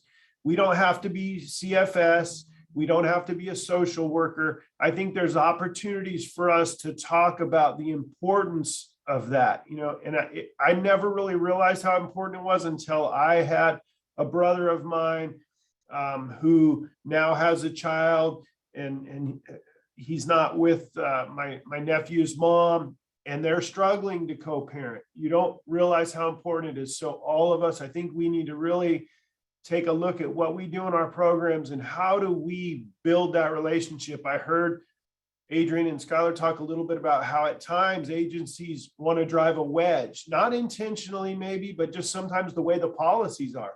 So let's look at our policies. How do we overcome those so that we provide all of the adults surrounded around the children we're serving, so we provide them with everything they need. I saw in the chat, I think a couple people talked about the village. It takes a village. We need to make sure we're providing for the entire village and drawing that village together so that we benefit that child. So just amazing program today. Juan, you're fantastic. This is just a great program. Thank you to everyone who was deeply involved in this, and a special thanks to Lena. We are proud at CCRC that we get to call you ours. Thank you for everything you do and for being present, and it was just a joy to hear you here today. So thank you all so much. You have a great week. I look forward to seeing many of you back tomorrow.